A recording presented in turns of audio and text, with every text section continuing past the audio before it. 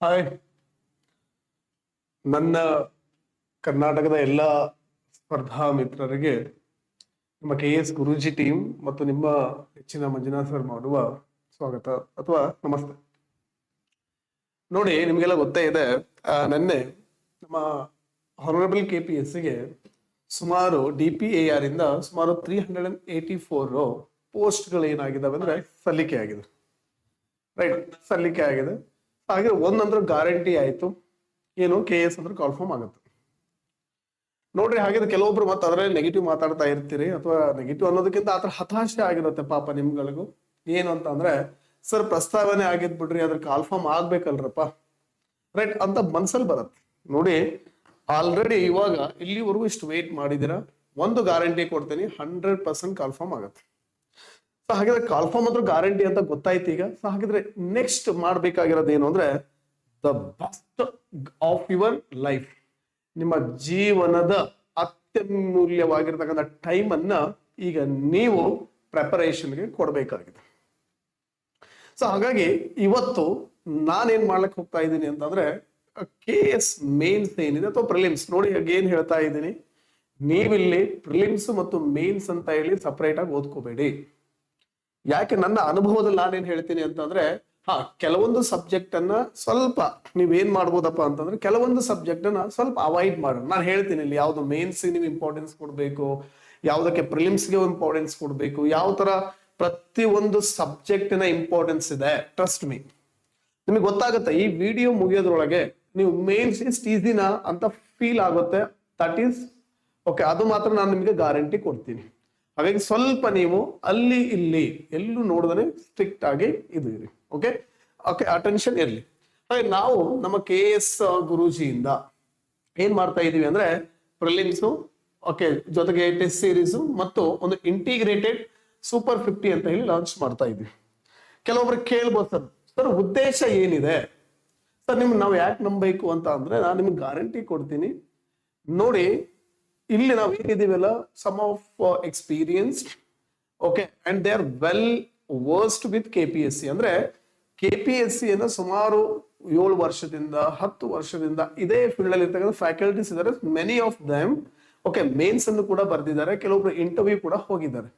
ಹಾಗೆ right person can only give the right direction. ಯಾಕಂದ್ರೆ ಬೆಂಕಿಯಿಂದ ಸುಟ್ಟವು, ಓಕೆ, ಬೆಂಕಿಯಿಂದ ಸುಟ್ಕೊಂಡವನಿಗೆ ಮಾತ್ರ ಗೊತ್ತಿರುತ್ತೆ. ಹಾಗಾದ್ರೆ ನಾನು ಬೆಂಕಿಯಿಂದ ಮತ್ತೆ ಹೇಗೆ ಸುಟ್ಕೋಬಾರ್ದು, ಹೇಗಿರ್ಬೇಕು ಅನ್ನೋದು ಗೊತ್ತಾಗುತ್ತೆ. ಸೊ ಅದಕ್ಕೆ ನೀವು ಹಾಗಿದ್ರೆ ನಮ್ಮ KS ಗುರೂಜಿ ಟೀಮ್ ಅನ್ನ ಯು ಕ್ಯಾನ್ ಟ್ರಸ್ಟ್ ಅಸ್. ಹಾಗೆ ನಾವಿಲ್ಲಿ ಕೆಲವೊಬ್ರು ಹೇಗಿರುತ್ತೆ ಮೈಂಡ್ ಸೆಟ್, ನಾ ಎಲ್ಲ ಓದ್ಬಿಟ್ಟಿದ್ದೀನಿ, ಸೊ ಹಾಗಾಗಿ ನನಗೆ ಕೋಚಿಂಗು ಓಕೆ ಇಂಟ್ರೆಸ್ಟ್ ಇಲ್ಲ ಅಂತ ಅಂದ್ರೆ ಆಲ್ರೆಡಿ ಕೆಲವೊಬ್ರು ಅವ್ರು ಕೋಚಿಂಗ್ ತಗೊಂಡಿರ್ತಾರೆ. ಸೊ ಅವರು only you can avail test series ಅನ್ನ ತಗೋಬಹುದು. ಅಗೇನ್ ಈ ಟೆಸ್ಟ್ ಸೀರೀಸ್ ಸ್ಪೆಷಾಲಿಟಿ ಏನಪ್ಪಾ ಅಂದ್ರೆ, as per the KS standard ಏನಿರುತ್ತಲ್ವಾ, ಅದೇ ತರ ನಾವಿಲ್ಲಿ ನಿಮ್ಗೆ ಫ್ರೇಮ್ ಮಾಡಿ ಕೊಡ್ತೀವಿ. ಆಲ್ರೆಡಿ ಕೆಲವೊಬ್ಬರಿಗೆ ರೈಟ್ ಸರ್, ಈಗ ನನಗೆ ಮೇನ್ಸ್ ಓದೋ ಪೇಷನ್ಸ್ ಇಲ್ಲ, ನಾನು ಪ್ರಿಲಿಮ್ಸ್ ಮಾತ್ರ ಮಾಡ್ತೀನಿ ಸರ್, ನನಗೆ ಪ್ರಿಲಿಮ್ಸ್ ಸಾಕು ಅನ್ನೋರು, so you can avail this course ಅನ್ನ, ಒಂದು ಪ್ರಿಲಿಮ್ಸ್ ಅನ್ನ ನೀವು ತಗೋಬಹುದು. ಆಮೇಲೆ ಸ್ಪೆಷಾಲಿಟಿ ಇನ್ನೊಂದು ಏನಪ್ಪಾ ಅಂದ್ರೆ, ಇದು ಬೈಲಿಂಗ್ವಲ್ ಇರುತ್ತೆ ಅನ್ನೋದು ಗೊತ್ತಿರಬೇಕು. ನಾನು ಯಾಕೆ ಈ ಮಾತನ್ನ ಸ್ಟ್ರೆಸ್ ಮಾಡಿ ಹೇಳ್ತಾ ಇದ್ದೀನಿ ಅಂತಂದ್ರೆ, ಓಕೆ, ಇಲ್ಲಿ ಕರ್ನಾಟಕದಲ್ಲಿ ನಿಮಗೆ ಗೊತ್ತಿದೆ 2 ಆಡಳಿತ ಭಾಷೆ ಇದೆ, ಒಂದು ಕನ್ನಡ ಇದೆ, ಒಂದು ಇಂಗ್ಲಿಷ್ ಇದೆ. ಓಕೆ, ಕನ್ನಡ ಏನಕ್ಕೆ ಬೇಕು ಅಂತ ಅಂದ್ರೆ, ಇಂಗ್ಲಿಷ್ ಮಾಧ್ಯಮದವ್ರು ಹೇಳ್ತಾ ಇರೋದು, ಕನ್ನಡ ಏನಕ್ಕೆ ಬೇಕು ಅಂದ್ರೆ, ನೀನು ಒಬ್ಬ ಒಳ್ಳೆ ಆಫೀಸರ್ ಎಲ್ಲರೂ ಆಗ್ತಾರ್ರಿ, ಆದ್ರೆ ಜನಕ್ಕೆ ಹತ್ತಿರವಾಗ್ತಕ್ಕಂಥ ಆಫೀಸರ್ ಆಗ್ಬೇಕು ಅಂದ್ರೆ ನೀನ್ ಅವರ ಜೊತೆಗೆ ಕಮ್ಯುನಿಕೇಶನ್ ಅನ್ನ ಮಾಡ್ಬೇಕು, ಸಂವಹನವನ್ನ ಮಾಡ್ಬೇಕು. ಹಾಗಾದ್ರೆ ಕಮ್ಯುನಿಕೇಶನ್ ಮಾಡ್ಬೇಕಾದ್ರೆ ನಮಗೆ ಬಿರೋ ಭಾಷೆ ಯಾವ್ದಪ್ಪ, ನಮ್ಮ ಆಡಳಿತ ಭಾಷೆ ಅಥವಾ ನಮ್ಮ ನಾರ್ಮಲ್ ಲೋಕಲ್ ಭಾಷೆ ಯಾವ್ದಪ್ಪ, ಕನ್ನಡ ಅಲ್ವಾ. ಹಾಗೆ ಒಬ್ಬ ಒಳ್ಳೆ ಅಧಿಕಾರಿ ಆಗ್ಬೇಕಂದ್ರೆ ಕನ್ನಡ ಗೊತ್ತಿರ್ಬೇಕು. ಹಾಗೆ ನಮ್ ಕನ್ನಡ ಮಾಧ್ಯಮದ ಸ್ನೇಹಿತರಿಗೆ ನಾನು ಏನ್ ಹೇಳಕ್ ಇಷ್ಟಪಡ್ತೀನಿ, ಇಂಗ್ಲಿಷ್ ಗೊತ್ತಿರ್ಬೇಕು ಸರ್. ಸರ್ ಏನಕ್ಕೆ ಇಂಗ್ಲಿಷ್ ಗೊತ್ತಿರ್ಬೇಕಪ್ಪ, ಒಂದು ವೇಳೆ ನೀನು AC ಆದೆ ಅಥವಾ ನಾಳೆ ಅಡಿಷನಲ್ DC ಆದೆ ಅಥವಾ ಏನೋ ತಹಶೀಲ್ದಾರ್ ಆದೆ, ಕೆಲವೊಂದು ಸರ್ಕ್ಯುಲರ್ ಬರುತ್ತಲ್ವಾ, ಸರ್ಕ್ಯುಲರ್ ಇಂಗ್ಲಿಷ್ ಅಲ್ಲಿ ಇರುತ್ತೆ. ಹಾಗಾದ್ರೆ ಆ ಸರ್ಕ್ಯುಲರ್ ಅನ್ನ ನೀವು ಅರ್ಥ ಮಾಡ್ಕೊಳಕ್ಕೆ ರೈಟ್ ನಿನಗೆ ಅಟ್ಲೀಸ್ಟ್ ಆ ಇಂಗ್ಲಿಷ್ ಲ್ಯಾಂಗ್ವೇಜ್ ಬೇಕಾಗುತ್ತೆ. ಸೊ ಹಾಗಾಗಿ ನಾವು ಅದನ್ನ ತಲೆಯಲ್ಲಿ ಇಟ್ಕೊಂಡು ಸೊ ನಾವ್ ಏನ್ ಮಾಡ್ತಾ ಇದೀವಪ್ಪ ಅಂದ್ರೆ, ಇಲ್ಲಿ ಬೈಲಿಂಗ್ವಲ್ ಅನ್ನ ಶುರು ಮಾಡ್ತಾ ಇದೀವಿ. ಆಮೇಲೆ ಕೆಲವೊಬ್ರಿಗೆ ಇರುತ್ತೆ, ಸರ್ ಪರವಾಗಿಲ್ಲ, ನಾನು ಎಷ್ಟು ಎಫರ್ಟ್ ಆದ್ರೂ ನೀವು ಏನ್ ಹೇಳ್ತಿರೋದು ನಾವು ಮಾಡ್ತೀವಿ, ಖಂಡಿತ ಓಕೆ ನೀವ್ ಏನ್ ಹೇಳ್ತಾ ನಾವು ಮಾಡ್ತೀವಿ ಅನ್ನೋರು, ನಿಮ್ಗೆ ನಾವು ಪ್ರಿಲಿಮ್ಸ್ ಇಂದ ಶುರು ಮಾಡಿದ್ರೆ ರೈಟ್ ಅಪ್ ಟು ನಿಮ್ಮ ಇನ್ನೊಂದು P ಬರುತ್ತಲ್ವಾ, ಈ PT ಇಂದ ಹಿಡ್ಕೊಂಡು EPT ವರೆಗೂ. ಸರ್ ಏನು EPT ಅಂದ್ರೆ ಇದು ಪ್ರಿಲಿಮಿನರಿ ಟೆಸ್ಟ್ ಇಂದ ಹಿಡ್ಕೊಂಡು ಪರ್ಸನಾಲಿಟಿ ಟೆಸ್ಟ್ ವರೆಗೂ ನಾವು ನಿಮ್ ಜೊತೆಗೆ ಇರ್ತೀವಿ. ಓಕೆ, ಜೊತೆಗೆ ಆಫೀಸರ್ಸ್ ಯಾವ್ಯಾವ ನಮ್ಮ ಆಲ್ರೆಡಿ ವೆಲ್ ವರ್ಸ್ಡ್ ಆಫೀಸರ್ಸ್ ಯಾರಿದ್ದಾರೆ, ಓಕೆ, ಅಂತಹ ಆಫೀಸರ್ಸ್ ಅನ್ನ ತಗೊಂಡ್ಬರ್ತೀವಿ. ಅದು ಆಲ್ರೆಡಿ ಇಂಟರ್ವ್ಯೂ ಏನು ಪಾಸ್ ಆಗಿದ್ದಾರೆ ಅಥವಾ ಇಂಟರ್ವ್ಯೂ ಅನ್ನ ಹೋಗಿ ಬಂದವರು, ಅವ್ರ ಹತ್ರ ನಾವು ಗೈಡೆನ್ಸ್ ಅನ್ನ ಕೊಡಿಸ್ತೀವಿ. ಸೊ ಹಾಗಾಗಿ ಇದು ಒಂದು ರೀತಿಯಿಂದ ವೆಲ್ ವರ್ಸ್ಡ್ ಆಗಿರುತ್ತೆ. ಆಮೇಲೆ ಇದು ಲಿಮಿಟೆಡ್ ಅಷ್ಟೇ ಇರುತ್ತೆ, ಓನ್ಲಿ 50 ಜನಕ್ಕೆ ಮಾತ್ರ. ಯಾಕಂದ್ರೆ ನಮ್ಮ ಉದ್ದೇಶ ಒಂದೇ ಪೈಲಿ ಕ್ವಾಲಿಟಿಯನ್ನ ಅಶ್ಯೂರೆನ್ಸ್ ಮಾಡೋದು. ಯಾಕಂದ್ರೆ ನೀವು ನಮ್ಮ ಮೇಲೆ ಇಟ್ಟಿರ್ತಕ್ಕಂಥ ನಂಬಿಕೆಯನ್ನ ಉಳಿಸ್ಕೊಳ್ಳೋದು ಕೂಡ ನಮ್ಮ ಆದ್ಯ ಕರ್ತವ್ಯ ಆಗಿರುತ್ತೆ. ಸೊ ಹಾಗಾಗಿ ನಾವಿಲ್ಲಿ ಓನ್ಲಿ 50 ಜನಕ್ಕೆ ಮಾತ್ರ ಕೊಡ್ತಾ ಇದ್ದೀವಿ. ಸೊ ಹಾಗಾಗಿ ಇದು ನಮ್ಮ ಕೋರ್ಸು. ಆಮೇಲೆ ಇನ್ನೂ ಒಂದು ಕೆಲವೊಬ್ರು ಪ್ರೈಸಸ್ ಬಗ್ಗೆ ಮಾತಾಡ್ತಾ ಇದ್ರೆ, ಅಗೇನ್ ನೋಡ್ರಪ್ಪ, ಇಲ್ಲಿ ನಮ್ದು ಕೂಡ ಒಂದೇ ಉದ್ದೇಶ, ರೈಟ್. ನಾಳೆ ಒಂದು ವೇಳೆ ನೀವು ಮೈಸೂರಲ್ಲಿ ಟ್ರೈನಿಂಗಿಗೆ ಹೋದಾಗ ನೀವು ನಮ್ಮನ್ನ ನೆನೆಸಿದ್ರೆ ಸಾಕು. ಅಂದ್ರೆ ಅರ್ಥ ಏನು ಅಂದ್ರೆ, ನಮ್ಗೆ ರೈಟ್ ಲೋಯೆಸ್ಟ್ ಪ್ರೈಸ್ ಅಲ್ಲಿ ಓಕೆ ನಾವು ಕ್ವಾಲಿಟಿ ಓಕೆ ಎಜುಕೇಶನ್ ಅನ್ನ ಕೊಡೋದಕ್ಕೆ ಪ್ರಯತ್ನ ಮಾಡ್ತೀವಿ. ಅರ್ಥ ಆಯ್ತಾ? ನೀವು ಕಾಸ್ಟ್ ಬಗ್ಗೆ ಯಾವತ್ತೂ ವರಿ ಮಾಡಬೇಡಿ. ಅಗೇನ್ ನಾವು ನಿಮ್ ಕಡೆಯಿಂದ ಏನ್ ಎಕ್ಸ್ಪೆಕ್ಟ್ ಮಾಡ್ತೀವಿ ಅಂದ್ರೆ ಕನ್ಸಿಸ್ಟೆನ್ಸಿಯನ್ನ. ಯಾಕೆಂದ್ರೆ ನಾನು ಪರ್ಸನಲಿ ಏನ್ ಬಿಲೀವ್ ಮಾಡ್ತೀನಪ್ಪ ಅನ್ನೋದಾದ್ರೆ, ಅಥವಾ ನನ್ನ ಟೀಮ್ ಏನ್ ಬಿಲೀವ್ ಮಾಡುತ್ತೆ ಅನ್ನೋದಾದ್ರೆ, okay, team work. Okay, we have to believe in team work. So team work ನಾನು ಆಲ್ವೇಸ್ ಹೇಳ್ತಾ ಇರ್ತೀನಿ. ಏನು, ಒಬ್ಬ ಟೀಚರ್, ಒಬ್ಬ ಮೆಂಟರ್ ಅಷ್ಟೇ ಎಫರ್ಟ್ ಹಾಕಿದ್ರೆ ಸಾಲದು, ಅದ್ರ ಜೊತೆಗೆ ಸ್ಟೂಡೆಂಟ್ಸ್ ಕೂಡ ಹಾಕ್ಬೇಕು. ಅಥವಾ ಒಬ್ಬ ಸ್ಟೂಡೆಂಟ್ಸ್ ಅಷ್ಟೇ ಎಫರ್ಟ್ ಹಾಕಿದ್ರೆ ಸಾಲದು, ಒಬ್ಬ ಮೆಂಟರ್ ಕೂಡ ಹಾಕ್ಬೇಕು. ಅಂದ್ರೆ ಇಬ್ರು ಸೇರಿದ್ರೆ ಮಾತ್ರ ನಾವು ಲೈಫಲ್ಲಿ ಏನಾದ್ರೂ ಅಚೀವ್ ಮಾಡ್ಬೋದು. ಹಾಗಾಗಿ ಅದನ್ನ ನಾವು ನಿಮಗೆ ಗ್ಯಾರಂಟಿಯನ್ನ ಅಶ್ಯೂರ್ ಮಾಡ್ತೀವಿ. ಸೊ ಹಾಗಾಗಿ ಇಷ್ಟು ಈ ನಮ್ಮ KS ಗುರೂಜಿಯಿಂದ ನಾವು ಇವುಗಳನ್ನ ಲಾಂಚ್ ಮಾಡ್ತಾ ಇದೀವಿ. ಇಂಟ್ರೆಸ್ಟ್ ಯಾರಿಗಾದ್ರೂ ಇದ್ರೆ ಓಕೆ, ಯು ಕ್ಯಾನ್ ಇಲ್ಲಿ ಕೊಟ್ಟಿರ್ತಕ್ಕಂಥ ನಂಬರ್ಸ್ ಅನ್ನ ಯು ಕ್ಯಾನ್ ಡಯಲ್ ಮಾಡ್ಕೊಂಡು ಯು ಕ್ಯಾನ್ ಓಕೆ ಇನ್ಕ್ವೈರಿಯನ್ನ ಮಾಡ್ಬೋದು. ಹಾಗಿದ್ರೆ ಇವಾಗ ನಾವೇನ್ ಮಾಡೋಣ ಅಂತಂದ್ರೆ, ನೋಡಿ KS ಸಿಲೆಬಸ್ಗೆ ಬರ್ತೀವಿ. ನೋಡಿ, again trust me, it's very easy, right. ತುಂಬಾ ಈಸಿ ಇರುತ್ತೆ. ಸರ್ ಮೊದ್ಲು ಹೇಳ್ರಿ ಅದು ಈಸಿನ ಟಫ್, ಆಮೇಲೆ ನಾವು ಹೇಳ್ತೀವಿ, ಮೊದ್ಲು ಹೇಳ್ರಿ ನೀವು. ಓಕೆ, ತುಂಬಾ ಜನ ಅಂತ ಇರ್ತೀರಿ. ಸೊ ಹಾಗೆ ನಾನು ಹೇಳ್ತಾ ಇರೋದು, ನೀವು ಮಾರ್ಕೆಟ್ ಅಲ್ಲಿ there are many books.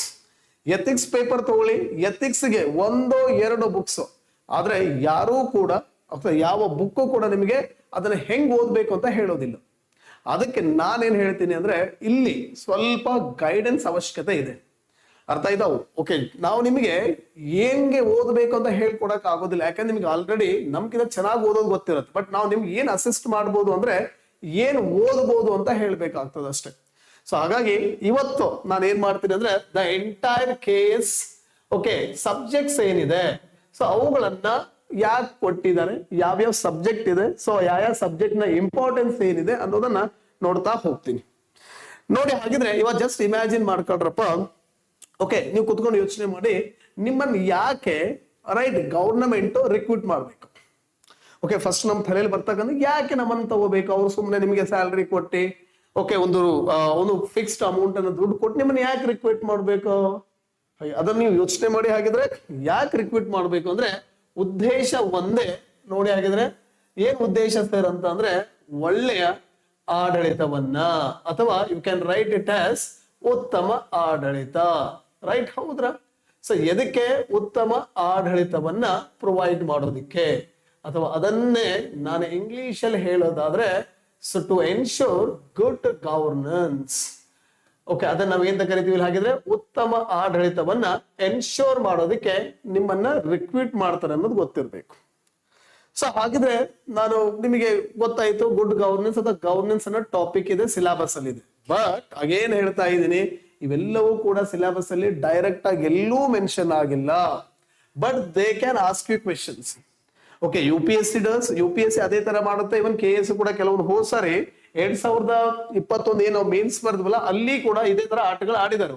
So ಅದಕ್ಕೋಸ್ಕರ ಆಮೇಲೆ ಯಾಕೆ ಅಂತಂದ್ರೆ, ನಾನು ಏನಕ್ಕೆ ಹೇಳ್ತಾ ಇದ್ದೀನಿ, ಏನಕ್ಕೆ ಸ್ಟ್ಯಾಂಡರ್ಡ್ ಜಾಸ್ತಿ ಮಾಡ್ತಾರೆ ಅಂದ್ರೆ, ಖಂಡಿತ ಮಾಡ್ತಾರೆ. ಯಾಕೆ ಅಂದ್ರೆ, ಅರ್ಲಿಯರ್ ಏನಿತ್ತಪ್ಪ ಅಂದ್ರೆ ಆಪ್ಷನಲ್ ಪೇಪರ್ಸ್ ಇತ್ತು, 500 ಮಾರ್ಕ್ಸ್ ಇತ್ತು. ಸೊ ಅದು ಮಾಡ್ತಾ ಇದ್ರು.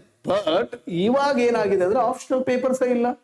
ನಿಮ್ಮ ಟ್ಯಾಲೆಂಟ್ ಅನ್ನ, ನಿಮ್ಮ ನಾಲೆಜ್ ಅನ್ನ ಅವ್ರು ಏನಾದ್ರೂ ಓಕೆ ಇವ್ಯಾಲ್ಯುವೇಟ್ ಮಾಡಬೇಕು ಅಂದ್ರೆ ಅವ್ರಿಗಿರೋ ಆಪ್ಷನ್ ಒಂದೇ. ಯಾವ್ದಪ್ಪ? GS, ಜನರಲ್ ಸ್ಟಡೀಸ್ ಅಲ್ಲಿ ಅವ್ರು ಏನು ಮಾಡಿದ್ರು ಅದೇ ಮಾಡ್ಬೇಕು. ಹಾಗಾಗಿ essay ಪ್ಯಾಟರ್ನ್ ಚೇಂಜ್ ಮಾಡಿದ್ರು, GS1 ಪ್ಯಾಟರ್ನ್ ಚೇಂಜ್ ಮಾಡಿದ್ರು, GS2 ಪೇಪರ್ ಎಲ್ಲವೂ ಕೂಡ ಪ್ಯಾಟರ್ನ್ ಚೇಂಜ್ ಆಗಿದೆ. ಸೊ ಅದಕ್ಕೆ ನಾವು ರೆಡಿ ಆಗಿರ್ಬೇಕಿಲ್ಲ, ಬ್ಲೇಮ್ ಮಾಡಕ್ ಬರೋದಿಲ್ಲ. ಅರ್ಥ ಆಯ್ತಾ? ಇವನ್ ಮೊನ್ನೆ PSI ಕೂಡ ಅಷ್ಟೇ ಅಲ್ವಾ? ಸೊ ನಾವು ಬ್ಲೇಮ್ ಮಾಡಕ್ ಬರೋಂಗಿಲ್ಲ. ಸೊ ಅದ್ರ ತಕ್ಕ ನಾವು ಪ್ರಿಪೇರ್ ಆಗಿ ಇರ್ಬೇಕು. ರೈಟ್, ನೋಡೋಣ. ಹಾಗಿದ್ರೆ ನಾನು ಹೇಳಿದೆ, ಸೊ ಫಸ್ಟ್ ಸಬ್ಜೆಕ್ಟ್ ಇಲ್ಲಿ ಯಾವ್ದಿದೆ ಅಂತಂದ್ರೆ ನಮ್ಮ ಎಕ್ಸಾಮ್ಗೆ ಅದು KS ಆಗ್ಲಿ IAS ಆಗ್ಲಿ. ನೋಡಿ, ಕೆಲವೊಬ್ರು ಹೇಳ್ಬೋದು ಸರ್ IAS KS ಏನಾದ್ರು ವ್ಯತ್ಯಾಸ ಇದೆ ಅಂದ್ರೆ ಎಲ್ಲೂ ಇಲ್ಲ.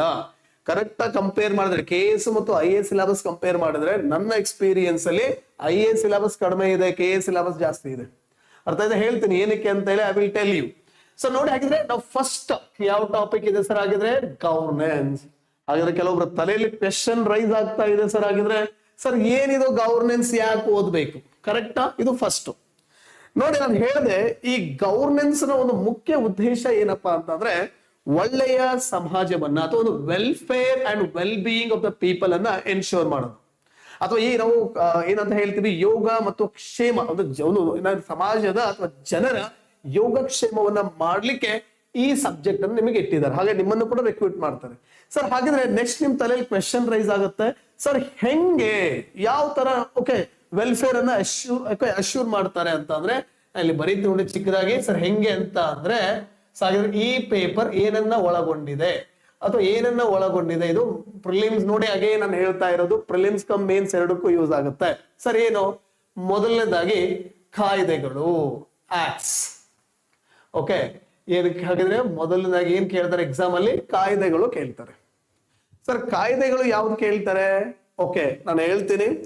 ಓಕೆ, ಈ ನಮ್ಮ ಗವರ್ನಮೆಂಟ್ ದೃಷ್ಟಿಯಲ್ಲಿ ಕೆಲವೊಂದು ಸೆಕ್ಷನ್ಸ್ ಇದೆ, ಅವರು ತುಂಬಾ ಸ್ಪೆಷಲ್. ಅವ್ರಿಗೆ ಯಾರ್ಯಾರು ಸರ್? ಹಾಗಿದ್ರೆ ನಮ್ಮ SCs, ನಮ್ಮ STs, ನಮ್ಮ OBCs, ಮೈನಾರಿಟೀಸ್, ರೈಟ್, ಅಥವಾ ನಮ್ಮ ಈ ವುಮನ್ ಇರ್ಬೋದು, ಅಥವಾ ನಮ್ಮ ಚಿಲ್ಡ್ರನ್ ಇರ್ಬೋದು, ಅಥವಾ ಈ ಸಫಾಯಿ ಕರ್ಮಚಾರೀಸ್ ಇರ್ಬೋದು, ರೈಟ್, ಅಥವಾ ಕೆಲವೊಂದು ಡಿಸೀಸಸ್ ಅಫೆಕ್ಟೆಡ್ ಪೀಪಲ್ ಅಂದ್ರೆ ರೋಗಗ್ರಸ್ತ ಪೀಪಲ್ ಇರ್ಬೋದು. ಯಾಕಂದ್ರೆ ಅವರು, ಅಥವಾ ನಮ್ಮ ಟ್ರಾನ್ಸ್ಜೆಂಡರ್ ಪೀಪಲ್ ಇರ್ಬೋದು, ಅಥವಾ ಇವಾಗ LGBT ಕಮ್ಯುನಿಟಿ, ಇವರೆಲ್ಲರೂ ಕೂಡ ಯಾಕೆ ಗೌರ್ಮೆಂಟ್ಗೆ ಸ್ಪೆಷಲ್ ಅಂದ್ರೆ, ನೋಡಿ, ಸಮಾಜ ಇವರನ್ನ ಆಕ್ಚುಲಿ ಹತ್ರ ಕರೆಯೋದಿಲ್ಲ, ಪಾಪ ರಿಜೆಕ್ಟ್ ಮಾಡುತ್ತೆ. ಅರ್ಥ ಆಯ್ತಾ? ಹಾಗಾಗಿ ಅವ್ರ ರಿಲೇಟೆಡ್ ಯಾವುದೇ ಒಂದು, ಎಲ್ಲಾ ಕಾಯ್ದೆ ಇಂಪಾರ್ಟೆಂಟ್ ಅಲ್ಲ, ಒಂದು 2 ವರ್ಷದ ಕಾಯ್ದೆ ಯಾವ್ದಾದ್ರು ನ್ಯೂಸ್ ಅಲ್ಲಿ ಇದ್ರೆ ನೀವು ಓದ್ಬೇಕು. ಅಗೇನ್ ನಾನು ಹೇಳ್ತಾ ಇದ್ದೀನಿ, ರೈಟ್, ರಿಸ್ಕ್ ತಗೋಬೇಡಿ, ಒಂದು 2 years ನೋಡ್ಕೋಬೇಕು. ಯಾಕಂದ್ರೆ ಆಲ್ರೆಡಿ ನಾವು KS 2021 ಮೇನ್ಸ್ ಅಲ್ಲಿ ಅನುಭವಿಸಿದೀವಿ. ಸೊ ಅದಕ್ಕೆ ಹೇಳ್ತಾ ಇರೋದು, ಅಟ್ ಲೀಸ್ಟ್ 2 years ಗೊತ್ತಿರ್ಬೇಕು ಕಾಯ್ದೆಗಳು. ಸರ್ ಮತ್ತೇನ್ ಹಾಗಿದ್ರೆ ಸ್ಕೀಮ್ಸ್ ಬರುತ್ತಲ್ವಾ, ರೈಟ್, ಸ್ಕೀಮ್ಸ್ಗಳು ಅಥವಾ ಅದು ನಾವು ಪ್ರೋಗ್ರಾಮ್ಸ್ ಅಂತ ಏನ್ ಕರಿತೀವಲ್ಲ. ಸೊ ಹಾಗಾದ್ರೆ ಯಾವ್ದಾದ್ರು ಗವರ್ನಮೆಂಟ್ ಪ್ರೋಗ್ರಾಮ್ ಇದೆಯಾ? ಇತ್ತೀಚೆಗೆ ಅದನ್ನು ಕೂಡ ನಿಮ್ಮ ಎಕ್ಸಾಮ್ಗೆ ಕೇಳ್ತಾರೆ, ನೋಡ್ಕೋಬೇಕು. ಸರ್ ಮತ್ತೇನ್ ಕೇಳ್ಬೋದು ಸರ್? ಇಲ್ಲಿ ಕೆಲವೊಂದು ಅಜೆಂಡಾಸ್ ಅಂತ ಇರುತ್ತಪ್ಪ. ಫಾರ್ ಎಕ್ಸಾಂಪಲ್ ಈಗ ಒಂದು ಮೆರಿಟೈಮ್ ಅಜೆಂಡಾ 2030. ಸೊ ಇದ್ರ ಅಜೆಂಡಾಸ್ ಇರ್ತದ, ಅದನ್ನು ಕೂಡ ನೋಡ್ಕೋಬೇಕಾಗ್ತದ. ಸರ್ ಮತ್ತೇನ್ ಕೇಳ್ಬೋದು ಸರ್? ಇಲ್ಲಿ ಯಾವ್ದಾದ್ರು ರಿಪೋರ್ಟ್ ಕೇಳ್ತಾರೆ, ಅಥವಾ ಅದನ್ನ ಇಂಡೆಕ್ಸಸ್ ಅಥವಾ ಇಂಡೈಸಸ್ ಅಂತ ಹೇಳಿ ಕರಿತೀವಿ. ಯಾವ್ದಾದ್ರು ಈ ಒಂದು ಸೂಚಂಕಗಳನ್ನ, ಇಂಡೈಸಸ್ ಗಳನ್ನ ಅಥವಾ ರಿಪೋರ್ಟ್ ಗಳನ್ನ ಕೇಳ್ತಾರೆ. ನೀವು 2 ವರ್ಷದ ರಿಪೋರ್ಟ್ ಅನ್ನ ಕರೆಕ್ಟ್ ಒಂದು ಕಡೆ ನೋಟ್ಸ್ ಮಾಡ್ಕೊಂಡ್ರೆ ಸೊ ಮುಗಿದು ಹೋಗುತ್ತೆ. ಸರ್ ಮತ್ತೇನ್ ಕೇಳ್ಬೋದು? ಕೆಲವೊಂದು ಕಮಿಟಿಗಳನ್ನ, ರೈಟ್, ಕಮಿಟೀಸ್ ಗಳನ್ನ ಕೂಡ ಇಲ್ಲಿ ಎಕ್ಸಾಮ್ ಅಲ್ಲಿ ಕೇಳ್ತಾ ಇರ್ತಾರೆ. ಸೊ ಕಮಿಟೀಸ್ ಕೂಡ ಗೊತ್ತಿರಬೇಕು. ಡೈರೆಕ್ಟ್ ಕ್ವೆಶನ್ ಆಗ್ತಕ್ಕಂಥ chance, like Nanjundappa commission. So ಈ ತರ ಕ್ವೆಶನ್ಸ್ ಅನ್ನ ಎಕ್ಸಾಮ್ ಅಲ್ಲಿ ಕೇಳ್ತಾರೆ. ಸರ್ ಮತ್ತೇನ್ ಕೇಳ್ಬೋದು ಸರ್ ಇದರಲ್ಲಿ? Supreme court judgments. ನೋಡಿ, ಹಾಗಿದ್ರೆ ನಮ್ಮ ಈ 2021 ಮೇನ್ಸ್ ಅಲ್ಲಿ there was a question regarding ಯಾವ್ದ್ರ ಮೇಲೆ ಕೇಳಿದ್ರು ಅಂದ್ರೆ ಜಸ್ಟಿಸ್ ಪುಟ್ಟಸ್ವಾಮಿ ಕೇಸ್, ಜೊತೆಗೆ ಆರ್ಟಿಕಲ್ 21 ನ ಸ್ಕೋಪ್ ಏನಿದೆ, ಅದರ ಲಿಮಿಟ್ ಏನಿದೆ ಅಂತ ಹೇಳಿ 2021 ಮೇನ್ಸ್ ಕ್ವೆಶನ್ ಆಗಿತ್ತು. ಹಾಗಾಗಿ ಯಾವ್ದಾವ್ದು ಇಂಪಾರ್ಟೆಂಟ್ ಸುಪ್ರೀಂ ಕೋರ್ಟ್ ಜಡ್ಜ್ಮೆಂಟ್ಸ್ ಇದೆ ಕರೆಂಟ್ ಅಫೇರ್ ಅಲ್ಲಿ, ಸ್ಪೆಷಲಿ ಕರೆಂಟ್ ಅಫೇರ್ ಅಲ್ಲಿ ಯಾವ್ದಿದೆ ಅಲ್ವಾ, ಅದು ನಮ್ಮ ಮೇನ್ಸ್ಗೆ ಅಥವಾ ಪ್ರಿಲಿಮ್ಸ್ಗೆ ಎರಡಕ್ಕೂ ಕೇಳ್ತಕ್ಕಂಥ ಚಾನ್ಸ್ ಇದೆ, ಅದು ಕೂಡ ಗೊತ್ತಿರಬೇಕು. ಸರ್ ಮತ್ತೇನ್ ಕೇಳ್ಬೋದು ಸರ್? ಆಗಿದೆ ಕಮಿಟೀಸ್ ಅಥವಾ ಕಮಿಷನ್ಸ್ ಕೇಳ್ಬೋದು, ಅಥವಾ ಸಮ್ ಟೈಮ್ ಕೆಲವೊಂದು ಏನ್ ಕೇಳ್ಬೋದು ಸರ್? ಆಗಿದ್ರೆ ಆಕ್ಷನ್ ಪ್ಲಾನ್ಸ್ ಗಳನ್ನ ಕೇಳ್ಬೋದ್ರಪ್ಪ. ನಾವು ಹೇಳ್ತೀವಿ, ನಾವೆಲ್ಲವನ್ನ ಕರೆಕ್ಟ್ ಆಗಿ ನಿಮ್ಗೆ ಡೀಟೇಲ್ ಆಗಿ ಯಾವ ಆಕ್ಷನ್ ಪ್ಲಾನ್ಸ್ ಬಂದಿದೆ ಇಲ್ಲಿವರೆಗೂ, ಏನೇನಾಗಿದೆ, everything we will discuss. So ಪ್ರತಿ ಒಂದನ್ನು ಕೂಡ ನಾವಿಲ್ಲಿ ಎಕ್ಸ್ಪ್ಲೈನ್ ಮಾಡ್ತೀವಿ. ಹೀಗೆ ದೇರ್ ಆರ್ ಮೆನಿ. ಬೇರೆ ಬೇರೆ ಇದೆ, ಒಂದು ಐಡಿಯಾ ಬಂತು ಅನ್ಕೊಳ್ತೀನಿ. ಹಾಗಿದ್ರೆ ಹೇಳಿ ನೋಡೋಣ. ಈ ಒಳ್ಳೆ ಕಾಯ್ದೆಗಳಿತ್ತು. ಈಗ ಫಾರ್ ಎಕ್ಸಾಂಪಲ್ ನಾನು ಯಾವುದೋ ಒಂದು ಡಿಸೀಸ್ಡ್ ಪರ್ಸನ್ ಅಂತ ಅನ್ಕೊಳ್ಳಿ. ಹಾಗೆ ನನಗೆ ಸಮಾಜ ಏನ್ ಮಾಡುತ್ತಪ್ಪ ಅಂದ್ರೆ ನನ್ನನ್ನ ಯಾವತ್ತೂ ಕೂಡ ಹತ್ರ ಕರೆಯೋದಿಲ್ಲ, ಇಟ್ ರಿಜೆಕ್ಟ್ಸ್, ನನ್ನನ್ನ ತಿರಸ್ಕಾರ ಮಾಡುತ್ತಲ್ವಾ. ಹಾಗಿದ್ರೆ ಆ ಟೈಮಲ್ಲಿ ಒಂದು ಕಾನೂನು ತಗೊಂಡ್ ಬರ್ತಾರೆ. ಏನಂತ? ಫಾರ್ ಎಕ್ಸಾಂಪಲ್ ಈ ರೋಗ ಇರ್ತಕ್ಕಂಥವ್ರಿಗೆ ನೀವೇನಾದರೂ ಮಾಡಿದ್ರೆ ನಿಮ್ಗೆ ಶಿಕ್ಷೆ. ಬೆಸ್ಟ್ ಎಕ್ಸಾಂಪಲ್ ಓಕೆ, ಸಮಾಜದ ಒಂದು ಬಿಗ್ಗೆಸ್ಟ್ ರೋಗ ಯಾವುದು ಅಂದ್ರೆ ಅನ್ಟಚಬಿಲಿಟಿ. ಹೌದಲ್ಲ, ಅವನು ಆ ಜಾತಿ, ಅವನು ದೂರ ಇರ್ಲಿ, ಊರಿಂದ ದೂರ ಇರ್ಲಿ, ಹಾಗೆ ಅದು ಕಡಿಮೆ ಮಾಡಬೇಕು ಅಂತ ಹೇಳಿ ಕಾನೂನನ್ನ ತಂದಿದ್ದಾರೆ, ಅಥವಾ ಅದು ನಮ್ಮ ಸಂವಿಧಾನದಲ್ಲಿ ಕೂಡ ಇನ್ಸರ್ಟ್ ಮಾಡಿದ್ರೆ ಗೊತ್ತಿದೆ. ಹಾಗಾಗಿ ಇವುಗಳು ಎದಕ್ಕೆ ಇಂಪಾರ್ಟೆಂಟ್ ಅಪ್ಪ ಅಂತಂದ್ರೆ ಉತ್ತಮ ಆಡಳಿತವನ್ನ ಅಥವಾ ಒಂದು ಸಮಾಜ ವೆಲ್ಫೇರ್ ಆಫ್ ಸೊಸೈಟಿಯನ್ನ ಮಾಡೋದಿಕ್ಕೆ. ಹಾಗೆ ಒಂದೇ ಸಬ್ಜೆಕ್ಟ್ ಗೊತ್ತಾಯ್ತು, ಕ್ಲಿಯರ್. ಇನ್ನು ಡೀಟೇಲ್ ಆಗಿ ಇದೆ ಅದು, ಬಟ್ ಜಸ್ಟ್ ಇವಾಗ ನಿಮ್ಗೆ ಒಂದು ಓವರ್ ವ್ಯೂ ಕೊಡೋಣ ಅಂತ ಹೇಳ್ತಾ ಇದ್ದೀನಿ.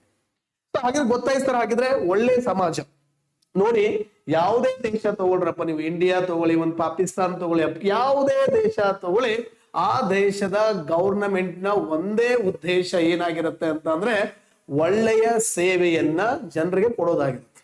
ಅವು ಕೊಡೋದನ್ನೇ ಈ ತರ ಕೊಡ್ತಾ ಹೋಗ್ತೀವಿ ನಾವು. ಅಲ್ಲಿ ನೋಡೋಣ ಅಂತದ್ದು ಏನೇನ್ ಬರುತ್ತೆ. ಆಮೇಲೆ ಮಿಷನ್ಸ್ ಇದೆ, ಅಥವಾ ಮತ್ತೆ ಬೇರೆ ಬೇರೆ okay policies, national population policy, many things. ನಾವು ಇಲ್ಲಿ ಏನ್ ಮಾಡೋಣ ಅಂದ್ರೆ ವಿ ವಿಲ್ ಡಿಸ್ಕಸ್. ಹಾಗೆ ನಮಗೆ ಗೊತ್ತಾಯ್ತು ಈಗ ಗುಡ್ ಗವರ್ನೆನ್ಸ್ ಅನ್ನ ಕೊಡೋದೇ ನಮ್ಮೆಲ್ಲರ ಅಥವಾ ಗವರ್ನಮೆಂಟಿನ ಮುಖ್ಯ ಉದ್ದೇಶ ಅಂತ ನಿಮಗೆ ಗೊತ್ತಾಯ್ತು. ಸರ್ ಹಾಗಿದ್ರೆ ಈ ಉತ್ತಮ ಸೇವೆಯನ್ನ ನಾನು ಕೊಡಬೇಕಾದ್ರೆ ಸರ್ ಹಾಗಿದ್ರೆ ಏನ್ ಬೇಕು, ರೈಟ್? ನೆಕ್ಸ್ಟ್ ನಮ್ಮ ತಲೆಯಲ್ಲಿ ಓಡ್ತಕ್ಕಂಥ ಕ್ವೆಶನ್, ಈಗ ಒಳ್ಳೆ ಸೇವೆಯನ್ನ ಓಕೆ ನೀವು ಫಾರ್ ಎಕ್ಸಾಂಪಲ್ ಈ ನಮ್ಮ SC/ST ಪೀಪಲ್ಗೆ ಅಥವಾ ಯಾವುದೋ ಒಂದು ಕಮ್ಯುನಿಟಿಗೆ ಇಷ್ಟು ಮಂತ್ಲಿಯನ್ನ ಕೊಡ್ಬೇಕು ಅಂತ ಇರುತ್ತೆ. ಸೊ ಅದು ಕರೆಕ್ಟ್ ಆಗಿ ರೀಚ್ ಆದ್ರೆ ತಾನೇ ಆ ಒಂದು ಸ್ಕೀಮಿಗೆ, ಆ ಒಂದು ಪಾಲಿಸಿಗೆ ಒಂದು ಅರ್ಥ. ಬಟ್ ಇಲ್ಲಿರ್ತಕ್ಕಂಥ ಮಿಡಲ್ ಮನ್ಸ್ ಏನಿರ್ತಾರೆ ಅವ್ರು ಅದನ್ನ ತಿಂದ್ಬಿಟ್ರೆ ಹಾಗೆ ಅವ್ರಿಗೆ ರೀಚ್ ಆಗುತ್ತಾ? ಅದು ರೀಚ್ ಆಗಲ್ಲ. ಅದು ರೀಚ್ ಆಗ್ಲಿಲ್ಲ ಅಂದ್ರೆ ನೀವು ಅವರ ವೆಲ್ಫೇರ್ ಅನ್ನ ಅಚೀವ್ ಮಾಡಕ್ ಸಾಧ್ಯನಾ? ನೆವರ್.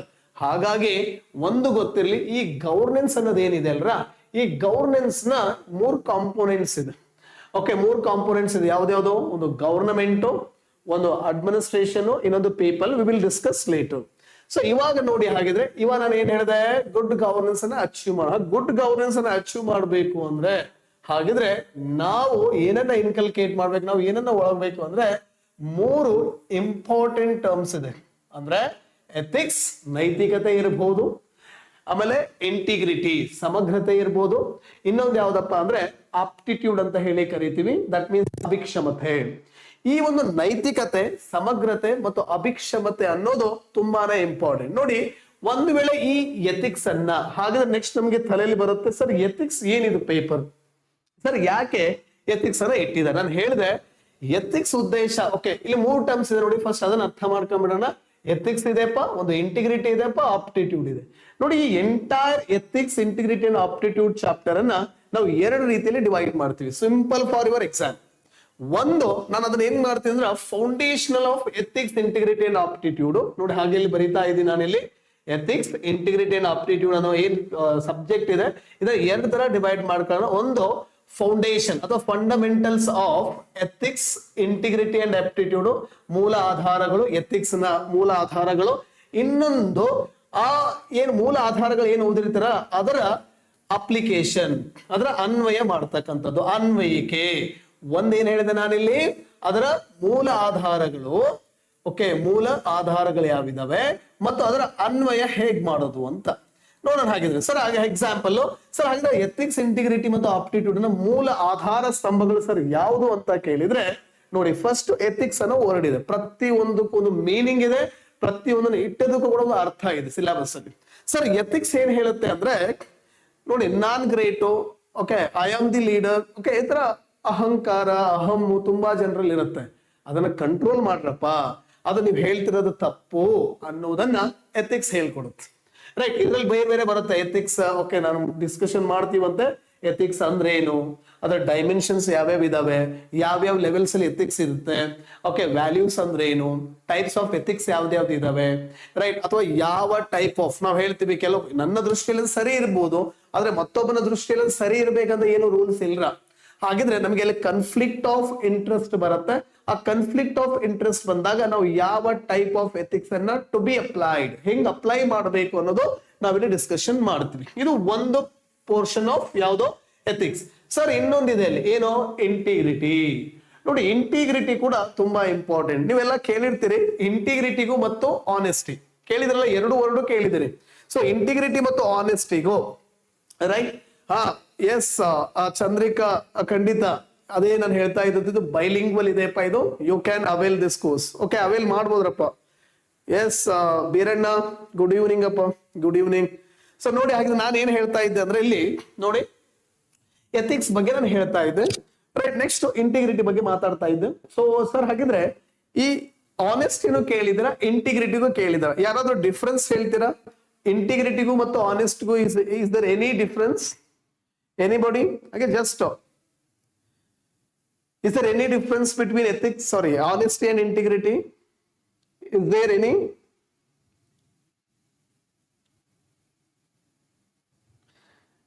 Yes, ನಾವು ಕ್ಲಾಸ್ ಟೈಮಿಂಗ್ ಎಲ್ಲ ಅನೌನ್ಸ್ ಮಾಡ್ತೀವಿ ನಾಳೆ, ಓಕೆ, ಇನ್ ಡೀಟೇಲ್ಡ್ ಆಗಿ. What is the difference? Okay, ನೋಡಿ ಹಾಗಿದ್ರೆ ಓಕೆ, ಏನು ಆನೆಸ್ಟಿಗೂ ಮತ್ತು ಇಂಟಿಗ್ರಿಟಿಗೂ ಇಷ್ಟೇ ವ್ಯತ್ಯಾಸ. ಆನೆಸ್ಟಿ ಅಂತ ಅಂದ್ರೆ ಡ್ಯೂಟಿಫುಲ್ನೆಸ್ ಇರೋದು, ಅಂದ್ರೆ ನೀನ್ ಏನ್ ಮಾಡ್ತೀಯಲ್ವಾ ಅದನ್ನ ಇನ್ ಟೈಮ್ ಅಲ್ಲಿ ಮಾಡ್ತಕ್ಕಂಥದ್ದು, ರೈಟ್, ಇನ್ ಟೈಮ್ ಅಲ್ಲಿ ಮಾಡ್ತಕ್ಕಂಥದ್ದು. ಇಂಟಿಗ್ರಿಟಿ ಅಂದ್ರೆ ಅನ್ಕಂಡೀಷನಲ್ ಆನೆಸ್ಟಿ. ಈಗ ಫಾರ್ ಎಕ್ಸಾಂಪಲ್ ಜ್ವರ ಬಂದಾವೆ ಅಂತ ಹೇಳಿ ಸ್ವಲ್ಪ ಲೇಟ್ ಆಗಿ ಹೋಗೋದು, ಅದು honesty, but it's not A integrity. ಜ್ವರ ಬಂದ್ರು ಕೂಡ ನೀನು ಆಫೀಸ್ಗೆ ಹೋದಿ ಅಂದ್ರೆ ಇನ್ ಟೈಮು, ಅದಕ್ಕೆ ನಾನು ಇಂಟಿಗ್ರಿಟಿ ಅಂತ ಹೇಳಿ ಕರಿತೀನಿ. ಹಾಗಾಗಿ ಆನೆಸ್ಟಿ ಮತ್ತು ಇಂಟಿಗ್ರಿಟಿ ಇಲ್ಲ ಓದ್ತೀವಿ. ಹಾಗಾಗಿ ಇಲ್ಲಿ ಸಿವಿಲ್ ಸರ್ವಿಸಸ್ ಬಗ್ಗೆ ಸ್ಪೆಷಲಿ ನೋಡ್ತೀವಿ. ಸಿವಿಲ್ ಸರ್ವಿಸ್ ಅಷ್ಟೇ ಅಲ್ಲಪ್ಪ, ಇಲ್ಲಿ ಸಿವಿಲ್ ಸರ್ವಿಸು, ಆಮೇಲೆ ನಾವು ಗವರ್ನಮೆಂಟ್ ಸರ್ಕಾರ ಹೇಗಿರ್ಬೇಕು, ಓಕೆ, ಜೊತೆಗೆ ಈ ಪಬ್ಲಿಕ್ ಏನಿದೆಯಲ್ಲ, ಪಬ್ಲಿಕ್ ಅಲ್ಲಿ ಯಾವ ರೀತಿಯಾಗಿರ್ತಕ್ಕಂಥ ಫೌಂಡೇಶನಲ್ ವ್ಯಾಲ್ಯೂಸ್ ಇರಬೇಕು, ರೈಟ್. ಇಲ್ಲಿ ನಮ್ಮ ನೋಲನ್ ಕಮಿಟಿಗೆ ಒಂದು ರೆಕಮೆಂಡೇಶನ್ ಕೊಡ್ತಾರೆ, ಲೈಕ್ ಲೀಡರ್ಶಿಪ್, ಯಾವ್ಯಾವ ಕ್ವಾಲಿಟೀಸ್ ಬೇಕು, ಆಬ್ಜೆಕ್ಟಿವಿಟಿ ಅಂದ್ರೆ ಏನು, ಸಬ್ಜೆಕ್ಟಿವಿಟಿ ಅಂದ್ರೆ ಏನು, ಓಕೆ, ಸೆಲ್ಫ್ಲೆಸ್ನೆಸ್ ಅಂದ್ರೆ, so there are many things. So ಇಂಟಿಗ್ರಿಟಿಯನ್ನು ನಾವು ಇಲ್ಲಿ ಸ್ಟಡಿ ಮಾಡ್ತೀವಿ. ಜೊತೆಗೆ ಈ ನಮ್ಮ ಇಂಟಿಗ್ರಿಟಿಗೆ ಯಾವ್ದಾವ್ದು ಚಾಲೆಂಜಸ್ ಇದೆ, ಲೈಕ್ ನಿಮಗೆಲ್ಲ ಗೊತ್ತೇ ಇದೆ ಅಲ್ವಾ, ಕ್ರಿಮಿನಲೈಸೇಷನ್ ಆಫ್ ಪಾಲಿಟಿಕ್ಸ್ ಇರ್ಬೋದು, ಪೊಲಿಟಿಕಲ್ ಫಂಡಿಂಗ್ ಇರ್ಬೋದು, ಇವೆಲ್ಲ ಕೂಡ ಬಿಗ್ಗೆಸ್ಟ್, ಕರಪ್ಷನ್ ಇರ್ಬೋದು, ಮನಿ ಲಾಂಡ್ರಿಂಗು, ಬ್ಲ್ಯಾಕ್ ಮನಿ, ರೈಟ್. ನಿಮ್ಗೆಲ್ಲ ಗೊತ್ತಿರ್ಬೇಕು ನಾವು ಏನ್ ಮಾಡ್ತಾ ಇದಾರೆ, ದ ಪೊಲಿಟಿಷಿಯನ್ಸ್ ಅಸೆಟ್ಸ್ ನಾವು, ಸೊ ಓಕೆ, ದಿನ ಆದಂಗೆಲ್ಲ ಅದು ಇನ್ಕ್ರೀಸ್ ಆಗ್ತಾ ಇದೆ, ಅರ್ಥ ಆಯ್ತಲ್ಲ. ಹಾಗಿದ್ರೆ ಡಿಸ್ಕ್ಲೋಸ್ ಮಾಡ್ಬೇಕು. ಆಮೇಲೆ ಪಾಪ ಯಾರಾದ್ರೂ ಹೇಳ್ತಾರೆ ಅಂದ್ರೆ ಅವ್ರನ್ನ, ಓಕೆ, ಅವರ ಒಂದು ಲೈಫ್ ರಿಸ್ಕ್ ಅಲ್ಲಿ ಇರುತ್ತೆ, ಓಕೆ, ನಾವು ವಿಸಲ್ ಬ್ಲೋವರ್ಸ್ ಅಂತ ಹೇಳಿ ಕರಿತೀವಿ. ಸೊ ಹೀಗೆ ಬೇರೆ ಬೇರೆ ಚಾಲೆಂಜಸ್ ಇದೆ. ಜೊತೆಗೆ ಓಕೆ, ನಾವು ಏನನ್ನ ಸ್ಟೆಪ್ಸ್ ಗಳನ್ನ ತಗೋ ಬಂದಿದೀವಿ. ನಿಮ್ಮ ಲಾ ಕಮಿಷನ್ ಅಂತ ಬರುತ್ತಪ್ಪ, ಆ ಲಾ ಕಮಿಷನ್ ಏನನ್ನ ಹೇಳಿದೆ ಅನ್ನೋದನ್ನು ಕೂಡ ವಿ ವಿಲ್ ಡಿಸ್ಕಸ್. ನೋಡಿ, ಯಾವುದೇ ಒಂದು ನಾನು ಪಾಯಿಂಟ್ ಹೇಳ್ತಾ ಇದ್ದೀನಿ ಅಂದ್ರೆ ಇಲ್ಲಿ ನೀವು ಕಂಪಲ್ಸರಿ ಆರ್ಕ್ 2 ರಿಪೋರ್ಟ್ ಅನ್ನ ಇನ್ಸರ್ಟ್ ಮಾಡ್ಬೇಕು. ಆರ್ಕ್ 2 ಅಂದ್ರೆ ಏನ್ ಸರ್, ಇದು ಆಡಳಿತ ಸುಧಾರಣಾ, ಓಕೆ, ಕಮಿಟಿ ಅಂತ ಇದೆ. So 2, so right, Veerappa Moily. So ಇದು ತುಂಬಾ ಇಂಪಾರ್ಟೆಂಟ್ ನಿಮ್ಮ ಮೇನ್ಸ್ಗೆ, ಡೈರೆಕ್ಟ್ ಕ್ವೆಶನ್ ಅದರಿಂದ ಪಿಕ್ ಮಾಡಿ ಕೇಳ್ತಾರೆ, ವಿ ವಿಲ್ ಡಿಸ್ಕಸ್ ಸರ್. ಆಮೇಲೆ ಇನ್ನೊಂದು, ಓಕೆ, ಈ ತರ ಬೇರೆ ಬೇರೆ ಬರುತ್ತೆ ಇಲ್ಲಿ. ಆಮೇಲೆ you can say that civil servant ಹೆಂಗಿರ್ಬೇಕು, ರೈಟ್, ಆತರ ಕ್ವಾಲಿಟೀಸ್ ಹೆಂಗಿರ್ಬೇಕು, ಹಾಗಿದ್ರೆ ಫ್ಲೆಕ್ಸಿಬಲ್ ಆಗಿದ್ರೆ ಏನಾಗುತ್ತೆ. ಸೊ ಈ ತರ ಬೇರೆ ಬೇರೆ devotion of civil services, characters ಎಲ್ಲವೂ ಇಲ್ಲಿ ಬರ್ತವೆ ಸರ್. ಇನ್ನೊಂದಿದೆ ಇಲ್ಲಿ, ಹಾಗಿದ್ರೆ ಆಪ್ಟಿಟ್ಯೂಡ್ ಅಂತ. ಎಥಿಕ್ಸ್ ಅಂದ್ರೆ ಗೊತ್ತಾಯ್ತು, ಇಂಟಿಗ್ರಿಟಿ ಅಂದ್ರೆ ನಾನು ಹೇಗ್ ನಡ್ಕೋಬೇಕು, ಓಕೆ, ಅನ್ನೋದು ಎಥಿಕ್ಸ್ ಹೇಳುತ್ತೆ, ನಾನು ಹೇಗಿರ್ಬೇಕು ಅನ್ನೋದನ್ನ ಇಂಟಿಗ್ರಿಟಿ ಹೇಳುತ್ತೆ. ಸರ್ ಆಪ್ಟಿಟ್ಯೂಡ್ ಏನ್ ಹೇಳುತ್ತೆ ಅಂತ ಅಂದ್ರೆ ನಿನ್ನ ಡಿಸಿಷನ್ ಮೇಕಿಂಗ್ ಹೆಂಗಿರ್ಬೇಕು, ಇನ್ನಿನ ಕಂಡಕ್ಟ್ ಹೆಂಗಿರ್ಬೇಕು. ಫಾರ್ ಎಕ್ಸಾಂಪಲ್ ಯಾರೋ ಒಬ್ಬ ನಮ್ಮ ಫ್ರೆಂಡ್ ಬರ್ತಾ ಇದ್ದಾನೆ, ಹಂಗೆ ಡೈರೆಕ್ಟ್ ಆಗಿ, ಓಕೆ, ಅವ್ನು ನಿನ್ನೆ ಬರ್ತೀನಿ ಅಂತ ಹೇಳಿರ್ತಾನೆ ಚಾ ಕುಡಿಯಕ್ಕೆ, ಅವ್ನು ಬಂದಿರಲ್ಲ, ನಾನು ಅದನ್ನ ಯೋಚನೆ ಮಾಡ್ಲಿಕ್ಕೆ ಡೈರೆಕ್ಟ್ ಆಗಿ ಆಯ್ತು ಬಿಡ್ಲೆ ಗೊತ್ತಾ ತಿಂದು ಅನ್ನೋದು. ದಟ್ ಮೀನ್ಸ್ ಇಲ್ಲಿ ಏನ್ ಇಂಡಿಕೇಟ್ ಮಾಡೋದಂದ್ರೆ ಲ್ಯಾಕ್ ಆಫ್ ಯುವರ್ ಆಪ್ಟಿಟ್ಯೂಡ್. ನಿನ್ನ ಆಪ್ಟಿಟ್ಯೂಡ್ ಅನ್ನ, ಅಭಿಕ್ಷಮತೆ ಅನ್ನೋದು ಇಂಡಿಕೇಟ್ ಮಾಡೋದು. ಸರ್ ಹಾಗಿದ್ರೆ ಅಭಿಕ್ಷಮತೆ ಏನಕ್ಕೆ ಹೆಲ್ಪ್ ಮಾಡುತ್ತೆ ಅಂತ ಕೇಳೋದಾದ್ರೆ, it is all about your decision making. ಹಾಗಾದ್ರೆ ಆಪ್ಟಿಟ್ಯೂಡ್ ಅಲ್ಲಿ ಮತ್ತೆ ನಾವು ಏನೇನ್ ಓದ್ತೀವಿ ಸರ್, ಇಲ್ಲಿ ಇಮೋಷನಲ್ ಇಂಟೆಲಿಜೆನ್ಸ್ ಅನ್ನೋ ಟಾಪಿಕ್ ಇದೆ, ಓಕೆ, ಅಥವಾ ಅಟಿಟ್ಯೂಡ್ ಅನ್ನೋ ಟಾಪಿಕ್ ಇದೆ, ಅಥವಾ ಸೋಷಿಯಲ್ ಚೇಂಜ್ ಅಂದ್ರೆ ಏನು. There are many things. Specially okay, ಒಬ್ಬ ಅಧಿಕಾರಿ ಆಗ್ಬೇಕು ಅಂದ್ರೆ ಇವುಗಳನ್ನ ಕೂಡ ನೀನ್ ಇಲ್ಲಿ ಏನ್ ಮಾಡ್ಬೇಕಾಗತ್ತಪ್ಪ ಅಂತಂದ್ರೆ ಇನ್ಕಲ್ಕೇಟ್ ಹೊಂದಬೇಕಾಗತ್ತೆ. ಸೊ ನೋಡಿ, ಹಾಗಿದ್ರೆ ನಮಗೆ ಗೊತ್ತಾಯ್ತು ಇಲ್ಲಿ ಏನೇನು ಬರುತ್ತೆ ಅಂತ ಗೊತ್ತಾಯ್ತು. ನೋಡಿ, ಹಾಗಿದ್ರೆ ಇವುಗಳನ್ನ ಇಲ್ಲಿ ಅಪ್ಲೈ ಮಾಡಬೇಕು. ಅದನ್ನೇ ನಿಮ್ಗೆ ಏನಂತ ಕರೀತಾರೆ ಅಂದ್ರೆ, ನಿಮ್ಮ ಬೋತ್ IAS ಮತ್ತು KS ಅಲ್ಲಿ ಕೇಸ್ ಸ್ಟಡೀಸ್ ಅಂತ ಹೇಳಿ ಕರೀತಾರೆ. ಸರ್ ಕೇಸ್ ಸ್ಟಡೀಸ್ ಅಂದ್ರೆ ಏನು? ಓಕೆ, ನಿಮ್ಗೊಂದು ಸಿಚುವೇಶನ್ ಕೊಡ್ತಾರೆ, ಆ ಸಿಚುವೇಶನ್ ಕೊಟ್ಬಿಟ್ಟು ಅದ್ರಲ್ಲಿ ಏನ್ ಕಾನ್ಫ್ಲಿಕ್ಟ್ ಆಫ್ ಇಂಟ್ರೆಸ್ಟ್ ಇದೆ, ಹಾಗಿದ್ರೆ ಕಾನ್ಫ್ಲಿಕ್ಟ್ ಆಫ್ ಇಂಟ್ರೆಸ್ಟ್ ಅನ್ನ ನೀನು ಯಾವ ತರ ಸಾಲ್ವ್ ಮಾಡ್ತೀಯಾ ಅನ್ನೋದ್ರಲ್ಲಿ ಇರುತ್ತೆ. ಹಾಗಾಗಿ ಸುಮಾರು ನಿಮಗೆ ಗೊತ್ತಿರಲಿ 250 ಮಾರ್ಕ್ಸ್ ಇರುತ್ತೆ. Trust me, it is all about who you are. ನೀನ್ ಏನು ಅಂತ ಹೇಳಿ ನೀನು ಕರೆಕ್ಟ್ ಆಗಿ ಅರ್ಥ ಮಾಡ್ಕೊಂಡ್ಬಿಟ್ರೆ, ನೀನು ಬೇರೆಯವ್ರ ಬಗ್ಗೆ ಅರ್ಥ ಮಾಡ್ಕೊಂಡ್ಬಿಟ್ರೆ, ನೀನ್ ಯಾರು ಅಂತ ಹೇಳಿ ಅರ್ಥ ಮಾಡ್ಕೊಂಡ್ಬಿಟ್ರೆ, ಇಲ್ಲಿ chance of getting more than, okay, maximum 190 ಅಥವಾ 160 to 170 is a good score. ಇಲ್ಲಿ ಆರಾಮ್ಸೆ ಯು ವಿಲ್ ಗೆಟ್ ಇಟ್. ಅರ್ಥ ಆಯ್ತಾ? ಸೊ ಇದು ಎಥಿಕ್ಸ್. ಹಾಗೆ ಎಥಿಕ್ಸ್ ಯಾಕೆ ಇಟ್ಟಿದ್ದಾರೆ ಅಂತ ನೋಡಿ, ಒಬ್ಬ ಅಧಿಕಾರಿಯಲ್ಲಿ ಎಥಿಕ್ಸ್ ಇರಬೇಕು, ಗವರ್ನಮೆಂಟ್ ಈ ನಮ್ಮ ಪೊಲಿಟಿಷಿಯನ್ಸ್ ಏನಿದಾರಲ್ಲ ಅವರಲ್ಲಿ ಎಥಿಕ್ಸ್ ಇರಬೇಕು, ರೈಟ್. ಅಥವಾ ಪೀಪಲ್ ಹತ್ರನೂ ಎಥಿಕ್ಸ್ ಇರಬೇಕು. ಬಟ್ ಅವ್ರಿಬ್ರ ಹತ್ರ ನಡೆಯೋದಿಲ್ಲ, ರೈಟ್. ಯಾವುದೇ ಒಂದು ಸಮಾಜ ಚೆನ್ನಾಗಾಗ್ಬೇಕು ಅಂದ್ರೆ ಅಲ್ಲಿ ಸರ್ಕಾರದ ರೋಲ್ ಇರುತ್ತೆ, ನಮ್ಮಂತ ಅಧಿಕಾರಿಗಳ ರೋಲ್ ಇರುತ್ತೆ, ಜೊತೆಗೆ ಜನಗಳ ರೋಲ್ ಕೂಡ ಅಷ್ಟೇ ಇರುತ್ತೆ. ಹೇಗೆ ಸರ್? ಈಗ ಫಾರ್ ಎಕ್ಸಾಂಪಲ್ ನಮಗೆ ಗೊತ್ತಿದೆ LPG, ರೈಟ್, PM ಉಜ್ವಲ ಯೋಜನೆ ಇದೆ ಅಲ್ವಾ. ಸೊ ನಾವೇನ್ ಹೇಳ್ತೀವಿ ಅಂತ ಅಂದ್ರೆ ತಗೊಳ್ರಪ್ಪ ಅಂತ ಹೇಳ್ತೀವಿ. ಕೆಲವೊಬ್ರು ಹೇಳ್ತಾರೆ ಹೋಗಿ ಅದ್ನ್ಯಾಕ್ ತಗೋಬೇಕು, ಅದೇನಾಗುತ್ತೆ, ಬೋಸ್ಟ್ ಆಗುತ್ತೆ, ಓಕೆ, ಬ್ಲಾಸ್ಟ್ ಆಗುತ್ತೆ ಸರ್, ಅದು ನಾವು ತಗೊಳಕ್ ಆಗೋದಿಲ್ಲ. ಸೊ ಹಾಗಾದ್ರೆ ಈ ತರ ಆಟಿಟ್ಯೂಡ್ ಕೂಡ ಅಲ್ಲಿ ಇಂಪಾರ್ಟೆಂಟ್ ಆಗ್ತದೆ. ಹಾಗಾದ್ರೆ ಬೇಡ, ಅರ್ಥ ಆಯ್ತಲ್ಲ. ಹಾಗಾಗಿ ಇಲ್ಲಿ ಎಲ್ರದ್ದು ಕೂಡ ಜನರ ಪಾರ್ಟಿಸಿಪೇಷನ್ ಕೂಡ ಇಂಪಾರ್ಟೆಂಟ್ ಆಗುತ್ತೆ. ಯಾವಾಗ ಇವೆಲ್ಲವೂ ಕೂಡ ಪ್ರಾಪರ್ ಆಗಿತ್ತು ಅಂತ ಅನ್ಕೊಳ್ಳಿ, ಎಲ್ಲೆಲ್ಲಿ ಸರ್ಕಾರದ ಲೆವೆಲ್ ಅಲ್ಲಿ, ಓಕೆ, ಅಧಿಕಾರಿಗಳ ಲೆವೆಲ್ ಅಲ್ಲಿ ಮತ್ತು ಜನರ ಲೆವೆಲ್ ಅಲ್ಲಿ ಏನಾದ್ರೂ ಓಕೆ ಇವೆಲ್ಲವೂ ಇತ್ತು ಅಂದ್ರೆ ಸೊ ನಾವ್ ಏನ್ ಮಾಡಕ್ ಸಾಧ್ಯ ಸರ್? ಆಗಿದ್ರೆ ಒಳ್ಳೆಯ ಆಡಳಿತವನ್ನ ರಚನೆ ಮಾಡೋಕೆ ಸಾಧ್ಯ ಆಗುತ್ತೆ. ಸೊ ಹಾಗೆ ನಮಗೆ ಗೊತ್ತಾಯ್ತು ಈಗ ಸರ್. ಹಾಗಿದ್ರೆ ಒಬ್ಬ ಅಧಿಕಾರಿಯಲ್ಲಿದ್ರೆ ಏನು ಆ ಒಂದು ನೈತಿಕತೆ, ಸಮಗ್ರತೆ ಮತ್ತು ಅಭಿಕ್ಷಮತೆ ಅನ್ನೋದು ಸರ್ ಬರೀ ಒಬ್ಬ ಅಧಿಕಾರಿಯಲ್ಲಿ ಇರ್ಬೇಕಾ, ಎಲ್ಲರಲ್ಲಿ ಇರ್ಬೇಕಾ? ಹೌದಲ್ಲ, ಬರೀ ಒಂದು ಡಿಪಾರ್ಟ್ಮೆಂಟ್ ಅಲ್ಲಿ ಇರಬಾರ್ದ್ರಪ್ಪ, ಎಲ್ಲಾ ಡಿಪಾರ್ಟ್ಮೆಂಟ್ ಅಲ್ಲಿ ಇರ್ಬೇಕಾಗುತ್ತಲ್ಲ. ಹಾಗೆ ಎಲ್ಲಾ ಡಿಪಾರ್ಟ್ಮೆಂಟ್ ಅಲ್ಲಿ ಇರ್ಬೇಕು ಅಂತಾನೆ, ಅಥವಾ ಆ ಒಂದು ಡಿಪಾರ್ಟ್ಮೆಂಟ್ ನ ಎಫಿಷಿಯನ್ಸಿಯನ್ನ, ಓಕೆ, ಕಾರ್ಯಕ್ಷಮತೆಯನ್ನ ಹೆಚ್ಚಿಗೆ ಮಾಡಬೇಕು ಅಂತಾನೆ ನಿಮಗೆ ಒಂದು ಬ್ಯೂಟಿಫುಲ್ ಸಬ್ಜೆಕ್ಟ್ ಇಟ್ಟಿದ್ದಾರೆ, ಅದೇ ಸಾರ್ವಜನಿಕ ಆಡಳಿತ, ರೈಟ್. ಅದನ್ನ ನಾವೇಂತ ಕರಿತೀವಿ ಹಾಗಿದ್ರೆ ಪಬ್ಲಿಕ್ ಅಡ್ಮಿನಿಸ್ಟ್ರೇಷನ್ ಅಂತ ಹೇಳಿ ಕರೀತಿದ್ರೆ. ಉದ್ದೇಶ ಒಂದೇಪ, ನೀವು ಅಧಿಕಾರಿಗಳೇನಿದಿರಲ್ವಾ, ಓಕೆ, ನಿಮ್ಮ ಮಧ್ಯೆ ಒಳ್ಳೆ ಸಂಬಂಧವನ್ನ ಬೆಳೆಸಿ ಒಳ್ಳೆ ಎಫಿಷಿಯಂಟ್, ಓಕೆ, ಗವರ್ನೆನ್ಸ್ ಅನ್ನ ಆಡಳಿತವನ್ನ ಪ್ರೊವೈಡ್ ಮಾಡಬೇಕು. ಹಾಗೆ ನೆಕ್ಸ್ಟ್ ನಿಮ್ಮ ತಲೆಯಲ್ಲಿ ಕ್ವೆಶನ್ಸ್, ರೈಟ್. ನೆಕ್ಸ್ಟ್ ನಿಮ್ ತಲೆಯಲ್ಲಿ ಕ್ವೆಶನ್ಸ್ ಏನ್ ರೇಸ್ ಆಗುತ್ತೆ ಸರ್? ಇದು ಏನಿದು ಪಬ್ಬ್ಯಾಡ್ ಯಾಕೆ ಇಟ್ಟಿದ್ದಾರೆ? ನಾನು ಹೇಳಿದೆ ಯಾಕೆ ಇಟ್ಟಿದ್ದಾರೆ ಅಂದ್ರೆ ಎಫಿಷಿಯಂಟ್ ಎಥಿಕಲ್ ಗವರ್ನೆನ್ಸ್ ಅನ್ನ ಪ್ರೊವೈಡ್ ಮಾಡಕ್ಕೆ. ಸರ್ ಹಾಗಾದ್ರೆ ಏನಿದು ಪಬ್ಬ್ಯಾಡ್ ಅಲ್ಲಿ ನಿಮ್ಮ ಎಕ್ಸಾಮ್ಗೆ KS ಅಲ್ಲಿ ಏನೇನ್ ಬರುತ್ತೆ ನೋಡಿ. ಸೊ ಇದ್ರ ಈ ಉದ್ದೇಶ ಒಂದೇಪ, ಗವರ್ನಮೆಂಟ್ ಅನ್ನ ಇವ್ರು ಹೆಂಗೆ ಅಥವಾ ನಾವ್ ಹೆಂಗ್ ಕನ್ಸಿಡರ್ ಮಾಡ್ತೀವಿ ಅಂದ್ರೆ ಯಾವುದೇ ಒಂದು ಆರ್ಗನೈಸೇಷನ್ ಅಂತ ಕಂಪೇರ್ ಮಾಡ್ತೀವಿ. ಇಲ್ಲಿ ಆರ್ಗನೈಸೇಷನ್ ಅನ್ನೋದು ಯಾವ್ದಾದ್ರು ಒಂದು ಸಂಸ್ಥೆ, ಗವರ್ನಮೆಂಟ್ ಅಂದ್ರೆ ಒಂದು ಸಂಸ್ಥೆ. ಹಾಗಿದ್ರೆ ಈ ಗವರ್ನಮೆಂಟ್ ಅಥವಾ ಈ ಒಂದು ಯಾವುದೇ ಒಂದು ಆರ್ಗನೈಸೇಷನ್ ಸಕ್ಸಸ್ ಆಗ್ಬೇಕಾದ್ರೆ ಏನೇನ್ ಕ್ವಾಲಿಟೀಸ್ ಇರ್ಬೇಕು ಅದನ್ನೇ ಅವ್ರು ಇಲ್ಲಿ ಬರೆದಿದ್ದಾರೆ. ಸೊ ರೈಟ್, ಒಳ್ಳೆ ಲೀಡರ್ಶಿಪ್ ಬೇಕು, ಇದೇ ಇರೋದು ಎಕ್ಸಾಮ್ ಅಲ್ಲಿ, ಇದನ್ನೇ ಕೇಳ್ತಾರೆ ಮೇನ್ಸ್ ಅಲ್ಲಿ, ಅಷ್ಟು ಓದ್ಕೊಂಡ್ರು ಸಾಕು. ಸೊ ಲೀಡರ್ಶಿಪ್ ಇರ್ಬೋದು, ರೈಟ್, ಅಥವಾ ಯು ಕ್ಯಾನ್ ಸೇ ಒಳ್ಳೆಯ ಸಂವಹನ ಇರ್ಬೋದು, ಕಮ್ಯುನಿಕೇಶನ್ ಇರ್ಬೇಕು, ರೈಟ್. ಅದೇ ರೀತಿಯಾಗಿ ಓಕೆ ಅವ್ರವ್ರ ಮಧ್ಯೆ ಒಳ್ಳೆಯ ಸಂಬಂಧ ಬಾಂಧವ್ಯ ಇರಬೇಕು, ಕೋಆರ್ಡಿನೇಷನ್ ಇರಬೇಕು, ರೈಟ್. ಅದೇ ರೀತಿಯಾಗಿ ಒಳ್ಳೆಯ ಡೆಲಿಗೇಷನ್ ಇರ್ಬೇಕಾಗ್ತದ, ರೈಟ್. ಜೊತೆಗೆ ನೋಡಿ ಯಾವ್ದಾದ್ರು ಒಂದು ಸಮಸ್ಯೆ ಆಗ್ತಾ ಇದೆ ಅಂತ ಅನ್ಕೊಳ್ಳಿಪ್ಪ. ಈಗ ಫಾರ್ ಎಕ್ಸಾಂಪಲ್ ಗೌರ್ಮೆಂಟ್ ಯಾವ್ದಕ್ಕೂ ಸ್ಕೀಮ್ಗೆ ಸ್ಪೆಂಡ್ ಮಾಡ್ತಾ ಇದೆ, ಬಟ್ ಜಾಸ್ತಿ ಓಕೆ ರೆವಿನ್ಯೂ ಡೆಫಿಸಿಟ್ ಆಗ್ತಾ ಇದೆ, ಜಾಸ್ತಿ ಸ್ಪೆಂಡ್ ಮಾಡ್ತಾ ಇದೆ, ಅದರಿಂದ ಪ್ರೊಡಕ್ಟಿವ್ ಏನೂ ಆಗ್ತಾ ಇಲ್ಲ, ಫಿಸ್ಕಲ್ ಪ್ರಾಫಿಲಿಗೇಸಿ ಆಗ್ತಾ ಇದೆ, ಅಂದ್ರೆ ಅದರಿಂದ ಯಾವುದೇ ರೀತಿ ಆಗಿರ್ತಕ್ಕಂಥ ಪ್ರಾಫಿಟ್ ಬರ್ತಾ ಇಲ್ಲ ಅಂದಾಗ ನೀವೇನ್ ಮಾಡ್ಬೇಕಾದ್ರೆ ಕಂಟ್ರೋಲ್ ಮಾಡಬೇಕು. ಇಲ್ಲಿ ಕಂಟ್ರೋಲ್ ಮಾಡಕ್ಕೆ ನಾವು ಇಲ್ಲಿ ಬೇರೆ ಬೇರೆ ಟೆಕ್ನಿಕ್ ಅನ್ನು ನಿಮ್ಮ KS ಮೇನ್ಸ್ ಅಲ್ಲಿ ಕೂಡ ಕೊಟ್ಟಿದ್ದಾರೆ. ಅದು PERT ಇರ್ಬೋದು, that's a performance evaluation review technique ಇರ್ಬೋದು, ಕ್ರಿಟಿಕಲ್ ಪಾತ್ ಮೆಥಡ್ ಅಂತ ಹೇಳಿ ಬರುತ್ತೆ, ಅದಾದ್ರೂ ಇರ್ಬೋದು, ಫಿಶ್ ಬೋನ್ ಡೈಗ್ರಾಮ್ ಅಂತ ಬರುತ್ತೆ, ಅದನ್ನಾದ್ರೂ ಯು ಕ್ಯಾನ್ ಯೂಸ್, ಅಥವಾ ಪೆರೆಟೋ ಪ್ರಿನ್ಸಿಪಲ್, ರೈಟ್. ಇವನ್ ಎಕನಾಮಿಲಿ ಕೂಡ ಓದ್ತಿರಿ ಇದನ್ನ. ಸೊ ಪೆರೆಟೋ ಪ್ರಿನ್ಸಿಪಲ್ ಅನ್ನಾದ್ರೂ ಯೂಸ್ ಮಾಡಬಹುದು, ಅಥವಾ ಫಾಸ್ಟ್ ಕಾಪ್ ಅಂತ ಏನ್ ಕರಿತೀವಲ್ವಾ, that is also you can use. So okay ಅದನ್ನಾದ್ರೂ ನೀವು ಇಲ್ಲಿ ಯೂಸ್ ಮಾಡಬಹುದು. ಹೀಗೆ there are so many controlling tools ಇದೆ. ಸೊ ಅವುಗಳನ್ನ ಯಾವ ಯೂಸ್ ಮಾಡ್ಕೊಂಡು, ಕಂಟ್ರೋಲ್ ಅಂದ್ರೆ ಏನಪ್ಪಾ, ಇಲ್ಲಿ ಯಾವ ಎಫಿಷಿಯನ್ಸಿ ಏನ್ ಕಡಿಮೆ ಆಗ್ತಾ ಇದೆ ಅದನ್ನ ಕಡಿಮೆ ಮಾಡಿ ಎಫಿಷಿಯನ್ಸಿಯನ್ನ ಜಾಸ್ತಿ ಮಾಡೋದು. ಸೊ ಅಷ್ಟೇ ಅಲ್ಲದೆ ಇಲ್ಲಿ ಮೋಟಿವೇಶನ್ ಅನ್ನು ಕೂಡ ಟಾಪಿಕ್ ಬರುತ್ತೆ. ಓಕೆ ಇದು ಕೂಡ KS ಮೇನ್ಸ್ ಅಲ್ಲಿ ತುಂಬಾ ಸಾರಿ ಕೇಳಿದ್ದಾರೆ. ಮೋಟಿವೇಶನ್ ಅಂದ್ರೆ ಏನು, ಟೈಪ್ಸ್ ಆಫ್ ಮೋಟಿವ್ ನೋಡಿ, ಇದಷ್ಟೇ. ಲೀಡರ್ಶಿಪ್ ಅಂದ್ರೆ ಏನು, ಓಕೆ ಟೈಪ್ಸ್ ಆಫ್ ಲೀಡರ್ಶಿಪ್ ಇಷ್ಟೇ ಕೇಳ್ತಾರೆ. ಹಂಗಂದ್ರೆ ಏನು, ಟೈಪ್ಸ್ ಏನಿದೆ, ಕಮ್ಯುನಿಕೇಶನ್ ಅಂದ್ರೆ ಏನು, ಟೈಪ್ಸ್ ಆಫ್ ಕಮ್ಯುನಿಕೇಶನ್ ಕೇಳ್ತಾರೆ, ರೈಟ್. ಕೋಆರ್ಡಿನೇಷನ್ ಅಂದ್ರೆ ಏನು, ಇದರ ರೋಲ್ ಕೇಳ್ತಾರೆ. ಡೆಲಿಗೇಷನ್ ಅಂದ್ರೆ ಏನು, ರೋಲ್ ಕೇಳ್ತಾರೆ. ನೋಡಿ ಇಲ್ಲಿ ಡೆಲಿಗೇಷನ್ ಯಾವಾಗ ಓದ್ತಿರಲ್ವಾ, ಇಲ್ಲಿ ನೀವು ಬೇಕಾದ್ರೆ ಡಿಸೆಂಟ್ರಲೈಸೇಷನ್, ವಿಕೇಂದ್ರೀಕರಣ ಅಂತ ಏನ್ ಕರಿತೀವಲ್ರ, ಆ ಡಿಸೆಂಟ್ರಲೈಸೇಷನ್ ಮತ್ತು ಸೆಂಟ್ರಲೈಸೇಷನ್ ಓಕೆ ಟಾಪಿಕ್ ಅನ್ನ ನೀವು ಲಿಂಕ್ ಮಾಡಬಹುದು. ಇದನ್ನು ಕೂಡ ತುಂಬಾ ಸಾರಿ KS ಮೇನ್ಸ್ ಅಲ್ಲಿ ದೇ ಹ್ಯಾವ್ ಆಸ್ಕ್ಡ್. ಹಾಗಾಗಿ ಇದನ್ನೇ ನೀವು ಇಲ್ಲಿ ಲಿಂಕ್ ಮಾಡಬಹುದಲ್ವಾ.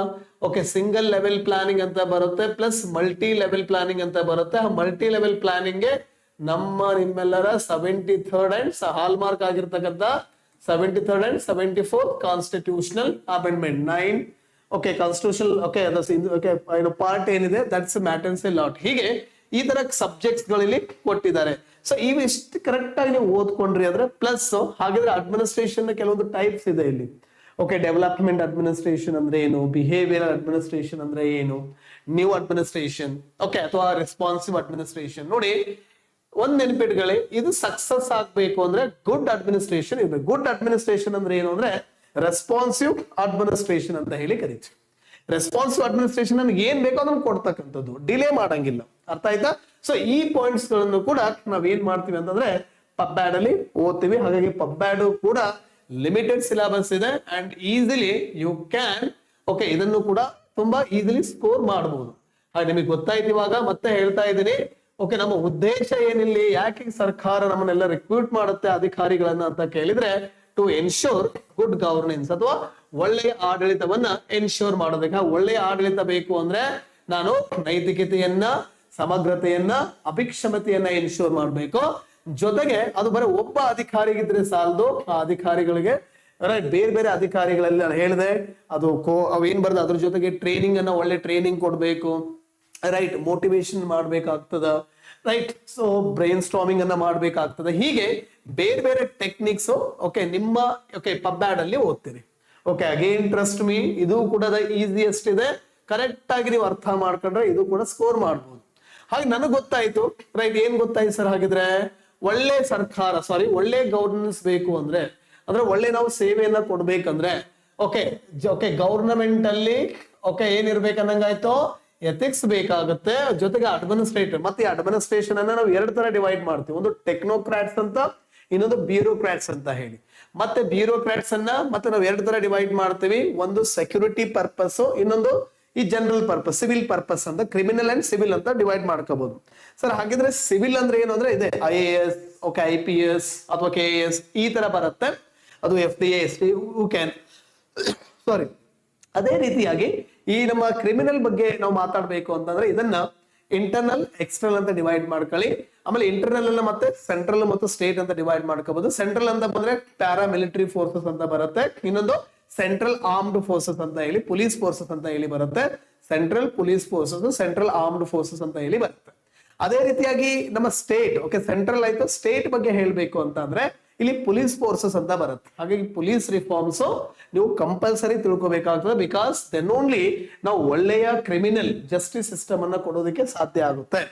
ಸೊ ಹಾಗಾಗಿ ನಮಗೆ ಗೊತ್ತಾಯ್ತು ಇಲ್ಲಿ ಓಕೆ ಅಧಿಕಾರಿಗಳು ಕೂಡ ಚೆನ್ನಾಗಿರ್ಬೇಕು ಅಲ್ರಪ್ಪ. ಬರೀ ಅಧಿಕಾರಿಗಳು ಚೆನ್ನಾಗಿದ್ರೆ ಸಾಲದೇನ್ರ?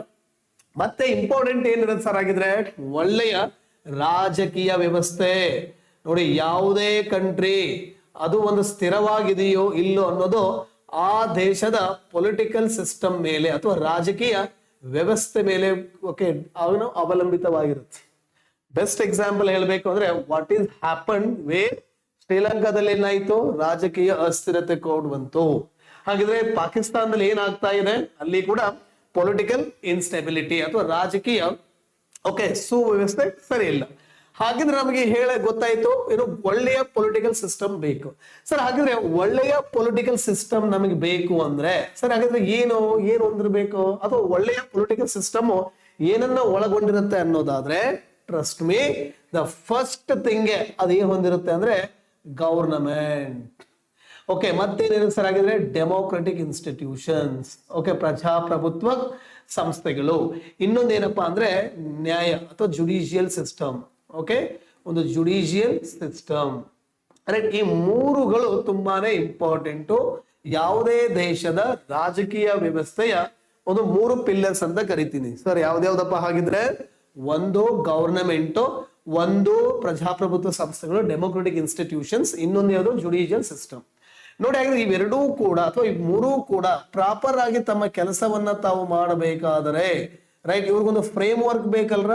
ಆ ಫ್ರೇಮ್ ವರ್ಕ್ ಅನ್ನೇ ನಿಮ್ಮ ಕಾನ್ಸ್ಟಿಟ್ಯೂಷನ್ ಪ್ರೊವೈಡ್ ಮಾಡೋದು. ಹಾಗಾಗಿ ನಾವು ಕಾನ್ಸ್ಟಿಟ್ಯೂಷನ್ ಅನ್ನ ಓದ್ಬೇಕಾಗತ್ತೆ. ನೋಡಿ ಇಷ್ಟೇ ಕರೆಕ್ಟ್ ಆಗಿ ಓದ್ಕೊಂಡ್ರೆ ಓಕೆ ಇವ್ ಎಂಟೈರ್ ಅನ್ನ ಡೀಲ್ ಮಾಡೋದೇ ನಮ್ಮ ಏನಾಗಿದ್ರೆ ಇದನ್ನೇ ನಾವು ಪೊಲಿಟಿ, ಇಂಡಿಯನ್ ಪೊಲಿಟಿ ಅಂತ ಕರೀತೀವಿ ಸರ್. ಎಂಟೈರ್ ಇಂಡಿಯನ್ ಪೊಲಿಟಿಯನ್ನು ನೀವು ಓಕೆ 4 ಸೆಕ್ಷನ್ ಆಗಿ ಡಿವೈಡ್ ಮಾಡ್ಕೊಂಡ್ರೆ ಮುಗಿದೋಯ್ತು. ಒಂದು ಗವರ್ನಮೆಂಟ್, ಇನ್ನೊಂದು ಡೆಮೋಕ್ರೆಟಿಕ್ ಇನ್ಸ್ಟಿಟ್ಯೂಷನ್ಸ್, ಒಂದು ಜುಡಿಷಿಯಲ್ ಸಿಸ್ಟಮ್, ಇನ್ನೊಂದು ಸಂವಿಧಾನ ಕಾನ್ಸ್ಟಿಟ್ಯೂಷನ್. ಸರ್ ಹಾಗೆ ಗವರ್ನಮೆಂಟ್ ಅನ್ನ ಹೆಂಗೆ ಅಪ್ರೋಚ್ ಮಾಡ್ಬೇಕು? ಗವರ್ನಮೆಂಟ್ ಅಂದ್ರೆ I can write you parliament, okay, I can write the state level, and again I can write the local self government, ಸ್ಥಳೀಯ ಸಂಸ್ಥೆಗಳು, ರೈಟ್. ಇನ್ನೊಂದು ಇಂಪಾರ್ಟೆಂಟ್ ಆಗಿದ್ರೆ ಯೂನಿಯನ್ ಟೆರಿಟರೀಸ್, ಸಮಜ್ ಮೇರ, ಅಂಡ್ ಅಗೇನ್ ಶೆಡ್ಯೂಲ್ಡ್ ಏರಿಯಾಸ್ ಮತ್ತು tribal areas. ಇವೆಲ್ಲವೂ ಕೂಡ some types of government ಇದ್ದಂಗೆ, ಸವರ್ನಿಟಿ ಇದೆ. ಓಕೆ, ಸೊ ಹಾಗೆ ಇಲ್ಲಿ ಪಾರ್ಲಿಮೆಂಟ್ ಅಂತ ಬಂದ್ರೆ ಮತ್ತೆ ಪಾರ್ಲಿಮೆಂಟರಿ ಟೂಲ್ಸ್, ಪಾರ್ಲಿಮೆಂಟರಿ ಇನ್ಸ್ಟಿಟ್ಯೂಷನ್ಸ್ ಅಂತ ಇದೆ. ಪಾರ್ಲಿಮೆಂಟರಿ ಟೂಲ್ಸ್ ಅಂದ್ರೆ ಏನ್ ಸರ್? ಅದು ಯು ಕ್ಯಾನ್ ಸೇ ಆರ್ಡಿನೆನ್ಸಸ್ ಅಂದ್ರೆ ಏನು, ಓಕೆ, ಆರ್ಡಿನೆನ್ಸಸ್ ಅಂದ್ರೆ ಏನು, ಎಮರ್ಜೆನ್ಸೀಸ್ ಅಂದ್ರೆ ಏನು, ರೈಟ್, ಇವೆಲ್ಲ, ಅಥವಾ ಬಿಲ್ಸ್ ಯಾವ ತರ ಪಾಸ್ ಮಾಡ್ತಾರೆ, ಬಜೆಟ್ ಯಾವ ತರ ಪ್ರೆಸೆಂಟೇಷನ್, ಇವೆಲ್ಲ ಏನು ಕೆಲವೊಂದು ಟೂಲ್ಸ್. ಇನ್ಸ್ಟಿಟ್ಯೂಷನ್ಸ್ ಅಂದ್ರೆ ಪ್ರೆಸಿಡೆಂಟ್ ಅಂದ್ರೆ vice president, speaker, deputy speaker.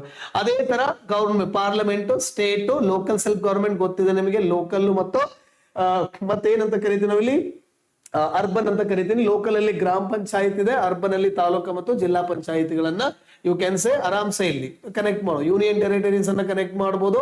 Okay, ಇದು ಒಂದು ಐಡಿಯಾ ಬಂತು ಅಂತ ಅನ್ಕೊಳ್ತೀನಿ.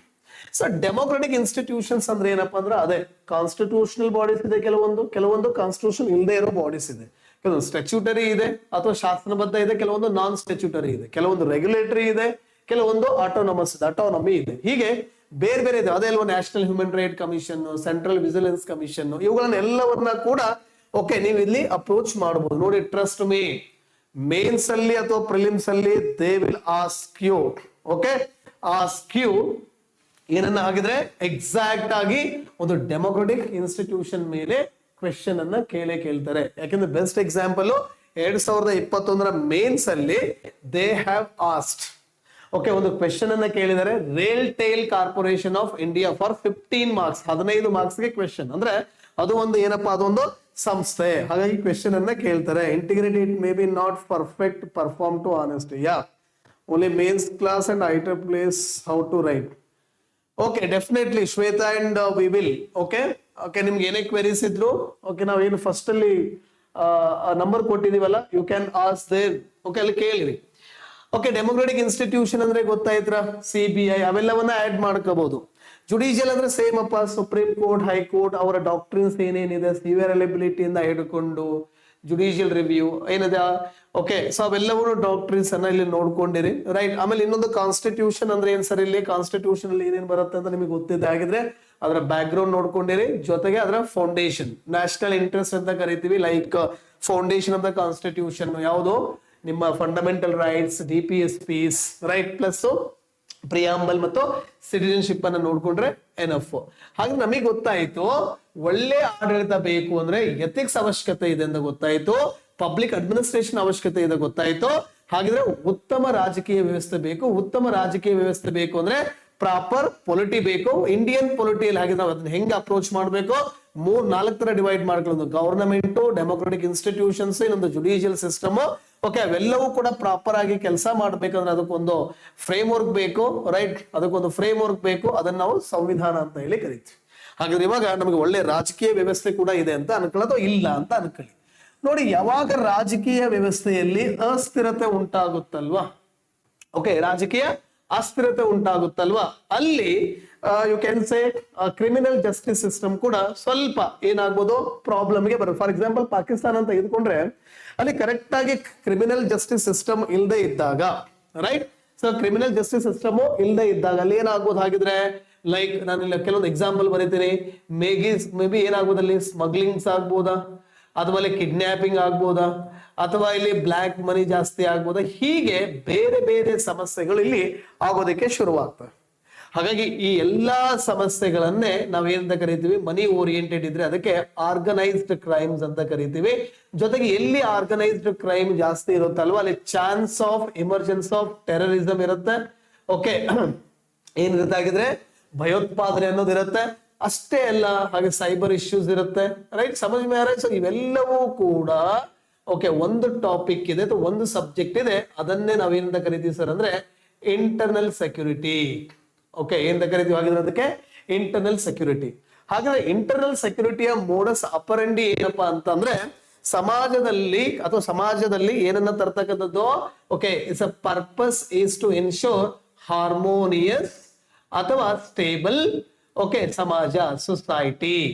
ಓಕೆ ಎಂತ ಸಮಾಜವನ್ನ ತಗೊಂಬರೋದಪ್ಪ ಹಾಗಿದ್ರೆ ಸ್ಥಿರವಾಗಿರ್ತಕ್ಕಂತಹ ಭಾತೃತ್ವವನ್ನ ಹೊಂದಿರತಕ್ಕಂತಹ ಸಮಾಜವನ್ನ ತರ್ತಕ್ಕಂಥದ್ದೇ ಓಕೆ ಯಾವುದ್ರದ್ದು ಕರ್ತವ್ಯ ಆಗಿರುತ್ತೆ, ನಮ್ಮ ಆಂತರಿಕ ಭದ್ರತೆ ಆಗಿರುತ್ತೆ.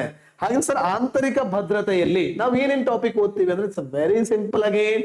ಅದೇ ಒಂದು ಸಮಾಜಕ್ಕೆ ಏನೇನ್ ಧಕ್ಕಿ ತರುತ್ತಪ್ಪ, ನಾನು ಹೇಳಿದ್ನಲ್ಲ, ಆರ್ಗನೈಸ್ಡ್ ಕ್ರೈಮ್ ಇರ್ಬೋದು, ಟೆರರಿಸಮ್ ಇರ್ಬೋದು, ಇನ್ಸರ್ಜೆನ್ಸಿಸ್ ಇರ್ಬೋದು, ಎಕ್ಸ್ಟ್ರೀಮಿಸಮ್ ಇರ್ಬೋದು, ಸೈಬರ್ ಇನ್ಸೆಕ್ಯೂರಿಟೀಸ್ ಇರ್ಬೋದು, ರೈಟ್, ಬಾರ್ಡರ್ ಇಶ್ಯೂಸ್ ಇರ್ಬೋದು, counterfeiting of our currencies ಇರ್ಬೋದು, right. There are many issues which are actually okay hindering us, ನಮ್ಮನ್ನ ಹಾಳು ಮಾಡ್ತಾ ಇದೆ, ಡಿಟಿಯೋರೇಟ್ ಮಾಡ್ತಾ ಇದೆ.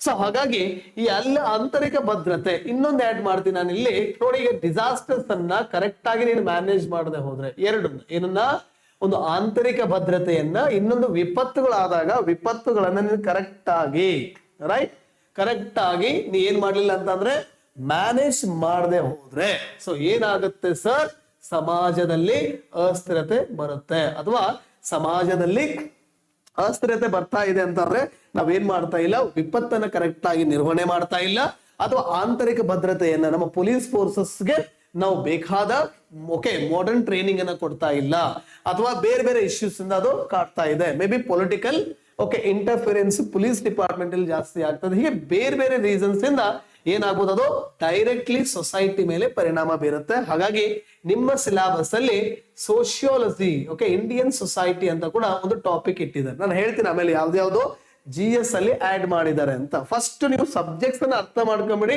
GS ಯಾವ್ದಾದ್ರು ಇರ್ಲಿ, after we will see that. So ನೋಡಿ ಹಾಗಿದ್ರೆ ಸರ್ ಸೋಶಿಯಾಲಜಿಯಲ್ಲಿ ಇದರ ಉದ್ದೇಶ ಒಂದೇ, ಸೋಶಿಯಾಲಜಿ ಉದ್ದೇಶ ನಿಮ್ನ ಏನಕ್ಕೆ ಇಟ್ಟಿದ್ದಾರೆ ಅಂದ್ರೆ ಬೆಟರ್ ಸೊಸೈಟಿಯನ್ನ ಇನ್ಶೂರ್ ಮಾಡಬೇಕು ಅಂತ. ಅದೇ ಬೆಟರ್ ಸೊಸೈಟಿ ಏನನ್ನು ಹೊಂದಿರುತ್ತೆ ಅಂತ ಡೌಟ್ ಬರುತ್ತೆ. ಅದು ಒಂದು ಸೋಷಿಯಲ್ ಸ್ಟ್ರಕ್ಚರ್ ಅನ್ನು ಹೊಂದಿರುತ್ತೆ. ಏನನ್ನು ಹೊಂದಿರುತ್ತೆ, ಅದು ಒಂದು ಆರ್ಗನೈಸ್ಡ್ ಸೋಷಿಯಲ್ ಸ್ಟ್ರಕ್ಚರ್. ಸರ್ ಹಾಗೆ ಸೋಷಿಯಲ್ ಸ್ಟ್ರಕ್ಚರ್ ಏನನ್ನು ಹೊಂದಿರುತ್ತೆ, ಸೋಷಿಯಲ್ ಇನ್ಸ್ಟಿಟ್ಯೂಷನ್ಸ್ ಅಂತ ಕರಿತೀವಿ, ಸಾಮಾಜಿಕ ಸಂಸ್ಥೆಗಳು. ಸರ್ ಸಾಮಾಜಿಕ ಸಂಸ್ಥೆಗಳು ಅಂದ್ರೆ ಅದು ಅದೇ ನಮ್ಮ ಫ್ಯಾಮಿಲಿ ಇರ್ಬೋದು, ನಮ್ಮ ಕಿನ್ಶಿಪ್ ಅಂತ ಹೇಳಿ ಕರಿತೀವಿ, ಸಂಬಂಧ ಅಂತ ಏನ್ ಕರಿತೀವಿ ಅದು ಇರ್ಬೋದು, ಮ್ಯಾರೇಜಸ್ ಇರ್ಬೋದು, ರಿಲಿಜನ್ ಇರ್ಬೋದು, ಕೆಲವೊಂದು ಆರ್ಥಿಕ ಸಂಸ್ಥೆಗಳಿರ್ಬೋದು, ಕೆಲವೊಂದು ರಾಜಕೀಯ ಸಂಸ್ಥೆಗಳಿರ್ಬೋದು, ಲೈಕ್ ಪ್ರೆಷರ್ ಗ್ರೂಪ್ಸ್ ಅಂತ ಏನ್ ಬರ್ತವೆ ಅವುಗಳಿರ್ಬೋದು. ಹೀಗೆ ಕೆಲವೊಂದು ಏನಿರ್ತವೆ ಸೋಷಿಯಲ್ ಇನ್ಸ್ಟಿಟ್ಯೂಷನ್ಸ್. ಹಾಗಾದ್ರೆ ಈ ಸೋಷಿಯಲ್ ಇನ್ಸ್ಟಿಟ್ಯೂಷನ್ ನಲ್ಲಿ ರೈಟ್ ಇದಾವೆ ಅಂತ ಅನ್ಕೊಳ್ಳೋಣ. ಏನಾದ್ರೂ ಡಿಸ್ಟೇಬಲ್ ಆಯ್ತು ಅಂದ್ರೆ ಸೊಸೈಟಿ ಏನಾಗುತ್ತೆ, ಡಿಸ್ಆರ್ಗನೈಸ್ ಆಗುತ್ತೆ. ಯಾವಾಗ ಸಮಾಜ ತನ್ನ ಸ್ಥಿರತೆಯನ್ನ ಕಳ್ಕೊಳ್ಳುತ್ತಲ್ವಾ, ಹಾಗಿದ್ರೆ ಸಮಾಜದಲ್ಲಿ ಸಮಾಜಘಾತುಕ ಶಕ್ತಿಗಳು ಜಾಸ್ತಿ ಆಗ್ತವೆ. ಯಾವಾಗ ಸಮಾಜದಲ್ಲಿ ಸಮಾಜಘಾತುಕ ಶಕ್ತಿಗಳು ಜಾಸ್ತಿ ಆಗ್ತಾವಲ್ವಾ, ಅವಾಗ ಸೋಷಿಯಲ್ ಇವಿಲ್ಸ್ ಅಥವಾ ಏನಾಗ್ತದಲ್ಲಿ ಮತ್ತೆ ಸಮಾಜ ಆಂತರಿಕ ಎಲ್ಲ ಅಸ್ಥಿರತೆ, ಇನ್ಸ್ಟೆಬಿಲಿಟಿ ಆಗುತ್ತೆ. ಹಾಗಾಗಿ ನಿಮಗೆ ಗೊತ್ತಿರಬೇಕು, ಸೋಷಿಯಲ್ ಮೂಮೆಂಟ್ಸ್ ಶುರುವಾಗುತ್ತೆ. ಯಾವಾಗ ಸೋಷಿಯಲ್ ಇವಿಲ್ಸ್ ಜಾಸ್ತಿ ಆಗುತ್ತಲ್ವಾ, ಸೋಷಿಯಲ್ ಮೂಮೆಂಟ್ ಜಾಸ್ತಿ ಆಗುತ್ತೆ. ಹಾಗೆ ಇದು ಕೂಡ ಮೇನ್ಸ್ ಅಲ್ಲಿ ಕೇಳಿದರೆ ಸೋಷಿಯಲ್ ಮೂಮೆಂಟ್ಸ್ ಅಂದ್ರೆ ಏನು, ಟೈಪ್ಸ್ ಆಫ್ ಸೋಷಿಯಲ್ ಮೂಮೆಂಟ್ಸ್ ಅನ್ನ ಬರೀರಿ. ನೋಡಿ ಒಂದಕ್ಕೊಂದು ಲಿಂಕ್ ಇದೆ. ಹಾಗೆ ಅದಕ್ಕೆ ಹೇಳ್ತಾ ಇರೋದು mains is not reading, mains is just understanding. ಯಾರಿಗೆ ನಿಮ್ಗೆ ಅಂಡರ್ಸ್ಟ್ಯಾಂಡಿಂಗ್ ಕೆಪಾಸಿಟಿ ಜಾಸ್ತಿ ಇದೆಯಲ್ವಾ, ಮೇನ್ಸ್ ಬಿಕಮ್ ವೆರಿ ಈಸಿ. ಅರ್ಥ ಇದೆಲ್ಲ, ಇಲ್ಲಿ reading is not important, understanding and connecting the subject is very important.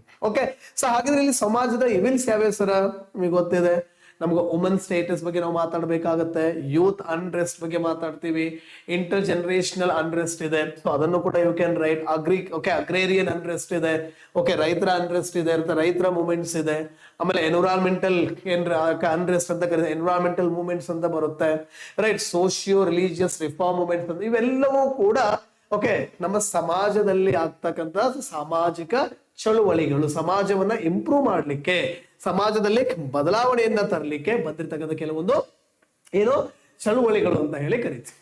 ಜೊತೆಗೆ ನಿಮ್ಗೆಲ್ಲ ಗೊತ್ತಿರಬೇಕು, ಗ್ಲೋಬಲೈಸೇಷನ್ ಜಾಗತೀಕರಣ ಇರ್ಬೋದು, ಸಂಸ್ಕೃತೀಕರಣ ಸ್ಯಾನ್ಸ್ಕ್ರಿಟೈಸೇಷನ್ ಇರ್ಬೋದು, ಅಥವಾ ನಮ್ಮ ಪಾಶ್ಚಿಮಾತೀಕರಣ ಅಥವಾ ವೆಸ್ಟರ್ನೈಸೇಷನ್ ಇರ್ಬೋದು, ಇಂಡಸ್ಟ್ರಿಯಲೈಸೇಷನ್ ಇರ್ಬೋದು, ಅಥವಾ ನಗರೀಕರಣ ಅರ್ಬನೈಸೇಷನ್ ಇರ್ಬೋದು, ಇವೆಲ್ಲ ಲಿಬರಲೈಸೇಷನ್ ಇರ್ಬೋದು. ಸೊ ನೋಡಿ ಇವೆಲ್ಲವೂ ಕೂಡ ಸಮಾಜದಲ್ಲಿ ಏನಾಗಿದೆ ಅಂದ್ರೆ ಬದಲಾವಣೆಯನ್ನ ತಂದಿದೆ. ಆ ಬದಲಾವಣೆಯನ್ನೇ ನಾವು ಮತ್ತೇನ್ ಕರಿತೀವಿ, ಸೋಷಿಯಲ್ ಮೊಬಲೈಸೇಷನ್. ಹಾಗೆ ಸೋಷಿಯಲ್ ಮೊಬಲೈಸೇಷನ್ ಎಕ್ಸಾಂಪಲ್ ಕೊಡ್ರಿ ಅಂದ್ರೆ ಏನ್ ಇಷ್ಟೊತ್ತು ಹೇಳಿದ್ನಲ್ವಾ, ಅರ್ಬನೈಸೇಷನ್ ಕೂಡ ಒಂದು ಸೋಷಿಯಲ್ ಮೊಬಿಲೈಸೇಷನ್, ಅಂದ್ರೆ ಈ ಒಂದು ಸಮಾಜ ಬದಲಾವಣೆ ಆಗೋದಕ್ಕೆ ಕಾರಣ. ಬ್ರಹ್ಮನೈಸೇಷನ್ ಅಂತ ಏನಿದೆ ಅದು ಕೂಡ ಒಂದು ಕಾರಣ. ಓಕೆ, ಇದಕ್ಕಿಂತ ಮುಂಚೆ ಹೇಗಿತ್ತು ಅಂದ್ರೆ ಒಂದು ಸೋಷಿಯಲ್ ಸಿಸ್ಟಮ್ ಇತ್ತು, ಟ್ರೆಡಿಷನಲ್ ಸಿಸ್ಟಮ್, ರೈಟ್. ಅಲ್ಲಿ ಏನ್ ಮಾಡ್ತಾ ಇದ್ರಪ್ಪ, ಈಗ ನಾನಿಗೇನೋ ಹೋಗ್ಬಿಟ್ಟು ನಾನು ಏನೋ ಒಂದು ಪೂಜೆ ಮಾಡ್ತಾ ಇದ್ನ, ಅವ್ರು ಏನ್ ಮಾಡ್ತಾ ಇದ್ರು, ಪೂಜೆ ರಿಸೀವ್ ಮಾಡ್ತಾ ಇದ್ರು, ನನಗೆ ಅವ್ರು ಬೇರೆ ಇನ್ಸ್ಟೆಂಟ್ ಏನಾದ್ರು ಕೊಡ್ತಾ ಇದ್ರು. ಅದಕ್ಕೆ ನಾವು ಜಾಜ್ಮಾನಿ ಸಿಸ್ಟಮ್ ಅಂತ ಕರಿತಾ ಇದ್ವಿ.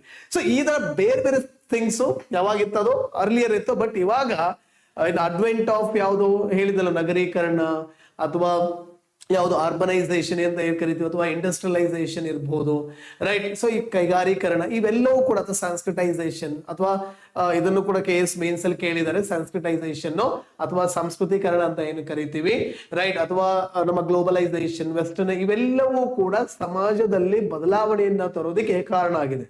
ಹಾಗಾಗಿ ತುಂಬಾ ಸಾರಿ ಎಕ್ಸಾಮ್ ಅಲ್ಲಿ ಕೇಳಿದ್ದಾರೆ, ಗ್ಲೋಬಲೈಸೇಷನ್ ಹೇಗೆ ಸೋಷಿಯಲ್ ಡೆವಲಪ್ಮೆಂಟ್ ಅನ್ನ ಅಥವಾ ಸೋಷಿಯಲ್ ಅಲ್ಲಿ ಸೊಸೈಟಿಯಲ್ಲಿ ಯಾವ ತರ ಬದಲಾವಣೆಯನ್ನ ತಂದಿದೆ. ಹಾಗಾಗಿ ಈ ತರ ಟಾಪಿಕ್ಸ್ ಅನ್ನ ನಾವು ಏನ್ ಮಾಡ್ತೀವಿ ಅಂದ್ರೆ ಸೋಷಿಯಾಲಜಿಯಲ್ಲಿ ಓದ್ತೀವಿ. ಅಗೇನ್ ಟ್ರಸ್ಟ್ ಮೀ, ಇದು ಕೂಡ ಓಕೆ ಓನ್ಲಿ ಅಗೇನ್ ತುಂಬಾ ಓನ್ಲಿ ಲಿಮಿಟೆಡ್ ಏನಿದೆ, ಇದು ಸಿಲಾಬೈ ಇದೆ.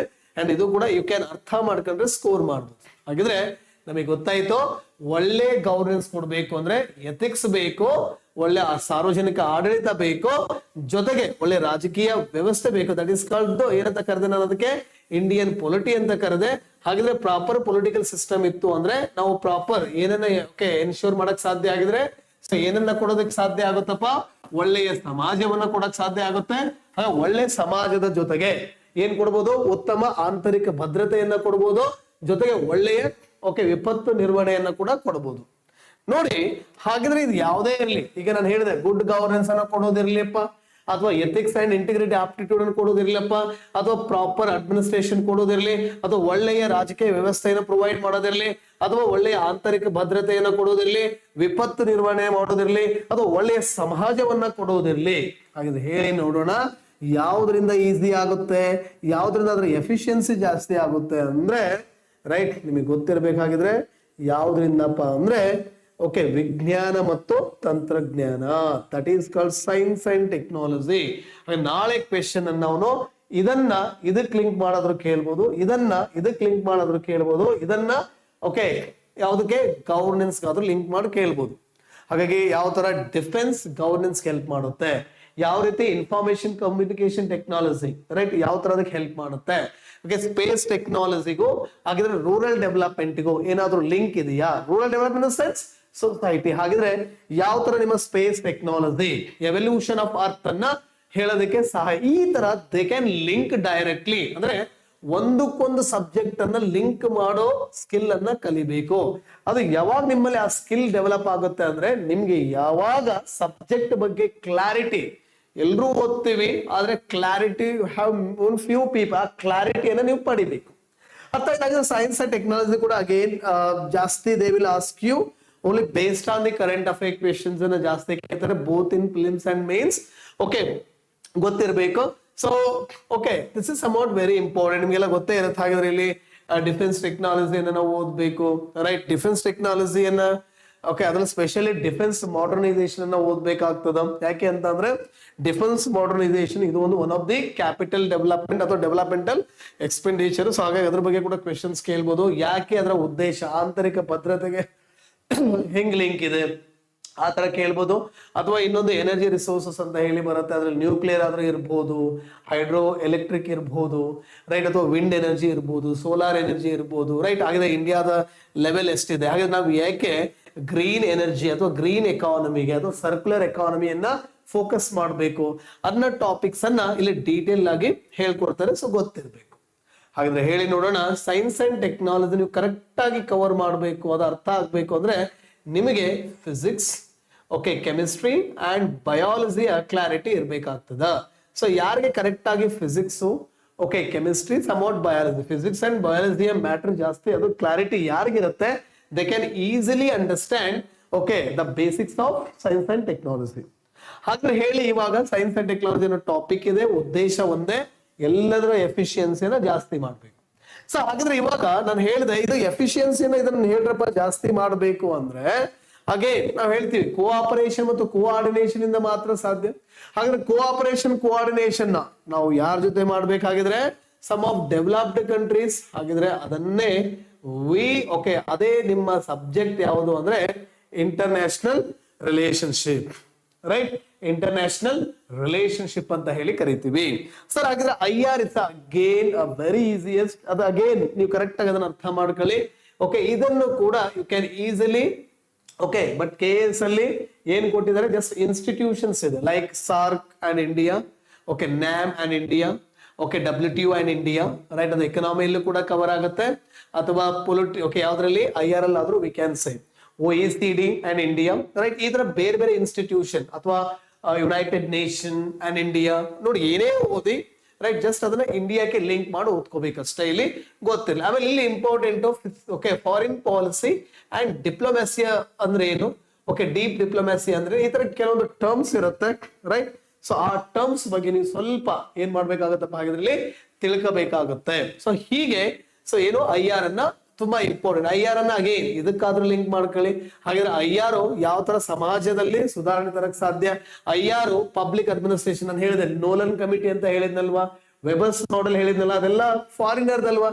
ಸೊ ಅವರ ಕೆಲವೊಂದು ಥಿಂಗ್ಸ್ ನಾವು ತಗೊಂಡ್ಬಿಟ್ಟು ಅಡಾಪ್ಟ್ ಮಾಡ್ಕೊಂಡು ನಾವು ನಮ್ಮ ಅಡ್ಮಿನಿಸ್ಟ್ರೇಷನ್, ನಮ್ಮ ಆಡಳಿತದ ಓಕೆ ಕ್ಷಮತೆಯನ್ನ ಇನ್ಕ್ರೀಸ್ ಹೀಗೆ ಒಂದಕ್ಕೊಂದನ್ನ ಲಿಂಕ್ ಮಾಡಬಹುದು ನೋಡಿ. ಹಾಗಿದ್ರೆ ಇನ್ನೊಂದು ನಾನು ಇಲ್ಲಿ ತಗೊಳ್ತಾ ಇದ್ದೀನಿ ಸರ್, ಸೈನ್ಸ್ ಅಂಡ್ ಟೆಕ್ನಾಲಜಿಯನ್ನ ಹೆಲ್ಪ್ ಮಾಡೋದು. ಸ್ಪೆಷಲಿ ನಾನು ಯಾವ ತಗೊಳ್ತಾ ಇದ್ದೀನಿ ಅಂದ್ರೆ ಸ್ಪೇಸ್ ಟೆಕ್ನಾಲಜಿನ ತಗೊಳ್ತಾ ಇದ್ದೀನಿ.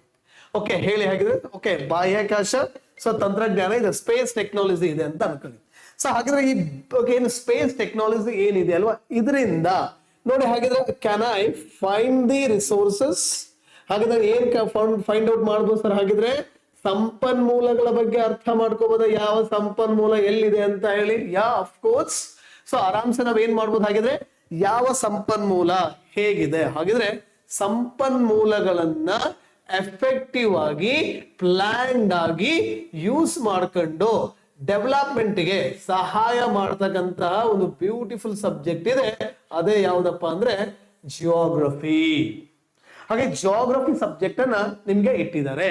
ಸೊ ಜಿಯೋಗ್ರಫಿಯ ಉದ್ದೇಶ ಯಾಕೆ ಅಂದ್ರೆ, ನೀವು ಯಾವುದೋ ಒಂದು ಪ್ಲೇಸ್ ಬಗ್ಗೆ ನಿಮಗೆ ಕ್ಲಾರಿಟಿ ಇತ್ತು ಅಂದ್ರೆ, ನೀವು ಬೀಂಗೆ ಒಬ್ಬ ಆಫೀಸರ್ ಆಗ್ಬಿಟ್ಟು you can have a proper plan. So ಒಳ್ಳೆಯ ಓಕೆ ಪ್ಲಾನ್ ಅನ್ನ ಮಾಡಬಹುದು, ನೀವು ಯೋಜನೆಯನ್ನ ರೂಪಿಸಬಹುದು. ಯೋಜನೆ ರೂಪಿಸಿದ್ರೆ ಅನ್ಕೊಳ್ಳಿ, ರಿಸೋರ್ಸಸ್ ಯಾವುದೇ ರೀತಿ ಆಗಿರ್ತಕ್ಕಂತ ಡಿಪ್ಲೀಟ್ ಆಗೋದಿಲ್ಲ.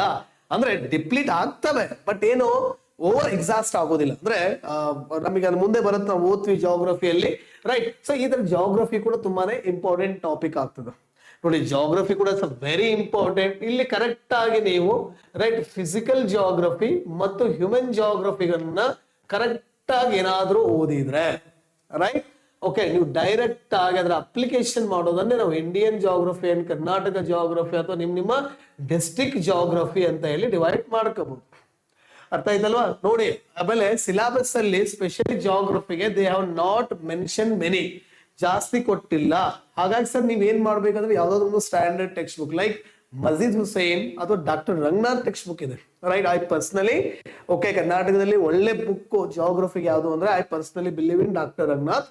ಓಕೆ ಸರ್ ಬುಕ್ ಅನ್ನ ನೀವು ಕರೆಕ್ಟ್ ಆಗಿ ಪಾಲಿಸಿದ್ರಿ ಅಂದ್ರೆ ಎನಫ್. ಓಕೆ, ಬಿಕಾಸ್ ಸಿಲೆಬಸ್ ನೋಡಿ ಜಿಯೋಗ್ರಫಿ ಓದ್ಬೇಡಿ. ಯಾಕೆಂತಂದ್ರೆ ಒಂದು ಎಕ್ಸಾಂಪಲ್ ಕೊಡ್ತೀನಿ. ಇಲ್ಲಿ ಜಿಯೋಗ್ರಫಿ ನಿಮ್ಮ ಸಿಲೆಬಸ್ ಅಲ್ಲಿ ಎಲ್ಲಿ ಕೂಡ ಮಾನ್ಸೂನ್ ಬಗ್ಗೆ ಮೆನ್ಷನ್ ಮಾಡಿಲ್ಲ. ಓಕೆ, ನೀವು ಕೇಳಿದ್ರೆ ಅಂಡರ್ಸ್ಟುಡ್, ಬಟ್ ಸಿಲೆಬಸ್ ಅಲ್ಲಿ ಮೆನ್ಷನ್ ಮಾಡಿಲ್ಲ. But there was a question in UPSC, sorry KS mains, even UPSC mains too mechanism of Indian monsoon. ಹಾಗೆ ಇಂಡಿಯನ್ ಮಾನ್ಸೂನ್ ಮೆಕ್ಯಾನಿಸಮ್ ಬಗ್ಗೆ ಬರೆಯಿರಿ ಅಂತ ಒಂದು ಕ್ವೆಶ್ಚನ್ ಕೇಳಿದ್ದಾನೆ. ಇಷ್ಟು ಮಾರ್ಕ್ಸ್ಗೆ 15 ಮಾರ್ಕ್ಸ್. 15 ಮಾರ್ಕ್ಸ್ ಅಂದ್ರೆ ಅವನು ಇನ್ನೊಂದು ಸಿಸ್ಟಮ್ಯಾಟಿಕ್ ಆಗಿ ಕೇಳಿದ್ದ. ಕೆಲವೊಬ್ಬರಿಗೆ ವರ್ಡ್ಸ್ ಬಗ್ಗೆ ಕನ್ಫ್ಯೂಷನ್ ಇರುತ್ತೆ, ತಲೆ ಕೆಡ್ಸ್ಕೋಬೇಡಿ.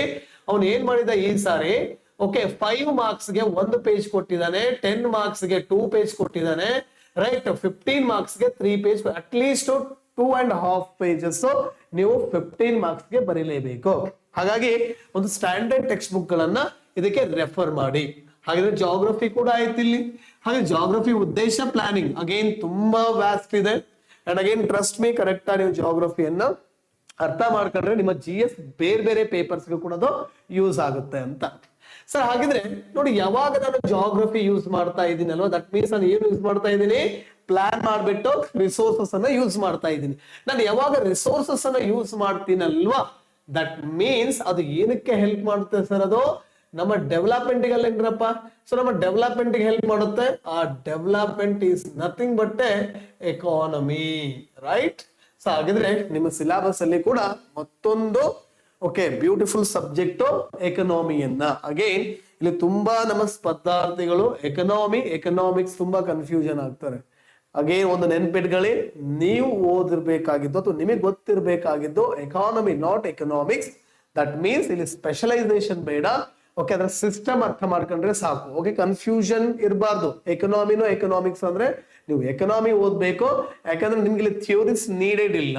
ಅರ್ಥ ಆಯ್ತಾ ಸರ್? ಹಾಗಿದ್ರೆ ಈ ಎಕನಾಮಿಯನ್ನು ಕೂಡ ಅಪ್ರೋಚ್ ತುಂಬಾ ಸಿಂಪಲ್ ಆಗಿದೆ. Just I can tell you, right. So ಎಕನಾಮಿಯನ್ನು ಕೂಡ ಯಾಕೆ ಓದ್ಬೇಕು ಅಂದ್ರೆ ರಿಸೋರ್ಸಸ್ ಅನ್ನ ಓಕೆ ಚೆನ್ನಾಗಿ ಎನ್ಶೋರ್ ಮಾಡೋದು. ಯಾವಾಗ ರಿಸೋರ್ಸಸ್ ಅನ್ನ ಎನ್ಶೋರ್ ಮಾಡ್ತೀಯಲ್ವಾ, ಅದು ಗ್ರೋತ್ ಆಗುತ್ತೆ, ಡೆವಲಪ್ಮೆಂಟ್ ಆಗುತ್ತೆ, ಇನ್ಫ್ರಾಸ್ಟ್ರಕ್ಚರ್ ಆಗುತ್ತೆ. ಹಾಗಾದ್ರೆ ಇವಷ್ಟೇ ಸಾಲ್ಬೇಕಾ? ಇನ್ಫ್ರಾಸ್ಟ್ರಕ್ಚರ್ ಯಾವುದೇ ಒಂದು 100% ಆಗ್ಬೇಕು ಅಂದ್ರೆ ಸೊ ನಮ್ಗೆ ಏನ್ ಬೇಕಾಗತ್ತೆ? ಹಾಗಿದ್ರೆ ಪ್ರಾಪರ್ ಪಾಲಿಸಿಸ್ ಬೇಕಲ್ವಾ. ಹಾಗಿದ್ರೆ ಪ್ರಾಪರ್ ಪಾಲಿಸಿಸ್ ಯಾವ್ದಿದೆ ಸರ್? ಹಾಗಿದ್ರೆ 3 ಪಾಲಿಸಿ ನೋಡಿ.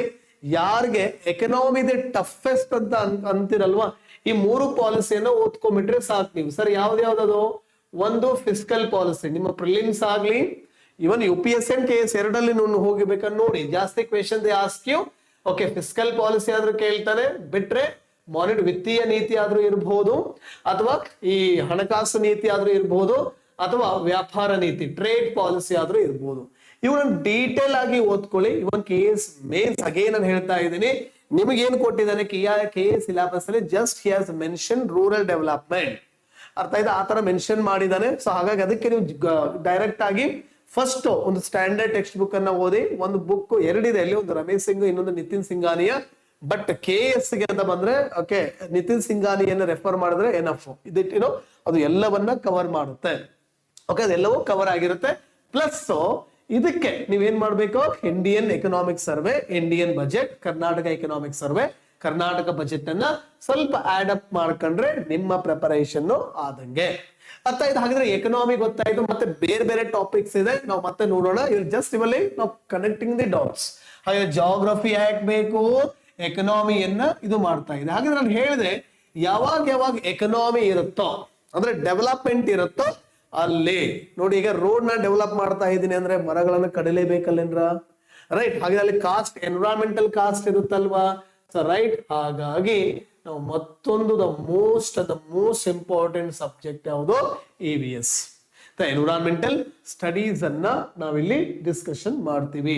ಇದ್ರ ಉದ್ದೇಶ ಒಂದೇ ನೋಡ್ರಪ್ಪ. ಹಾಗಿದ್ರೆ ನಾವೇನ್ ಇಷ್ಟೊತ್ತು ಹೇಳಿದ್ವಿ, ಎಕನಾಮಿ ಆಗ್ಲಿ ಅಥವಾ ನಮ್ಮ ಜಾಗ್ರಫಿ ಆಗ್ಲಿ ಅಥವಾ ಪ್ರತಿಯೊಂದು ಬೇರೆ ಬೇರೆ ಅಥವಾ ನಮ್ಮ even human existence right long term ಅಲ್ಲಿ ಆಗ್ಬೇಕು ಅಂದ್ರೆ ನಾವು ಈ ಎನ್ವಿರಾನ್ಮೆಂಟ್ ಅನ್ನ ರೆಸ್ಪೆಕ್ಟ್ ಮಾಡ್ಬೇಕು.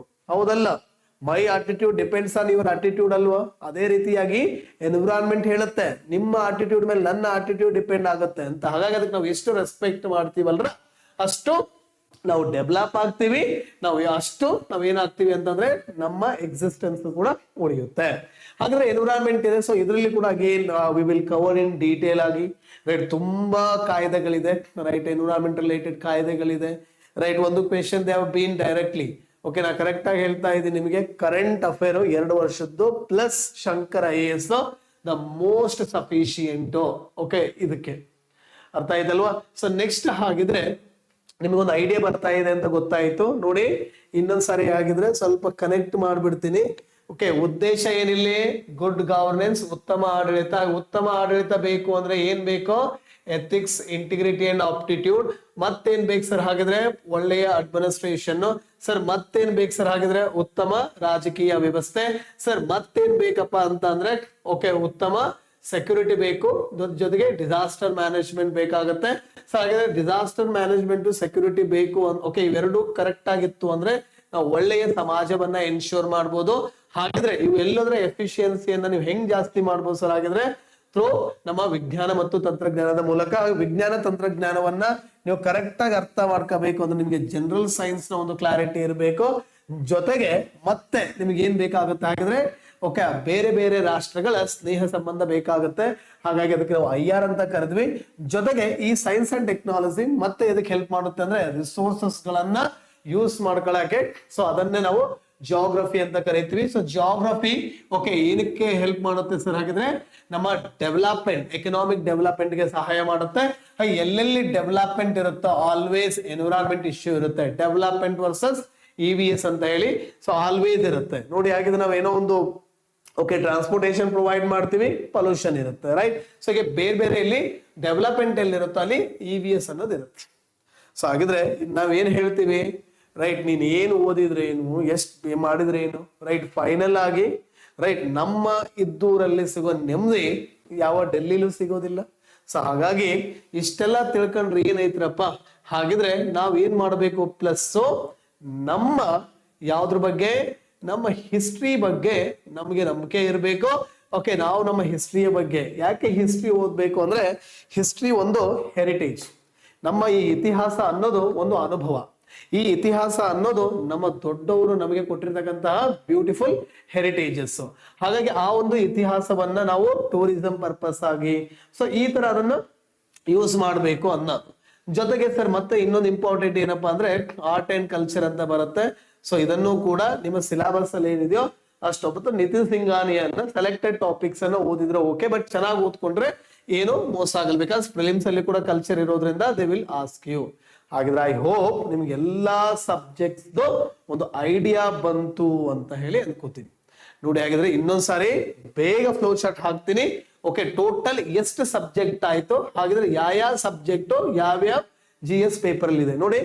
ಓಕೆ ನಿಮ್ ಉದ್ದೇಶ, ಓಕೆ ಗವರ್ನಮೆಂಟ್ ಉದ್ದೇಶ ಏನ್ ಸರ್ ಹಾಗಿದ್ರೆ, ಟು ಎನ್ಶೋರ್ ಏನನ್ನ, ಉತ್ತಮ ಆಡಳಿತ ರೈಟ್. ಏನನ್ನ ಇನ್ಶೋರ್ ಮಾಡೋದಕ್ಕಪ್ಪ ಹಾಗಿದ್ರೆ ಒಳ್ಳೆಯ ಆಡಳಿತವನ್ನ ಇನ್ಶೋರ್ ಮಾಡೋದಕ್ಕೆ.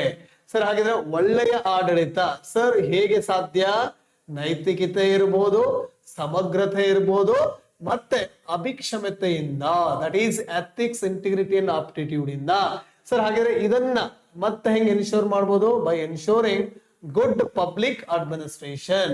ಹಾಗೆ ಸರ್ ಅಡ್ಮಿನಿಸ್ಟ್ರೇಷನ್ ಅನ್ನ ಹೆಂಗೆ ಬೆಟರ್ ಆಗಿ ಇದು ಮಾಡ್ಬೋದಪ್ಪ ಅಂದ್ರೆ ಬೆಟರ್ ಪೊಲಿಟಿಕಲ್ ಸಿಸ್ಟಮ್ ಇಂದ. ದಟ್ ಮೀನ್ಸ್ ಅದು ಹೆಂಗೆ ಪಾಸಿಬಲ್ ಸರ್ ಅಂತ ಕೇಳಿದ್ರೆ ಟು ಎನ್ಶೋರಿಂಗ್ ಬೆಟರ್ ಪೊಲಿಟಿ.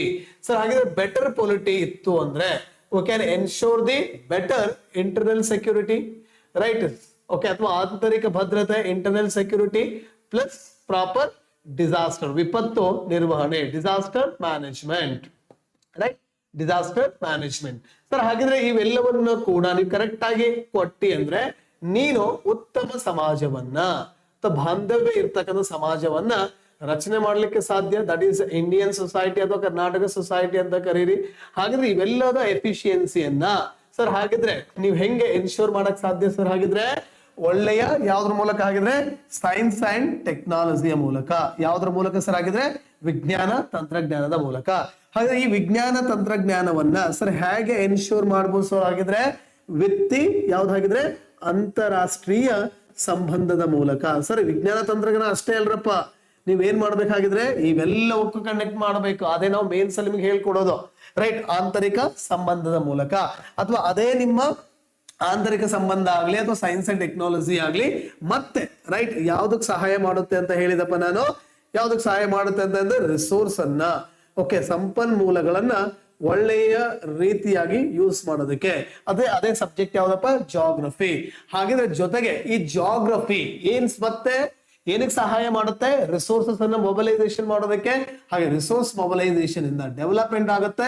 ಅದನ್ನೇ ನಾವು ಯಾವ ಸಬ್ಜೆಕ್ಟ್ ಅಂತ ಕರಿತೀವಿ ಸರ್ ಹಾಗಿದ್ರೆ, ಎಕಾನಮಿ ಅಂತ ಹೇಳಿ ಕರಿತೀವಿ ಸರ್. ಹಾಗಿದ್ರೆ ಈ ಒಂದು ಅರ್ಥ ವ್ಯವಸ್ಥೆ ರೈಟ್. ಸೊ ಜೊತೆಗೆ ಮತ್ತೆ ನಾವಿಲ್ಲಿ ಏನ್ ಹೇಳ್ಬೋದು ಸರ್ ಹಾಗಿದ್ರೆ, ಏನ್ ಓದಿದ್ರೆ ಏನ್ ಸರ್ ಹಾಗಿದ್ರೆ ಏನ್ ಅನ್ನಂಗಾಯ್ತು, ಏನಿರ್ಬೇಕಾಗತ್ತೆ ಹಾಗಿದ್ರೆ ನಮ್ಮಲ್ಲಿ ಅಥವಾ ನಮ್ ಬಗ್ಗೆ ನಮಗೆ ಗೌರವ ಇರಬೇಕು.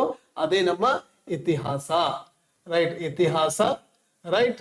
ಸೊ ಇನ್ನೊಂದ್ಸರಿ ಹಾಕಿದ್ರೆ ಏನಪ್ಪಾ ಅಂತ ಕೇಳಿದ್ರೆ ಆರ್ಟ್ ಅಂಡ್ ಕಲ್ಚರ್ ರೈಟ್, ಕಲೆ ಮತ್ತು ಸಂಸ್ಕೃತಿ, art and culture right. Finally ಇವೆಲ್ಲ ಇತ್ತು ಅಂದ್ರೆ we can ensure proper governance right. ಇದೇ ನಿಮ್ಮ KAS syllabus. Okay both for mains and prelims. KAS right we can say ಪಠ್ಯಕ್ರಮ ಅಥವಾ ಸಿಲಾಬೈ ಅಂತ ಕರಿತೀವಿ ಸರ್ ನೋಡಿ, ಹಾಗಿದ್ರೆ ಇದನ್ನ ನಿಮ್ಗೆ ಅವ್ರು ಏನ್ ಮಾಡಿದ್ದಾರೆ, GS ಅಲ್ಲಿ ಹಾಕಿದ್ದಾರೆ ನೋಡಿ. ನೀವು ಕರೆಕ್ಟ್ ಆಗಿ GS ಅಲ್ಲಿ ಇದೇ ಟಾಪಿಕ್ ಬರುತ್ತೆ ಅದೇ ಟಾಪಿಕ್ ಬರುತ್ತೆ ಅಂತ ಹೇಳಂಗಿಲ್ಲ ಸರ್. ಯಾಕೆ ಈ ಮಾತು ಹೇಳ್ತಾ ಇದ್ದೀನಿ ಅಂದ್ರೆ, ಆತ GS1 ಟಾಪಿಕ್ ಅನ್ನ GS3 ಅಲ್ಲಿ ಕೇಳ್ಬೋದು, ಬಿಕಾಸ್ ಆಲ್ರೆಡಿ UPSC ಅದನ್ನ ಮಾಡ್ತಾ ಇದ್ದಾರೆ. ಹಾಗೆ ನಾನು ಹೇಳ್ತಾ ಇದ್ದೀನಿ, ನಿಮ್ಮ ಟ್ಯಾಲೆಂಟ್ ಅನ್ನ ಅವರು ಚೆಕ್ ಮಾಡಬೇಕು ಅಂದ್ರೆ ಓನ್ಲಿ GS ಇರೋದವ್ರ ಹತ್ರ ಅವರು ಕ್ವೆಶನ್ಸ್ ಹೆಂಗಾದ್ರೂ ತೆಗಿಬಹುದು. GS ನೋಡಿ, ಜಾಗ್ರಫಿ ಟಾಪಿಕ್ ಅನ್ನ ಇಂಟರ್ನಲ್ ಸೆಕ್ಯೂರಿಟಿ ಲಿಂಕ್ ಮಾಡಬಹುದು. ಇಂಟರ್ನಲ್ ಸೆಕ್ಯೂರಿಟಿಯನ್ನ ನೈತಿಕತೆಯನ್ನ ಸೈನ್ಸ್ ಅಂಡ್ ಟೆಕ್ನಾಲಜಿಗೆ ಲಿಂಕ್ ಹೆಂಗಾದ್ರೂ ದೇ ಕ್ಯಾನ್ ಲಿಂಕ್ ಅಂತ. ಸೊ ಅದಕ್ಕೆ ನೀವು ಆಕ್ಚುಲಿ ರೆಡಿ ಇರ್ಬೇಕು. ಹಾಗಾದ್ರೆ KS ಸಿಲೆಬಸ್ ಎಷ್ಟು ಓದ್ಕೊಂಡ್ರೆ ಮುಗಿತು ನೋಡಿ. ಈಗ ಉತ್ತಮ ಆಡಳಿತ ಇದೆ ಅಲ್ವಾ, ಸೊ ಇದನ್ನೇ ಓಕೆ ಸದ್ಯ ಇವಾಗ ಏನಿದೆ ಆ ಸಿಲೆಬಸ್ ಪ್ರಕಾರ ಹೋಗ್ತೀನಿ ನಾನು. GS2 ಅಲ್ಲಿ ಆಡ್ ಮಾಡ್ತಾರೆ. ಓಕೆ, KS ನ GS2 ಇದು ಏನಿದೆ ಸರ್ ಆಗಿದ್ರೆ ಇದನ್ನ GS4 ಅಂತ ಕರೀತಾರೆ. ಪಬ್ಲಿಕ್ ಅಡ್ಮಿನಿಸ್ಟ್ರೇಷನ್ ಇದೆ ಅಲ್ರ, ಇದನ್ನ GS2 ಅಂತ ಕರೀತಾರೆ. ಇಂಡಿಯನ್ ಪೊಲಿಟಿ ಇದೆ ಅಲ್ಲಪ್ಪ, ಇದು ಕೂಡ GS2 ಅಂತ ಬರುತ್ತೆ ನೋಡಿ. ಇಂಟರ್ನಲ್ ಸೆಕ್ಯೂರಿಟಿ ಮತ್ತು ಡಿಸಾಸ್ಟರ್ ಮ್ಯಾನೇಜ್ಮೆಂಟ್ ರೈಟ್, ಇದನ್ನ GS3 ಅಥವಾ GS2 ಅಲ್ಲೇ ಹಾಕಿದಾನೆ. ಉತ್ತಮ ಸೊಸೈಟಿ ಇದೆ ಅಲ್ವಾ, ಇದನ್ನ KS GS1 ಅಲ್ಲಿ ಇದೆ. ಸೈನ್ಸ್ ಅಂಡ್ ಟೆಕ್ನಾಲಜಿ ಇದೆ ಅಲ್ರಪ್ಪ, ಇದನ್ನ GS3 ಅಲ್ಲಿ ಹಾಕೊಂಡಿದ್ದಾನೆ. ಓಕೆ, ಅಂತಾರಾಷ್ಟ್ರೀಯ ಸಂಬಂಧ ಇದೆ ಅಲ್ವಾ, ಇದನ್ನು ಕೂಡ GS2 ಅಲ್ಲಿ ಹಾಕೊಂಡಿದ್ದಾನೆ. ಜಿಯೋಗ್ರಫಿ ಇದೆ ಅಲ್ರಪ್ಪ, ಇದನ್ನು ಕೂಡ GS2 ಅಲ್ಲಿ ಹಾಕೊಂಡಿದ್ದಾನೆ. ಎಕನಾಮಿ ಇದೆ ಅಲ್ವಾ, ಇದು GS1 ಅಲ್ಲಿ ಹಾಕೊಂಡಿದ್ದಾನೆ ಆಸ್ ಅ ರೂರಲ್ ಡೆವಲಪ್ಮೆಂಟ್. ಇತಿಹಾಸ ಇದೆ ಅಲ್ವಾ, ಹಾಗಿದ್ರೆ GS1 ಅಲ್ಲಿ ಹಾಕೊಂಡಿದ್ದಾನೆ. ಆರ್ಟ್ ಅಂಡ್ ಕಲ್ಚರ್ ಇದೆ ಅಲ್ವಾ, ಅದನ್ನು ಕೂಡ GS1 ಅಲ್ಲಿ ಹಾಕೊಂಡಿದ್ದಾನೆ. ಇಷ್ಟು ಓದಿದ್ರೆ ನಿಮ್ಮ over all KS syllabus complete ಆದಂಗೆ. ಜೊತೆಗೆ ಇದನ್ನ ಸ್ಟ್ಯಾಂಡರ್ಡ್ ಟೆಕ್ಸ್ಟ್ ಬುಕ್ ಬಿಟ್ಟು ಕೆಲವೊಂದು ಟಾಪಿಕ್ಸ್ ಓಕೆ ಬುಕ್ಸ್ ಅಲ್ಲಿ ಇರೋದಿಲ್ಲ ಅಂತ ಟಾಪಿಕ್ಸ್ ಅನ್ನ ಓಕೆ KS ಸಿಲೆಬಸ್ ಏನಿದೆ ಅಲ್ವಾ ಅದನ್ನ ನೋಡ್ಕೊಂಡು ಗೂಗಲ್ ಮಾಡ್ಕೊಂಡು ಒಂದು 2-3 ಸೋರ್ಸ್ ಅನ್ನ ತಗೊಂಡು ಅಟ್ಲೀಸ್ಟ್ ನೋಡಿ ನೋಟ್ಸ್ ಮೇಕಿಂಗ್ ಹೆಂಗಿರ್ಬೇಕು ಅಂದ್ರೆ 2-3 ಪೇಜ್ ಬರೆಯಷ್ಟು ಇನ್ಫಾರ್ಮೇಶನ್ ನಿಮಗೆ ಗೊತ್ತಿರ್ಬೇಕಾಗ್ತದ. ಅರ್ಥ ಆಯ್ತಲ್ವಾ? 2-3 ಎಕ್ಸಾಮ್ಸ್ ಓಕೆ 3 ಪೇಜಸ್ ಬರೆಯುವ ಹಾಗಿರ್ಬೇಕು. ಸೊ ಇಷ್ಟು ಓದಿದ್ರೆ ಆಗುತ್ತೆ. ಸೊ ಜೊತೆಗೆ ಆಮೇಲೆ ಇನ್ನೂ ಒಂದೇನು ಗೊತ್ತಿರಬೇಕು ಅಂತಂದ್ರೆ ಇವು ಕರೆಕ್ಟ್ ಆಗಿ ಓದ್ಕೊಂಡ್ರಿ ಅಂತ ಅನ್ಕೊಳ್ಳಿ. ಓಕೆ, ಪೇಪರ್ 1 ಏನಿದೆ ಕ್ವಾಲಿಫೈಯಿಂಗ್ ಓಕೆ, ಅಥವಾ ಅದನ್ನ ನಾವು ಏನ್ ಕರಿತೀವಿ ಎಸ್ಸೆ ಅಂತ ಏನ್ ಕರಿತೀವಲ್ರ, ಫಾರ್ ಎಷ್ಟೋ 250 ಮಾರ್ಕ್ಸ್ ರೈಟ್, ಅದಕ್ಕೂ ಯೂಸ್ ಆಗುತ್ತೆ. ಹಾಗಿದ್ರೆ ಇಲ್ಲಿ ಸೆಕ್ಷನ್ ಎ ಅಂತ ಇರುತ್ತೆ, ಸೆಕ್ಷನ್ ಬಿ ಅಂತ ಇರುತ್ತೆ ರೈಟ್. ಸೆಕ್ಷನ್ ಎ ಅನ್ನ ಎಷ್ಟು ಕೊಟ್ಟಿರ್ತಾನೆ ನೋಡಿ. ಅರ್ಲಿಯರ್ ಏನ್ ಮಾಡ್ತಾ ಇದ್ದ, ಆಪ್ಷನ್ ಇದ್ದಾಗ 4 ಆಪ್ಷನ್ ಕೊಡ್ತಾ ಇದೆ, ಯಾವ್ದಾದ್ರು ಒಂದು ಬರಿಬೇಕಾಗಿತ್ತು. ಅವಾಗ ಏನ್ ಮಾಡ್ತಾ ಇದ್ರು ಕೆಲವೊಬ್ರು ಹೆಲ್ತ್ ಮೇಲೆ ಎಜುಕೇಶನ್ ಮೇಲೆ 4 ಅಥವಾ 3 ಮಾಡ್ಕೊಂಡು ಹೋಗ್ತಾ ಇದ್ರು. ಎಜುಕೇಶನ್ ಬಗ್ಗೆ ಬಂದಾಗ ಕ್ವೆಶನ್ ಅರ್ಥ ಮಾಡ್ಕೊಳ್ಳಂಗಿಲ್ಲ, ಒಟ್ಟು ಅವ್ನು ಎಜುಕೇಶನ್ ಓದಿದಾನ ಸುಮ್ಮನೆ ಬರೆಯುವುದು. ಸೊ ಅದನ್ನ ಮಾಡೋ ಹಾಗಿಲ್ಲ. ಸೊ ಹಾಗೆ ಇವಾಗ ಏನ್ ಮಾಡಿದಾನೆ, ನಿಮ್ಗೆ ಏನಾದ್ರು ಬುಲೇರೋ ಬೇಕು ಅಂದ್ರೆ 1 ಕೊಟ್ಟಿದ್ದಾನೆ 1 ಬರಿ ಅಷ್ಟೇ, 1 ಕೊಟ್ಟಿದ್ದಾನೆ 1 ಬರಿಬೇಕು. ಹಾಗೆ ಇಲ್ಲೇನು ಕೊಡ್ತಾನೆ, ನಮ್ಮ ನ್ಯಾಷನಲ್ ಮತ್ತು ಓಕೆ ಇಂಟರ್ನ್ಯಾಷನಲ್ ಇಂಪಾರ್ಟೆನ್ಸ್ ಏನಾದ್ರೂ ಕೇಳ್ಬೋದು ಅವನು. ಓಕೆ, ಇಲ್ಲಿ state importance okay state importance ಅಥವಾ ಏನಾದ್ರೂ ಕೇಳ್ಬೋದು. ಜೊತೆಗೆ ಇನ್ನೊಂದು ಇವ್ರು ಏನ್ ಮಾಡಿದಾರೆ ಅಂದ್ರೆ ಓಕೆ ಒಂದು ಕ್ವೆಶನ್ ಕೊಟ್ಟಿದ್ದಾನೆ ಅಂತ ಅನ್ಕೊಳ್ಳಿ. ಓಕೆ, ಒಂದು ಕ್ವೆಶನ್ ಕೊಟ್ಟು ಸುಮಾರು 16 ಪೇಜಸ್ ಬಿಟ್ಟಿರ್ತಾನೆ. ಒಂದು ಕ್ವೆಶನ್ ಅನ್ನ 16 ಪೇಜ್ ಬಿಟ್ಟಿರ್ತಾನೆ. ಹಾಗಿದ್ರೆ 2 ಕ್ವೆಶನ್ ನೀವು 32 ಪೇಜಸ್ ಬಿಟ್ಟಿರ್ತಾನೆ. ಹಾಗಾಗಿ ಆನ್ ಅರೌಂಡ್ ಎಷ್ಟು ಒಂದು 30ರಿಂದ 32 ಪೇಜ್ ಓಕೆ, ಅಥವಾ 31 ಪೇಜ್ ಆದ್ರೂ ಬರೀಬೇಕು, 2 ಎಸ್ ಸೇರಿ. ಸೊ ಅದೇ ತರನಾಗೆ ಆತ ಕೊಟ್ಟಿದ್ದಾನೆ. ಈ ಸಾರಿ KS ಮೇನ್ಸ್ ಅಲ್ಲಿ ಓಕೆ ಒಂದು ಸ್ಟ್ಯಾಂಡರ್ಡ್ ಇತ್ತು, ಕ್ವೆಶನ್ಸ್ ಸ್ಟ್ಯಾಂಡರ್ಡ್ ಇತ್ತು, ಆತ ಕೊಟ್ಟಿರ್ತಕ್ಕಂಥ ಸ್ಟಫ್ ಕೂಡ ತುಂಬಾ ಚೆನ್ನಾಗಿತ್ತು. ಅರ್ಥ ಆಯ್ತಲ್ವಾ? ಹಾಗೆ ಗೊತ್ತಾಯ್ತು ನಿಮಗೆ. GS1 okay ಗೊತ್ತಿರ್ಲಿ. ಹಾಗೆ GS1 ಕೂಡ ಎಷ್ಟು ಇರುತ್ತೆ, 250 ಮಾರ್ಕ್ಸ್ ಇರುತ್ತಪ್ಪ. GS2 ಎಷ್ಟಿರುತ್ತೆ ಆಗಿದ್ರೆ 250 ಮಾರ್ಕ್ಸ್ ಇರುತ್ತೆ. GS3 ಕೂಡ 250 ಮಾರ್ಕ್ಸ್ ಇರುತ್ತೆ. GS4 ಕೂಡ ಗೊತ್ತೇ ಇದೆ ನಿಮಗೆ 250 ಮಾರ್ಕ್ಸ್. ಇನ್ನೊಂದು ಏನಪ್ಪ ಪೇಪರ್ 1 ಅಥವಾ ಎಸ್ಸೆ 250 ಮಾರ್ಕ್ಸ್ ರೈಟ್. ಹಾಗಿದ್ರೆ ಸರ್ ಪ್ರತಿಯೊಂದಕ್ಕೂ ಕೂಡ ನೋಡಿ ಅವನು ಏನ್ ಅಲಾಟ್ ಮಾಡಿದ್ರೆ ಅದನ್ನ ಹೇಳ್ತಾ ಇದ್ದೀನಿ ನಾನು ರೈಟ್. ಪ್ರತಿಯೊಂದು ಕೂಡ ಸುಮಾರು 20 to 21 ಕ್ವೆಶನ್ಸ್ ಇರುತ್ತೆ. ಬಟ್ ಎಥಿಕ್ಸ್ ಅಲ್ಲಿ ಒಂದು 15 to 16 ಕ್ವೆಶನ್ಸ್ ಇರೋಣ ಅರೌಂಡ್. ಅಂದ್ರೆ ಸರ್ ಕೇಳ್ಬೋದು ಏನಕ್ಕೆ ಕಮ್ಮಿ ಇರುತ್ತೆ ಅಂದ್ರೆ ಅಲ್ಲಿ 20 ಮಾರ್ಕ್ಸ್ ಬರಕ್ ಕೇಳಿ ಅಂದ್ರೆ 4 ಪೇಜಸ್ ಬರಿಬೇಕು. ನೀವು ಕರೆಕ್ಟ್ ಆಗಿ ಅದೇನೋ ಅವ್ರು ಬುಕ್ಲೆಟ್ ಕೊಟ್ಟಿದ್ನಲ್ರ ಅದು ನೀವು ಕರೆಕ್ಟ್ ಆಗಿ ನೋಡಿದಾಗ ಪ್ರತಿಯೊಂದು GS ಪೇಪರ್ ಅಲ್ಲಿ 50 ಪೇಜಸ್ ಇರುತ್ತೆ. ಅರೌಂಡ್ ಎಷ್ಟು ಪೇಜ್ ಕೊಟ್ಟಿರ್ತಾನೆ, ಪ್ರತಿಯೊಂದು GS ಗೆ 50 ಪೇಜ್ ಕೊಟ್ಟಿರ್ತಾನೆ. ಅಟ್ಲೀಸ್ಟ್ ನಾನು ಹೇಳ್ತಾ ಇರೋದು, ಕೆಲವೊಬ್ರು ಹೇಳ್ತಾರೆ ನಾನು ಕ್ವಾಲಿಟಿ ಬರಿತೀನಿ, ಬರೀ ಕ್ವಾಲಿಟಿ ಬರೆದ್ರೆ ಆಗೋದಿಲ್ಲ. ಕ್ವಾಲಿಟಿ ಬರಿಬೇಕಂದ್ರೆ ಕ್ವಾಂಟಿಟಿನೂ ಇರಬೇಕು. ಕ್ವಾಂಟಿಟಿ ಬರಿಬೇಕು ಅಂತ ಅನ್ಕೊಂಡು ಎಳೆಯೋದಲ್ಲ, ಟು ದಿ ಪಾಯಿಂಟ್. ಅವ್ರು ಅದೇ ತರ ಕ್ವೆಶನ್ ಕೇಳ್ತಾರೆ. ಸೊ ಹಾಗಾಗಿ ಓಕೆ 5 ಮಾರ್ಕ್ಸ್. ಟೋಟಲ್ ಒಂದು GS ಪೇಪರ್ 50 ಪೇಜಸ್ ಇರುತ್ತೆ. ಓಕೆ ಟೋಟಲ್ ಒಂದು ಡೇ ಓಕೆ ಎಸ್ಸೆ 32 ಪೇಜಸ್ ಇರುತ್ತೆ. ಆಮೇಲೆ GS 1 50 ಪೇಜಸ್. ಹಾಗಿದ್ರೆ ಒನ್ ಡೇ ಅಲ್ಲಿ ಓಕೆ GS 1 GS 2 ಇರುತ್ತೆ. ದಟ್ ಮೀನ್ಸ್ ಪರ್ ಡೇ ನೀವೆಷ್ಟು ಅರೌಂಡ್ 100 ಪೇಜಸ್ ಬರೆಯೋ ಎಬಿಲಿಟಿ ಇರಬೇಕು. ಕರೆಕ್ಟ್ ಆಗಿ ಪ್ರಾಕ್ಟೀಸ್ ಮಾಡಿದ್ರೆ, ಕರೆಕ್ಟ್ ಆಗಿ ಗೈಡೆನ್ಸ್ ಸಿಕ್ತು ಅಂತ ಅನ್ಕೊಳ್ಳಿ, ನೀವು ಖಂಡಿತ 100 ಪೇಜಸ್ ಅನ್ನ ಪರ್ ಡೇ ಬರೆಯಬಹುದು. ಆಮೇಲೆ ಇನ್ನೊಂದು ಹೇಳ್ತಾ ಇದ್ದೀನಿ ನಾನು ನಿಮಗೆ, ದ ಮೋಸ್ಟ್ ಸ್ಕೋರಿಂಗ್ ಯಾವುದು ಅಂದ್ರೆ ಎಥಿಕ್ಸ್ 1, ಎಸ್ಸೆ 1. ಕರೆಕ್ಟ್ ಆಗಿ ನಾನು ಹೇಳ್ತಾ ಇದ್ದೀನಲ್ಲ, ನಿಮ್ಮನ್ನ ನೀವು ಅರ್ಥ ಮಾಡ್ಕೊಳ್ಳಿ, ಖಂಡಿತ ಒಳ್ಳೆ ಸ್ಕೋರ್ ಅಲ್ಲಿ ಬರುತ್ತೆ. ನಿಮ್ಮನ್ನ ನೀವು ಅರ್ಥ ಮಾಡ್ಕೊಳ್ಳಿ. ಸಿಲೆಬಸ್ ನೋಡಿದ್ರೆ ಏನೂ ಇಲ್ಲ ಅಂತ ಅನ್ಸುತ್ತೆ. ಆಕ್ಚುಲಿ ಸಿಲೆಬಸ್ ಅಲ್ಲಿ ಏನೂ ಇಲ್ಲ, ಮತ್ತೆ ಅವ್ರು ಏನೂ ಕೊಟ್ಟಿಲ್ಲ. ಬಟ್ ಅವ್ರು ಏನಾದ್ರೂ ಕೊಡ್ಬೋದು. ಓಕೆ ಯಾವ್ದಾದ್ರು ಒಂದು ಕೊಟೇಶನ್ ಕೊಟ್ಟು ಅದಕ್ಕೆ ಫಿಲಾಸಾಫಿಕಲ್ ಓಕೆ ಬರೀರಿ ಅಂತ ಹೇಳಿ ಕೇಳ್ಬೋದು. ಹಾಗಾಗಿ ನೀವು ಇಲ್ಲಿ ಎಸ್ಸೆ ಮತ್ತು GS 4 ಏನಿದಾವಲ್ಲ, ಇದು ನಿಮ್ಮ ಟರ್ನಿಂಗ್ ಪಾಯಿಂಟ್ ಆಗುತ್ತೆ. ಅಟ್ಲೀಸ್ಟ್ ನನ್ನ ಪ್ರಕಾರ ಓಕೆ 160 ಪ್ಲಸ್ 2 ಇದ್ರೆ ಒಳ್ಳೆ ಮಾರ್ಕ್ಸ್ ಅಂತ ಅನ್ಕೊಳ್ತೀನಿ ನಾನು. ಓಕೆ GS ಅಲ್ಲಿ ಮಾಡ್ಬೋದಾ? ಖಂಡಿತ ಮಾಡ್ಬೋದು. ಆದ್ರೆ ಅಲ್ಲಿ ಅದು ಹೆಂಗ್ ಕೇಳ್ತಾನೆ ಅನ್ನೋದು ಹೇಳಕ್ ಆಗೋದಿಲ್ಲ. ಅರ್ಲಿಯರ್ ಏನಿತ್ತು, ಸಿಲೆಬಸ್ ಅಲ್ಲಿ ಹೆಂಗಿದೆ ಸೇಮ್ ಹ್ಯಾಸ್ ಇಟ್ ಇಸ್ ಕೇಳ್ತಾ ಇದ್ದ. ಬಟ್ ಇವಾಗ ನಾನು ಹೇಳಿದೆ ಏನೋ ಆಪ್ಷನಲ್ ಪೇಪರ್ಸ್ ಅನ್ನ ರಿಮೂವ್ ಮಾಡಿದ ನಂತರ ಫಸ್ಟ್ ಎಕ್ಸಾಮ್ ಮಾಡಿದಾನೆ ಅವನು. ಆ ಎಕ್ಸಾಮು ಓಕೆ ಪ್ರೀವಿಯಸ್ ಎಕ್ಸಾಮಿಗೆ ಕಂಪೇರ್ ಮಾಡಿದ್ರೆ, ಮೇನ್ಸ್ ಎಕ್ಸಾಮಿಗೆ ಕಂಪೇರ್ ಮಾಡಿದ್ರೆ ವಾಸ್ ಲಿಟರಲಿ ಸ್ಟ್ಯಾಂಡರ್ಡ್. ಓಕೆ ತುಂಬಾ ಸ್ಟ್ಯಾಂಡರ್ಡ್ ಇತ್ತು. ರೈಟ್ ಹಾಗಿದ್ರೆ ಈ ನೆಕ್ಸ್ಟ್ ಬರೋ ಎಕ್ಸಾಮು ಕೂಡ so we expect okay standard ಇರುತ್ತೆ. ಹಾಗೆ ನಾವು ಅದ್ರ ತರನಾಗೆ ಪ್ರಿಪೇರ್ ಆಗೋಣ ಸರ್. ಹಾಗಿದ್ರೆ ನಿಮಗೆ ಗೊತ್ತಿರಬೇಕು ಓಕೆ ಅರೌಂಡ್ ಎಷ್ಟು ಈ ಸಾರಿ ಅರೌಂಡ್ 680 ಪ್ಲಸ್ ಯಾರ್ಯಾರಿಗಿತ್ತಲ್ವಾ, ಔಟ್ ಆಫ್ ಎಷ್ಟಾಗುತ್ತೆ ಇದು 50 ಎಷ್ಟಾಗುತ್ತೆ ಅರೌಂಡ್ 1250 ಅಲ್ವಾ? ಎಸ್ 2000 ಓಕೆ 1250 ಅಲ್ಲಿ 680 ಪ್ಲಸ್ ಯಾರಿದ್ರಲ್ಲ ಅವರು ಇಂಟರ್ವ್ಯೂಗೆ ಕ್ವಾಲಿಫೈ ಆಗಿದ್ರು. ಗೊತ್ತಿರಬೇಕು. ಓಕೆ ಮೇನ್ಸ್ ಅಲ್ಲಿ ಎಷ್ಟಾದ್ರೂ ಬರೀಬಹುದು, ಆದ್ರೆ ಓಕೆ ಸಾರಿ ಪ್ರಿಲಿಮ್ಸ್ ಗೆ. ಬಟ್ ಮೇನ್ಸ್ ಗೆ ಎಷ್ಟಿದೆ ಅದು 1:15 ಇದೆ. ಸೊ 1:15 ಇಂದ ಮತ್ತೆ ನಿನಗೆ 680 ಪ್ಲಸ್ ಇದ್ರೆ ನೋಡ್ಕೊಳ್ಳೋದು ಎಷ್ಟು ಪರ್ಸೆಂಟೇಜ್ ಆಗುತ್ತೋ ಅಷ್ಟು ನೀವು ತಗೊಂಡಿ ಅಂದ್ರೆ ಎಲ್ಲಿಗೆ ಸೆಲೆಕ್ಟ್ ಆಗ್ತೀಯಾ, ಪರ್ಸನಾಲಿಟಿ ಟೆಸ್ಟ್. ಹಾಗಿದ್ರೆ ಅವಾಗ ಎಷ್ಟು ಮಾರ್ಕ್ಸ್ ಇತ್ತು, 50 ಮಾರ್ಕ್ಸ್ ಇತ್ತು. ಇವಾಗ ಅದನ್ನ 25ಗೆ ಹೇಳಿದ್ದಾರೆ. ರೈಟ್ ನೋಡೋಣ. ಓಕೆ ಆಲ್ರೆಡಿ ಹೇಳಿದ್ದಾರೆ, ಬಟ್ ನೋಡೋಣ ಅಂತ ಅವ್ರು ಎಷ್ಟು ತಗೊಂಡ್ಬರ್ತಾರೆ 25. ಹಾಗಿದ್ರೆ 50 ಮಾರ್ಕ್ಸ್ ಕ್ವೆಶನ್ಸ್ ಇದ್ದಾಗ ಅರೌಂಡ್ ಅವರು ಇಂಟರ್ವ್ಯೂ ಎಷ್ಟು ಅವರ್ ಮಾಡ್ತಾ ಇದ್ರು ಅಂದ್ರೆ ಅರೌಂಡ್ 20 ಮಿನಿಟ್ಸ್ 50 ಮಿನಿಟ್ಸ್ ಮಾಡ್ತಾ ಇದ್ರು. ಮೇ ಬಿ ಇವಾಗ 25 ಇರೋದ್ರಿಂದ so may be around 20 minutes ಅಥವಾ 15 ಮಿನಿಟ್ಸ್ ಮತ್ತೆ ರೆಡ್ಯೂಸ್ ಆಗ್ಬೋದು. ಯಾಕೆ 25 ಮಾರ್ಕ್ಸ್ ಇರುತ್ತೆ, ಮಿನಿಮಮ್ ಕೊಡ್ಬೇಕು, ಅದೆಲ್ಲ ಗೊತ್ತಿರ್ಲಿ. ಸೊ ಇಷ್ಟು ಆಯ್ತು ಅಂದ್ರೆ ಓಕೆ ಈ ಸಾರಿ ಸೆಲೆಕ್ಟ್ ಆದವ್ರದ್ದು ಏನು ಇದೆ ಅಂತಂದ್ರೆ ಮೇ ಬಿ ಅರೌಂಡ್ ಓಕೆ 680 ಅಲ್ಲ, ಇದು ಕಮ್ಮಿ ಇತ್ತು, ಇನ್ನೂ ಕಡಿಮೆ ಇತ್ತು ಆಕ್ಚುಲಿ. 680 ಪ್ಲಸ್ ಇದ್ದವ್ರಿಗೆ ಓಕೆ ಈ ಸಾರಿ ಪೋಸ್ಟ್ ಆಗಿದೆ. ಏನು ಈ ಸಾರಿ ಏನು 106 ಏನು ಆಯ್ತಲ್ಲ, 680 ಪ್ಲಸ್ ಇದ್ದವ್ರಿಗೆ ಒಳ್ಳೆ ಓಕೆ ತಹಶೀಲ್ದಾರ್ ಆಗಿದ್ದಾರೆ. ಸೊ ಇದು ಗೊತ್ತಿರ್ಬೇಕು. ಅರ್ಥ ಆಯ್ತಲ್ವಾ? ಯಾಕೆ ಇದನ್ನ ಹೇಳ್ತಾ ಇದ್ದೀನಿ ಸರ್ ಅಂತ ಅಂದ್ರೆ, ನೋಡಪ್ಪ ನಿನ್ಗೆ without proper okay blue print ಇಲ್ಲ ಅಂತ ಅನ್ಕೋ ಸರ್. ಹಾಗಿದ್ರೆ ಮೇನ್ಸ್ ಅಲ್ಲಿ ನಾನು ಎಷ್ಟು ಬರಿಬೇಕು ಅಥವಾ ಪ್ರಿಲಿಮ್ಸ್ ಅಲ್ಲಿ ಎಷ್ಟು ಮಾರ್ಕ್ಸ್ ಬರಬೇಕು, ರೈಟ್ ಅದು ಕ್ಲಾರಿಟಿ ಕಟ್ ಆಫ್ ಕ್ಲಾರಿಟಿ ಇಲ್ಲ ಅನ್ಕೋ. ಓಕೆ ನೀನು ಕರೆಕ್ಟ್ ಆಗಿ ಅಪ್ರೋಚ್ ಅನ್ನ ಮಾಡಕ್ ಆಗೋದಿಲ್ಲ. ಕರೆಕ್ಟ್ ಅಪ್ರೋಚ್ ಮಾಡ್ಬೇಕು ಅಂತ ಅಂದ್ರೆ ನಿನಗೆ ಅದ್ರ ಬಗ್ಗೆ ಗೊತ್ತಿರ್ಬೇಕು. ಆಮೇಲೆ ಗೊತ್ತಿರ್ಲಿ ಪ್ರಿಲಿಮ್ಸ್ ಕೂಡ ಹಾಗೆ ನಾನು ಬ್ರೀಫ್ ಆಗಿ ಹೇಳ್ಬಿಡ್ತೀನಿ. ಸೊ ಪ್ರಿಲಿಮ್ಸ್ ಅಲ್ಲಿ ಹೇಳೋದಾದ್ರೆ ರೈಟ್ 2 ಪೇಪರ್ ಇರುತ್ತಲ್ವಾ, ಒಂದು 200 ಮಾರ್ಕ್ಸ್, ಪೇಪರ್ 2 200 ಮಾರ್ಕ್ಸ್ ಗೊತ್ತಿದೆ, ನೆಗೆಟಿವ್ ಇರುತ್ತೆ ಅಂತ ಗೊತ್ತಿದೆ. ಹಾಗಾಗಿ ನೀವು ಎಷ್ಟು ಮಾರ್ಕ್ಸ್ ಬರಿಬೇಕು ಅದನ್ನ around how many marks 400 marks ಬರೀತಾ ಇದ್ರಿ.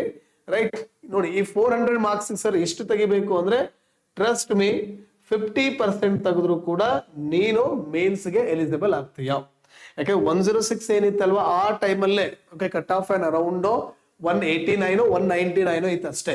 ಅರ್ಥ ಆಯ್ತಾ? ಆಮೇಲೆ ಪೋಸ್ಟ್ ಜಾಸ್ತಿ ಆದಂಗೆ ರಿಲೇಟಿವ್ಲಿ ಕಟ್ ಆಫ್ ಕೂಡ ಸ್ವಲ್ಪ ಡೌನ್ ಹೋಗ್ತಕ್ಕಂಥ ಚಾನ್ಸ್ ಇರುತ್ತೆ. ಹಾಗೆ ಬೇಸ್ಡ್ ಆನ್ ಕ್ವಶನ್ ಪೇಪರ್ಸ್ ಯಾವ ತರ ಬರುತ್ತೆ.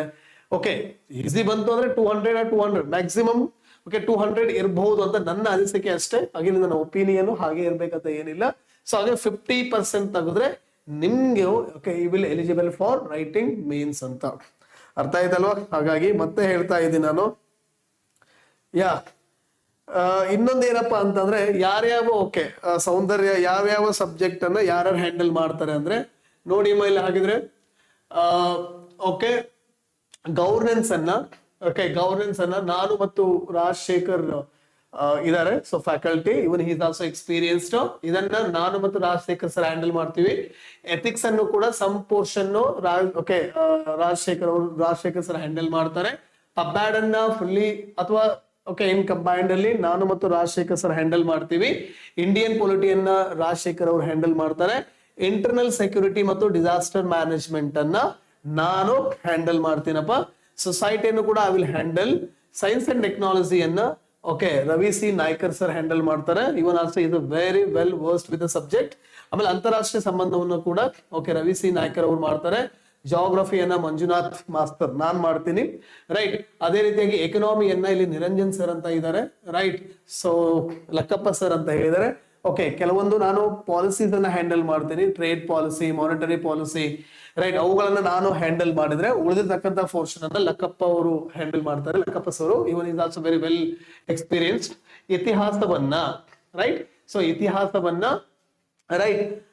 ಮತ್ತೆ ನಮ್ಮ ಒಳ್ಳೆ ಫ್ಯಾಕಲ್ಟಿ ಇದ್ದಾರೆ. ಸೊ ಇವನ್ ಗೊನ್ನ ಹ್ಯಾಂಡಲ್. ಬಟ್ ಕರ್ನಾಟಕ ಹಿಸ್ಟ್ರಿಯನ್ನ ಮತ್ತು ಆರ್ಟ್ ಅಂಡ್ ಕಲ್ಚರ್ ಅನ್ನ so I will okay handle, right. ಇನ್ನೊಂದು ಬರುತ್ತೆ science and technology, general science ಇದೆ, ರೈಟ್. ಅದನ್ನ ಬರೆಯೋದು ಮರುತ್ತೆ ನೋಡಿ. ಜನರಲ್ ಸೈನ್ಸ್ ಅನ್ನ ಅಭಿಷೇಕ್ ಸರ್ ಹ್ಯಾಂಡಲ್ ಮಾಡ್ತಾರೆ. ಸೊ ಇವನ್ is also very well experienced. ಅರ್ಥ ಆಯ್ತಲ್ವಾ? ಆಮೇಲೆ ಇದ್ರ ಜೊತೆಗೆ, ರೈಟ್, ನಾವು ಇನ್ನೊಂದು ಮರಿಬಾರ್ದು, ಪ್ರಿಲಿಮ್ಸ್ ಅಲ್ಲಿ ಮೆಂಟಲ್ ಎಬಿಲಿಟಿ ಇದೆ, ಪ್ಲಸ್ ಮೇನ್ಸ್ ಅಲ್ಲಿ ಕೂಡ ಓಕೆ ಕೇಳ್ತಕ್ಕಂಥ JS2 ಅಲ್ಲಿ GS1 ಅಲ್ಲಿ ಕೇಳ್ತಕ್ಕಂಥ ಚಾನ್ಸ್ ಇದೆ. ಅದನ್ನ ಸೊ ಆಪ್ಟಿಟ್ಯೂಡ್ ಮತ್ತು ಮೆಂಟಲ್ ಎಬಿಲಿಟಿ ಅಥವಾ ರೀಸನಿಂಗ್ ಏನಿದೆಯಲ್ಲ ಆ ಎರಡೂ ಪಾರ್ಟ್ ಅನ್ನ ಮಹೇಶ್ ಸರ್ ಅಂತ ಇದ್ದಾರೆ. ಸೊ ಇವನ್ also he has written IES ಅನ್ನ ಬರೆದಿದ್ದಾರೆ. ಸೊ ಇವನ್ ಹಿ ಗೊನ್ನ ಹ್ಯಾಂಡಲ್. ಮತ್ತೇನಾದ್ರೂ ಕ್ವೆರೀಸ್ ಇದ್ರೆ you can ask, right. Okay, ಮತ್ತೇನಾದ್ರೂ ಕ್ವೆರೀಸ್ ಇದ್ರೆ you can ask. And again ನಾವು ಹೇಳೋದು ಒಂದೇ, ರೈಟ್. ಮನಿ ಕಡಿಮೆ ಇರುತ್ತೆ, ಸೊ ಮನಿ ಬಗ್ಗೆ ವರಿ ಮಾಡ್ಕೋಬೇಡಿ. ಅಗೇನ್ ಉದ್ದೇಶ ಒಂದೇ, ಓಕೆ, ಎಲ್ರು ಜೊತೆಗೆ ಓಕೆ ಬೆಳೆಯೋಣ ಅಂತ ಅಷ್ಟೆ. ಓಕೆ, ನಮ್ಮ ಗೌರವ ಅಧ್ಯಕ್ಷರದು ಉದ್ದೇಶ ಒಂದೇ, ರೈಟ್. ಅವ್ರೇನು ಓಕೆ ಎಕ್ಸಾಮ್ಗೆ ಏನೋ ಓದೋ ಟೈಮಲ್ಲಿ ಅವ್ರಿಗೆ ಯಾರೋ ಅಷ್ಟೊಂದು ಸಹಾಯ ಮಾಡ್ಲಿಲ್ಲ ಅಂತೆ. ಸೊ ಹಾಗಾಗಿ ಅವ್ರಗಳದ್ದು ಉದ್ದೇಶ ಏನು ಅಂತಂದ್ರೆ ಸಾಧ್ಯ ಆದಷ್ಟು ಓಕೆ ಸ್ಮಾಲರ್ ಓಕೆ ರೇಟ್ ಅಲ್ಲಿ, ಪ್ರೈಸ್ ಅಲ್ಲಿ ಕ್ವಾಲಿಟಿ ಆಫ್ ಎಜುಕೇಶನ್ ಅನ್ನ ಎನ್ಶೋರ್ ಮಾಡ್ಬೋದು. ಸರ್ ಕಟ್ ಆಗ್ತಾ ಇದೆ, ಹೌದಾ? ವಾಯ್ಸ್ ಕ್ಲಿಯರ್ ಇದೆಯಾ? ವಾಯ್ಸ್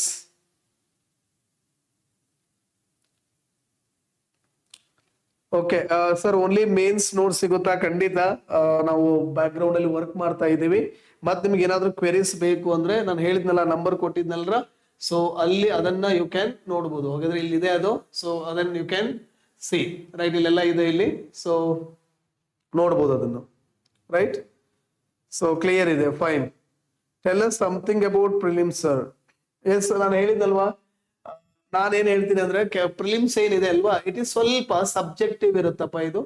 ಅಂದ್ರೆ ಸಬ್ಜೆಕ್ಟ್ ನಾಟ್ ಸಬ್ಜೆಕ್ಟ್ ಅಬ್ಜೆಕ್ಟಿವ್ ಇರುತ್ತೆ. ಲೈಕ್ ಸರ್ ಏನು ಅಂತಂದ್ರೆ ಪ್ರಿಲಿಮ್ಸ್ಗೂ ಮೇನ್ಸ್ಗೂ ಒಂದು ಎಕ್ಸಾಂಪಲ್ ಕೊಡ್ತೀನಿ. ಓಕೆ, ಒಂದು ಮಾನ್ಸೂನ್ ಅನ್ನ ಕೊಡ್ತೀನಿ ನೋಡಿ, ಯಾವ ತರ ಇರುತ್ತೆ. ಓಕೆ, ಆತ ಡಿಪೆಂಡ್ಸ್ ಆನ್ ಕ್ವೆಶನ್ ಪೇಪರ್ ಅಪ್ಪ ಅದು. ಓಕೆ ಸರ್, ಮಾನ್ಸೂನ್ ಇದೆ ಅಲ್ವಾ, ಎಕ್ಸಾಮ್ ಪ್ರಿಲಿಮ್ಸ್ ಅಲ್ಲಿ ಹೆಂಗ್ ಕೇಳ್ಬೋದಪ್ಪ ಅವನು? ಓಕೆ, ಪ್ರಿಲಿಮ್ಸ್ ಅಲ್ಲಿ ಏನ್ ಕೇಳ್ಬೋದು ಸರ್ ಆಗಿದ್ರೆ, for example okay aero okay dynamic ಥಿಯೋರಿಯನ್ನ ಕೊಟ್ಟವ್ರು ಯಾರು, ಅಥವಾ ಏನ್ ಕೇಳ್ತಾರೆ ಮೊನೆಕ್ಸ್ ಯಾವ್ದ್ರ ಮೇಲೆ ವರ್ಕ್ ಆಗುತ್ತೆ, ಅಥವಾ ಮತ್ತೇನ್ ಕೇಳ್ಬೋದು ಸರ್ ಹಾಗಿದ್ರೆ ಅವನು ನಿಮ್ಮ ಡೈನಾಮಿಕ್ ಥಿಯೋರಿ ಬಗ್ಗೆ ಕೇಳ್ಬೋದು, ರೈಟ್. ಸೊ ಇವನ್ ಮೂರು ಕೊಟ್ಟು ಇಲ್ಲಿ ಅವು ಕೊಟ್ಟಿರ್ತಾನೆ, ಓಕೆ X1 X2 X3, ಹಾಗಿದ್ರೆ ಮ್ಯಾಚ್ ದಿ ಫಾಲೋವಿಂಗ್. ಇದು ಪ್ರಿಲಿಮ್ಸ್. ಮೇನ್ಸ್ ಅಲ್ಲಿ ಕ್ವೆಶನ್ ಹೆಂಗ್ ಕೇಳ್ತಾನೆ, write a mechanism of Indian monsoon. ಅಂದ್ರೆ ನಾನು ಏನ್ ಹೇಳಕ್ ಬಂದೆ ಅಂದ್ರೆ, ನೀವು ಕರೆಕ್ಟ್ ಆಗಿ ಮೇನ್ಸ್ ಪ್ರಿಪೇರ್ ಆಗಿದ್ದಿ ಅಂತ. ಕೆಲವೊಂದು ಸಬ್ಜೆಕ್ಟ್ ಇದಾವೆ, ಕೆಲವೊಂದು ಸಬ್ಜೆಕ್ಟ್ ಅಲ್ಲಿ ಬೈಫರ್ಕೇಟ್ ಮಾಡಕ್ ಹೋಗ್ಬೇಡಿ. ಇದು ಪ್ರಿಲಿಮ್ಸ್ಗೆ, ಇದು ಮೇನ್ಸ್ಗೆ. ಕೆಲವೊಂದು ಸಬ್ಜೆಕ್ಟ್ ನಾನು ಹೇಳಿದ್ನಲ್ವಾ, ethics, integrity, aptitude, society, disaster management ಕೆಲವೊಂದು ಟಾಪಿಕ್ ಪ್ರಿಲಿಮ್ಸ್ ಬರುತ್ತೆ. IR ಪ್ರಿಲಿಮ್ಸ್ ಅಲ್ಲಿ ಕೆಲವೊಂದು ಟಾಪಿಕ್ ಬರುತ್ತೆ, ಕೆಲವೊಂದು ಬರೋದಿಲ್ಲ. ಅಂದ್ರೆ ಕೆಲವೊಂದು ಇದಾವೆ, ನಾವು ಸೆಗ್ರಿಗೇಟ್ ಮಾಡ್ತೀವಿ. ಅಂದ್ರೆ ಆ ಸಬ್ಜೆಕ್ಟ್ಸ್ ಅನ್ನ ಸ್ವಲ್ಪ ಪಪ್ಯಾಡ್ ಅವೆಲ್ಲ ಇದಾವಲ್ವಾ, ಅವೆಲ್ಲ ಒಂದು ಸ್ವಲ್ಪ ಸೈಡ್ಗೆ ಇಡಬೇಕು. ಬಟ್ ಈ ತರ ಜಾಗ್ರಫಿ, ಎಕನಾಮಿಯಲ್ಲಿ ಬೈಫರ್ಕೇಟ್ ಮಾಡಕ್ ಬರಂಗಿಲ್ಲಪ್ಪ. ಹಾಗೆ ನೀವೇನ್ ಮಾಡಿ, ಓದ್ತಾ ಇದ್ರ ಒಂದು ಒಳ್ಳೆ ಬುಕ್ ಅನ್ನ, ಒಬ್ಬ ಒಳ್ಳೆ ಮೆಂಟರ್ಶಿಪ್ ಗೈಡೆನ್ಸ್ ಅಲ್ಲಿ ಚೆನ್ನಾಗಿ ಓದ್ಬಿಡಿ. ಯಾಕಂದ್ರೆ ನಾನು ಅಗೇನ್ ರಿಪೀಟ್ ಮಾಡ್ತಾ ಇದ್ದೀನಿ, ಈ ತರ ಅವಕಾಶ ಮತ್ತೆ ಬರಕ್ ಚಾನ್ಸ್ ಇಲ್ಲ. ಓಕೆ, ಮತ್ತೆ ಹೇಳ್ತಾ ಇರೋದು ಒಂದೇ, ನಿಮ್ಮ ಜೀವನದ ಅತ್ಯಮೂಲ್ಯವಾಗಿರ್ತಕ್ಕಂತಹ ಟೈಮ್ ಅಪ್ಪ ಇದು, ಕಳ್ಕಬೇಡಿ. ಓಕೆ, ಈ ಒಂದು ವರ್ಷದ ಎಫರ್ಟ್ ಅಥವಾ ಈ ಒಂದು 4-5 ತಿಂಗಳ ಎಫರ್ಟು ನೀವು ಎಲ್ಲಿ ಮುಂದೆ ಇರಬೇಕು ಅನ್ನೋದು ಡಿಸೈಡ್ ಆಗುತ್ತೆ. ಓಕೆ, ನಿಮ್ಗೆ ಅದಕ್ಕೆ ಏನ್ ಬೇಕು, ಸಹಕಾರ, ಸಹಾಯ, ಅಥವಾ ಅದು ಅನ್ನೋದು ಕರ್ತವ್ಯ ಅಂತ ಕರಿತೀನಿ ನಾನು ನನ್ನ ವೈಯಕ್ತಿಕವಾಗಿ ಅಥವಾ ನನ್ನ ಟೀಮು. ಸೊ ಹಾಗಾಗಿ ನಿಮ್ಗೆ ಏನ್ ಬೇಕೋ you can ask us, definitely ನಾವು ನಿಮ್ಗೆ ಗೈಡ್ ಮಾಡ್ತೀವಿ. ಅರ್ಥ ಆಯ್ತಲ್ಲ? ಹಾಗಾಗಿ ಓದ್ತೀರಾ, ಚೆನ್ನಾಗಿ ಓದ್ಕೊಂಬಿಡಿ. It will help you for both prelims as well as mains. ನೋಡಿ, ಮೊನ್ನೆ ಒಂದು ಕ್ವೆಶನ್ ಅದೇ KPSC ಕೇಳಿದಾನೆ. ಏನ್ ಕೇಳಿದಾನೆ? Indian monsoon gets affected by easterly jet stream. ಹಾಗಿದ್ರೆ ನೀನು ಜೆಟ್ ಸ್ಟ್ರೀಮ್ ಟಾಪಿಕ್ ಅಂದ್ರೆ ಮಾನ್ಸೂನ್ ಚೆನ್ನಾಗಿ ಓದಿದಿ ಅಂದ್ರೆ ಅಲ್ಲಿ ಯಾವ ತರ ವೆಸ್ಟರ್ಲಿ ಜೆಟ್ ಸ್ಟ್ರೀಮ್ಸ್ ಅಫೆಕ್ಟ್ ಮಾಡುತ್ತೆ, ಟ್ರಾಪಿಕಲ್ ಈಸ್ಟರ್ಲಿ ಜೆಟ್ ಸ್ಟ್ರೀಮ್ ಈ ತರ ಎಫೆಕ್ಟ್ ಮಾಡುತ್ತೆ, ಫೈನ್ ಲೈಟರ್ ಜೆಟ್ ಸ್ಟ್ರೀಮ್ ಹೆಂಗೆ ಎಫೆಕ್ಟ್ ಮಾಡುತ್ತೆ, ಓಕೆ, ಅಥವಾ what you say that North Atlantic meridional overturning circulation, Madden Julian oscillation, so ಇವೆಲ್ಲ ಹೆಂಗೆ ಅಫೆಕ್ಟ್ ಆಗುತ್ತೆ, ಅಥವಾ ಎನ್ಸೋ ಏನಿದೆ ಅಲ್ವಾ ಅದು ಹೆಂಗೆ ಅಫೆಕ್ಟ್ ಆಗುತ್ತೆ ಅನ್ನೋದು ಗೊತ್ತಾಗುತ್ತೆ. ಅರ್ಥ ಆಯ್ತಾ? ಐ ಹೋಪ್ ಅರ್ಥ ಆಯ್ತು ಅಂತ ಅನ್ಕೊಂತೀನಿ. ಹಾಗೆ ನೀವು ಕರೆಕ್ಟ್ ಆಗಿ ಒಂದು ಇಂಟಿಗ್ರೇಟೆಡ್ ಅಪ್ರೋಚ್ ಇರಲಿ. ಮ್ಯಾಕ್ಸಿಮಮ್ ಓಕೆ ಒಂದು 3 ಮಂತ್ಸ್ ಸಿಕ್ತು ಅಂದ್ರೆ ಸ್ವಲ್ಪ ಪ್ಲಾನ್ ಅನ್ನ ಚೇಂಜ್ ಮಾಡೋಣ. ಸೊ 3ಗಿಂತ ಜಾಸ್ತಿ ಏನಾದ್ರೂ ಸಿಕ್ತು ಅಂದ್ರೆ ಒಂದು 5 ಮಂತ್ಸ್ ಸಿಕ್ತು ಅಂದ್ರೆ ಸ್ವಲ್ಪ ಓಕೆ ಪ್ಲಾನ್ ಅನ್ನ ಚೇಂಜ್ ಮಾಡ್ಬೇಕು. ನಾನು ಅದನ್ನೇ ಹೇಳ್ತಾ ಇರೋದು. ಏನೇ ಒಂದು ಏಸ್ ಮಾಡ್ಬೇಕಂದ್ರೆ, ಏನೇ ಒಂದು ಗೆಲ್ಬೇಕು ಅಂದ್ರೆ ಬ್ಲೂ ಪ್ರಿಂಟ್ ಇರ್ಲಿ, ಅದಕ್ಕೆ ಪ್ಲಾನಿಂಗ್ ಅಂತೀನಿ, ಸ್ಟ್ರಾಟಜಿ ಅನ್ಬೋದು, ಟ್ಯಾಕ್ಟಿಕ್ ಅನ್ಬೋದು, ರೈಟ್? ಅದೇ ತರನಾಗಿ ವರ್ಕ್ ಮಾಡು. ಯಾಕಂದ್ರೆ ಪ್ಲಾನ್ ಮಾಡಿದವರು ಯಾವತ್ತೂ ಸೋತಿಲ್ಲ. ಅರ್ಥ ಆಯ್ತಾ? Prelims paper 2 is it qualifying paper or compulsory? No, it's a compulsory. So it's not like UPSC. UPSC ಏನಿರುತ್ತಪ್ಪ ಅಂದ್ರೆ ಜಸ್ಟ್ ಕ್ವಾಲಿಫೈಯಿಂಗ್ ಇರುತ್ತೆ. ಇದು it is for merit consideration, ಅಂದ್ರೆ ಮೆರಿಟ್ ಕನ್ಸಿಡರ್ ಆಗುತ್ತಪ್ಪ ಇದು. ಅದಕ್ಕೆ ನಾನು ಹೇಳಿದ್ದು 200 + 200. ಓಕೆ, 400 ಬರಿತಾ ಇದ್ದೀನಿ ಇನ್ ಪ್ರಿಲಿಮ್ಸ್ ಅನ್ನ, then you have to get at least 200 to get into the 1:15 1:15 ಏನಿದೆ ಅಲ್ವಾ, ಅದಕ್ಕೆ ನೀನು ಸೆಲೆಕ್ಟ್ ಆಗಿ ಮೇನ್ಸ್ ಹೋಗ್ಬೇಕು ಅಂದ್ರೆ ಅಟ್ಲೀಸ್ಟ್ ಅದು ಬೇಕು ಅಂತ ಅಷ್ಟೇ ಅದು. ಓಕೆ, ಮತ್ತೆ any doubts?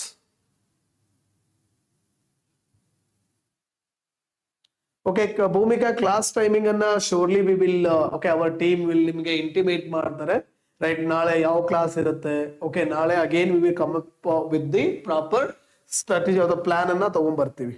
Swaroop sir, mains exam ಅಲ್ಲಿ ಕನ್ನಡ ಅಂಡ್ 2 ಲ್ಯಾಂಗ್ವೇಜ್ ಯೂಸ್ ಮಾಡಬಹುದಾ ಒಂದು ಪೇಪರ್? ನೋ. ನೋಡಿ, ಅದು it is not according to the civil services rules. Okay, ಏನಪ್ಪಾ ಅಂತಂದ್ರೆ ನಿನ್ಗೆ 2 ಇರುತ್ತೆ, either you can write in English or Kannada. ಅರ್ಥ ಆಯ್ತಲ್ವಾ? ಯು ಕ್ಯಾನ್ ಮಿನಿಮಲ್ ಲೆವೆಲ್ ಅಲ್ಲಿ ಕನ್ನಡನ ಬರಿತಾ ಇದ್ದೀನಿ, ಏನೋ ಒಂದು ಬರಿತಾ ಇದ್ದೀನಿ, ಇಂಗ್ಲಿಷ್ ಅನ್ನ ಜಾಸ್ತಿ ಬರದೆ ಅಂದ್ರೆ ಅದು ಕೂಡ ಇನ್ವ್ಯಾಲಿಡ್. ಇಂಗ್ಲಿಷ್ ಅಲ್ಲಿ ಕನ್ನಡ ಬರೆದ್ರೆ, ಸಂಸ್ಕೃತ ಬರೆದ್ರೆ, ಹಿಂದಿ ಬರೆದ್ರೆ ಅದು ಇನ್ವ್ಯಾಲಿಡ್. ಸೊ ಹಾಗಾಗಿ ಆ ತಪ್ಪನ್ನ ಮಾಡಂಗಿಲ್ಲ. ಅದಕ್ಕೆ ಅವ್ರು ನಿಮಗೆ ಕೇಳ್ಬಿಡ್ತಾರೆ ಏನಂತ, ನೀವು ಯಾವ ಲ್ಯಾಂಗ್ವೇಜ್ ಅನ್ನ ಆಪ್ಟ್ ಮಾಡ್ತೀರಿ ಅದೇ ಲ್ಯಾಂಗ್ವೇಜ್ ಅಲ್ಲೇ ಬರೀಬೇಕು. ಐ ಹೋಪ್ ಅರ್ಥ ಆಯ್ತು ಅಂತ ಅನ್ಕೊಳ್ತೀನಿ. About the whole case syllabus and how the subjects are interconnected to each other.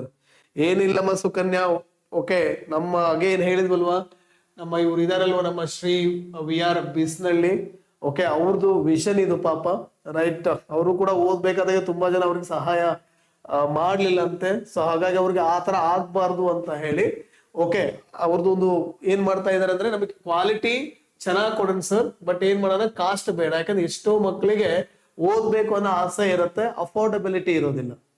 ಅರ್ಥ ಆಯ್ತಲ್ಲ? ಹಾಗಾಗಿ ನಮ್ಗೆ ಅದು ಕೂಡ ಕನ್ಸರ್ನ್ ಇದೆ. ಸೊ ಹಾಗಾಗಿ ನೀವ್ ಯಾರು ಅದ್ರ ಬಗ್ಗೆ ವರಿ ಮಾಡ್ಬೇಡ್ರಿ. ಕೋರ್ಸ್ ಡ್ಯೂರೇಷನ್ ಅಗೇನ್ ನಾ ಹೇಳಿದ್ದಲ್ವಾ, ಇದು ಡಿಪೆಂಡ್ಸ್. ಓಕೆ, ಇದ್ರದ್ದು ಮೇಲೆ ಡಿಪೆಂಡ್ಸ್. ಅಗೇನ್ ಅಲ್ಲಿ ನಂಬರ್ ಅದನ್ನ ನೀವು ಕಾಂಟ್ಯಾಕ್ಟ್ ಮಾಡಿ. ಇದ್ರು ಕೂಡ ಓಕೆ, ಇದನ್ನ ನಾವು ಹೇಳ್ತಾ ಇದೀವಲ್ಲ, ಸೂಪರ್ 50 ಏನಿರುತ್ತಲ್ವಾ, ಅದು ಅದಕ್ಕೆ ಲಿಮಿಟ್ ಇಲ್ಲ. ಅಂದ್ರೆ ನಿಮ್ಮ ಇಂಟರ್ವ್ಯೂ ವರೆಗೂ ಜೊತೆಗಿರ್ತೀವಿ.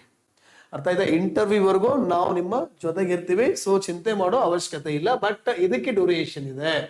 ಅರ್ಥ ಆಯ್ತಲ್ಲ? ಆಮೇಲೆ ಕಾಸ್ಟ್ ಕೂಡ ರೀಸನಬಲ್ ಆಗಿರುತ್ತೆ, ನಥಿಂಗ್ ಟು ವರಿ.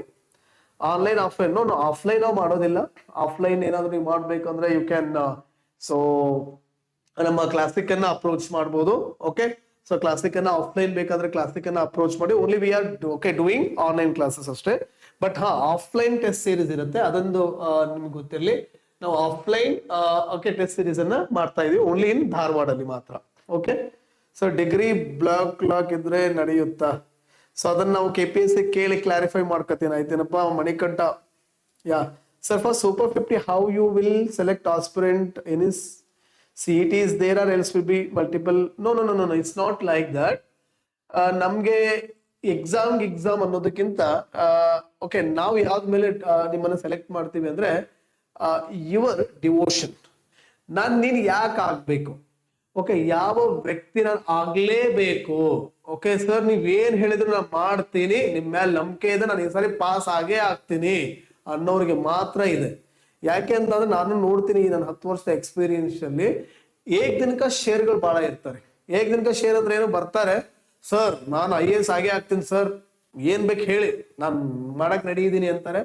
ಓಕೆ ಅದು 1 ತಿಂಗಳವರೆಗೂ ಇರ್ತಾರೆ. 2ನೇ ತಿಂಗಳಿಗೆ ಅಥವಾ 1.5 ತಿಂಗಳು ಆದ ನಂತರ ಓಕೆ ಕ್ಲಾಸ್ ಬರೋದ್ ಕಮ್ಮಿ ಮಾಡ್ತಾರೆ, ಅವ್ರ ಇಂಟ್ರೆಸ್ಟ್ ಕಮ್ಮಿ ಆಗುತ್ತೆ. ಅಂತವ್ರಿಗಂತೂ ಖಂಡಿತ ಅಲ್ಲ. ಯಾಕೆ ಅಂದ್ರೆ ನಾವು ಹೇಳ್ತಾ ಇರೋದು ರೀಸನಬಲ್ ಕಾಸ್ಟ್ ಅಲ್ಲಿ ಕ್ವಾಲಿಟಿ. ಹಾಗಿದ್ರೆ ನಿಮ್ ಲಾಭ ಏನ್ರಿ ಮಾಸ್ತರ ಅಂತ ಕೇಳಿದ್ರೆ ನಮ್ ಲಾಭ ಇಷ್ಟೇನಪ್ಪ, ಏನು ನಿಮ್ಮನ್ನ ಆಫೀಸರ್ ಮಾಡೋದು. ಓಕೆ ನಿಮ್ಮನ್ನ ನೀವು ಓಕೆ ನಾವು ಮಾಡಿದ್ರೆ ನಮ್ಗೆ ಒಂದು ಆತ್ಮತೃಪ್ತಿ ಸಿಗುತ್ತೆ. ಜೊತೆಗೆ ನಮ್ಮ ಡೈರೆಕ್ಟರ್ ವಿಷನ್ ಏನಿದೆ ಅಲ್ವಾ ಅದು ನಾವು ಈಡೇರಿಸಿದಂಗ ಆಗುತ್ತೆ. ಜೊತೆಗೆ ನಾವು ಕೂಡ ಏನಿಲ್ಲಿ ಫ್ಯಾಕಲ್ಟೀಸ್ ಇದೀವಲ್ವಾ ನಾವೆಲ್ಲರೂ ಕೂಡ ಮೇನ್ಸ್ ಮತ್ತೆ ಇಂಟರ್ವ್ಯೂ ಹೋದವ್ರೆ. ಹಾಗಿರೋದು ನಮಗೆ ಗೊತ್ತಿದೆ ಯಾರ ಕಷ್ಟ ಯಾವ ಲೆವೆಲ್ಗೆ ಇದೆ. ಇಷ್ಟೊತ್ತು ಏನ್ ಹೇಳಿದೆ ನಾನು ಎಥಿಕ್ಸ್ ಬಗ್ಗೆ ಮಾತಾಡಿದ್ನೇ ಇಲ್ಲ ಮತ್ತೆ.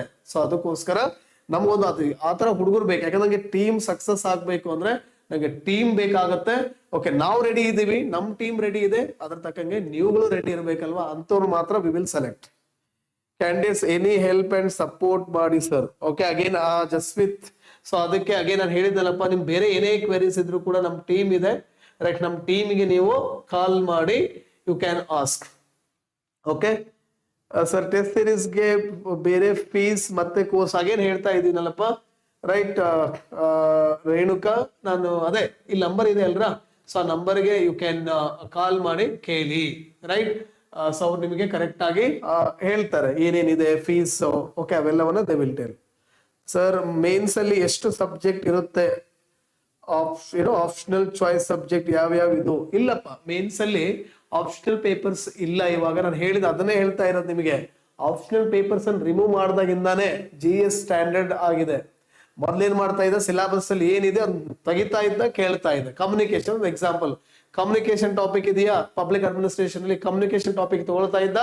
ಓಕೆ ಕಮ್ಯುನಿಕೇಶನ್ ಎಂದರೆ ಏನು, ಕಮ್ಯುನಿಕೇಶನ್ ವಿಧಗಳನ್ನ ಬರೆಯಿರಿ. ಬಟ್ ಇವಾಗ ಆಸ್ಕಿಂಗ್ ಲೆವೆಲ್ ಬೇರೆ ಆಗಿದೆ, ಚೇಂಜ್ ಆಗಿದೆ. ಓಕೆ ಸ್ವಲ್ಪ ನಮ್ಮ UPSC ತರ ಇವರು ಆಗಿದ್ದಾರೆ. Okay right. ಹಾಗಾಗಿ ಆಪ್ಷನಲ್ ಪೇಪರ್ ಇಲ್ಲಪ್ಪ ಶಕುಂತಲ. ಯಾ ಮತ್ತೆ ಎನಿ ಕ್ವೆರೀಸ್ ಇದೆಯಾ, ದೆನ್ ಯು ಕ್ಯಾನ್ ಆಸ್ಕ್. ಬೇರೆ ಏನಾದ್ರು ಗೊತ್ತಾಯ್ತಲ್ಲ ಎಲ್ಲ ಸಬ್ಜೆಕ್ಟ್ಸ್ ಎಷ್ಟೆಷ್ಟು ಇದೆ ಅಂತ. I hope you have understood. Yeah sir offline coaching would be better, is there any plan? No. Okay, there is no. We are not supposed to do, and तो हमारा intention ये है कि we are okay the classic faculties. Okay, ನಾನು ಅದೇ ಹೇಳ್ತಾ ಇರೋದು, ನಾವು ಕೂಡ ಕ್ಲಾಸಿಕ್ ಅಲ್ಲೇ ಇರೋದು, ಇಂಗ್ಲಿಷ್ ಮೀಡಿಯಮು. ಸೊ ನಿಮಗೆ ಏನಾದ್ರು ಬೇಕಾದ್ರೆ offline, if you are ready to come, then you can come there. Definitely we will guide there. Okay ನಾವು ಓನ್ಲಿ ಇಲ್ಲಿ ಆನ್ಲೈನ್ KS ಗುರೂಜಿ ಅಂದ್ರೆ ಆನ್ಲೈನ್ ಮಾತ್ರ ಇದೆ ಒಂದು. ಎರಡನೇದು ಏನಿದೆ ಅಂತ ಅಂದ್ರೆ ನಾನು ಹೇಳ್ತಾ ಇದ್ದೆ ಟೆಸ್ಟ್ ಸೀರೀಸ್ ಅನ್ನ ಮಾತ್ರ ನಾವು ನಿಮಗೆ ಆಫ್ಲೈನ್ ಕೊಡ್ತೀವಿ. That is to only in Dharwad. Okay Firoz ಅರ್ಥ ಆಯ್ತು ಅಂತ ಅನ್ಕೋತೀನಿ. ಓಕೆ ನಿಮ್ದು ಏನೇ ಕ್ವೆರೀಸ್ ಇದ್ರೆ ನಾನು ಹೇಳಿದ್ನಲ್ವಾ ಈ ನಂಬರ್ಗೆ ಓಕೆ ಡಯಲ್ ಮಾಡಿ, ರೈಟ್. ಇಲ್ಲಿ ಏನ್ ನಂಬರ್ ಬರ್ತಾ ಇದೆ ಅಲ್ವಾ ಈ ನಂಬರ್ಗೆ ಡಯಲ್ ಮಾಡಿ ನಿಮ್ಮ ಕ್ವೆರೀಸ್ ಅನ್ನ ನೀವು ಕೇಳಬಹುದು. Okay fine. ಮತ್ತೆ ಸರ್ ಪ್ಲೀಸ್ ಹೇಳಿ ಟೋಟಲಿ ಡಿಸ್ಕ್ರಿಪ್ಟಿವ್ ಪೇಪರ್ಸ್ ಎಷ್ಟಿರುತ್ತೆ? ಹೇಳಿದ್ನಲ್ಲಪ್ಪ ಅವಾಗಲೇ ಹೇಳಿಲ್ವಾ ನಿಮ್ಗೆ? ನೋಡಿ ಇಲ್ಲಿ ಬರ್ದ್ ಬಿಡ್ತೀನಿ, ಬೇಕಾದ್ರೆ ಗೊತ್ತಿಲ್ಲ ಅಂದ್ರೆ. ಪೇಪರ್ 1 ಇದೆಯಾ? ಓಕೆ ಎಸ್ಸೆ ಅಂತ ಇರುತ್ತಪ್ಪ. ಓಕೆ ಎಸ್ಸೆ ಬಟ್ ಕ್ವಾಲಿಫೈಯಿಂಗ್ ಇರುತ್ತೆ. ನಾನು ಕ್ವಾಲಿಫೈಯಿಂಗ್ ಅನ್ನ ಬಿಡ್ತಾ ಇದ್ದೀನಿ. 52.5 ತೆಗಿದ್ರೆ enough. Normal grammar, normal Kannada grammar, English ಇರುತ್ತೆ. ಓಕೆ ಪೇಪರ್ 2 ಅಂತ ಬರುತ್ತಪ್ಪ, ದಟ್ ಈಸ್ ಕಾಲ್ಡ್ GS1 ಇದೆ, ರೈಟ್. ಪೇಪರ್ 3 ಅಂತ ಬರುತ್ತೆ, ರೈಟ್. ಸೊ ಪೇಪರ್ 3 ಅಂತ ಹೇಳಿ ಬರುತ್ತೆ, ದಟ್ ಈಸ್ ಓಕೆ ಕಾಣಿಸುತ್ತಲ್ವಾ, ರೈಟ್. ಓಕೆ ಪೇಪರ್ 3 ಅಂತ ಬರುತ್ತೆ, ದಟ್ ಈಸ್ GS2 ಅಂತ ಬರುತ್ತೆ. ಪೇಪರ್ 4 ಅಂತ ಬರುತ್ತಪ್ಪ, ದಟ್ ಈಸ್ GS3 ಅಂತ. ಪೇಪರ್ 5 ಅಂತ ಬರುತ್ತೆ, that is GS4. Okay total ಆಗಿದ್ರೆ 1 2 3 4 5. ಸೊ 5 ಪೇಪರ್ಸ್ ಅನ್ನ ಅಗೇನ್ ನೀನು ಆಫೀಸರ್ ಆಗ್ಬೇಕು ಅಂದ್ರೆ, ನೀನು ಬುಲೆರೋ ಹೀರೋ ಆಗ್ಬೇಕು ಅಂದ್ರೆ, ರೈಟ್, ನೀನು 5 ಪೇಪರ್ ಅನ್ನ ಬರಿಬೇಕಾಗ್ತದ. ಅಗೇನ್ ನಾನು ಹೇಳಿದೆ ಒಂದೊಂದು ಅರೌಂಡ್ 32 ಪೇಜ್ ಇರುತ್ತೆ.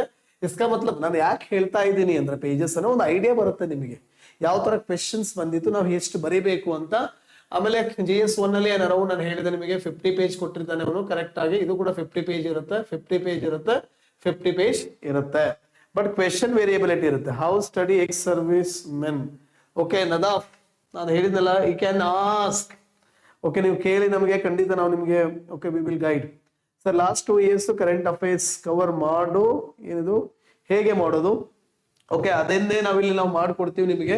ಸೊ ರೈಟ್, ಹಾಗೆ ನಮ್ಮ ಟೀಮ್ ಇರೋದೇ ಅದಕ್ಕೆ. ನಾನು ಯಾಕೆ ಹೇಳ್ತಾ ಇದ್ದೀನಿ ಅಂದ್ರೆ, ಸರ್ ಏನಕ್ಕೆ ನೀವು ಕರೆಂಟ್ ಅಫೇರ್ ವೇಸ್ಟ್ ಅಂತ ನೀವು ಕೇಳ್ಬೋದು ಕೆಲವೊಬ್ರು. ನಾನೇನು ಹೇಳ್ತಾ ಇದ್ದೀನಿ ಅಂದ್ರೆ, ಈ ನಮಗೆ ಅವಕಾಶಗಳು ಸಿಗೋದು ಕಡಿಮೆ ಅಲ್ಲೇನ್ರಪ್ಪ, ಅವಕಾಶ ಸಿಕ್ಕಾಗ ಓದ್ಬಿಡೋಣಲ್ಲ.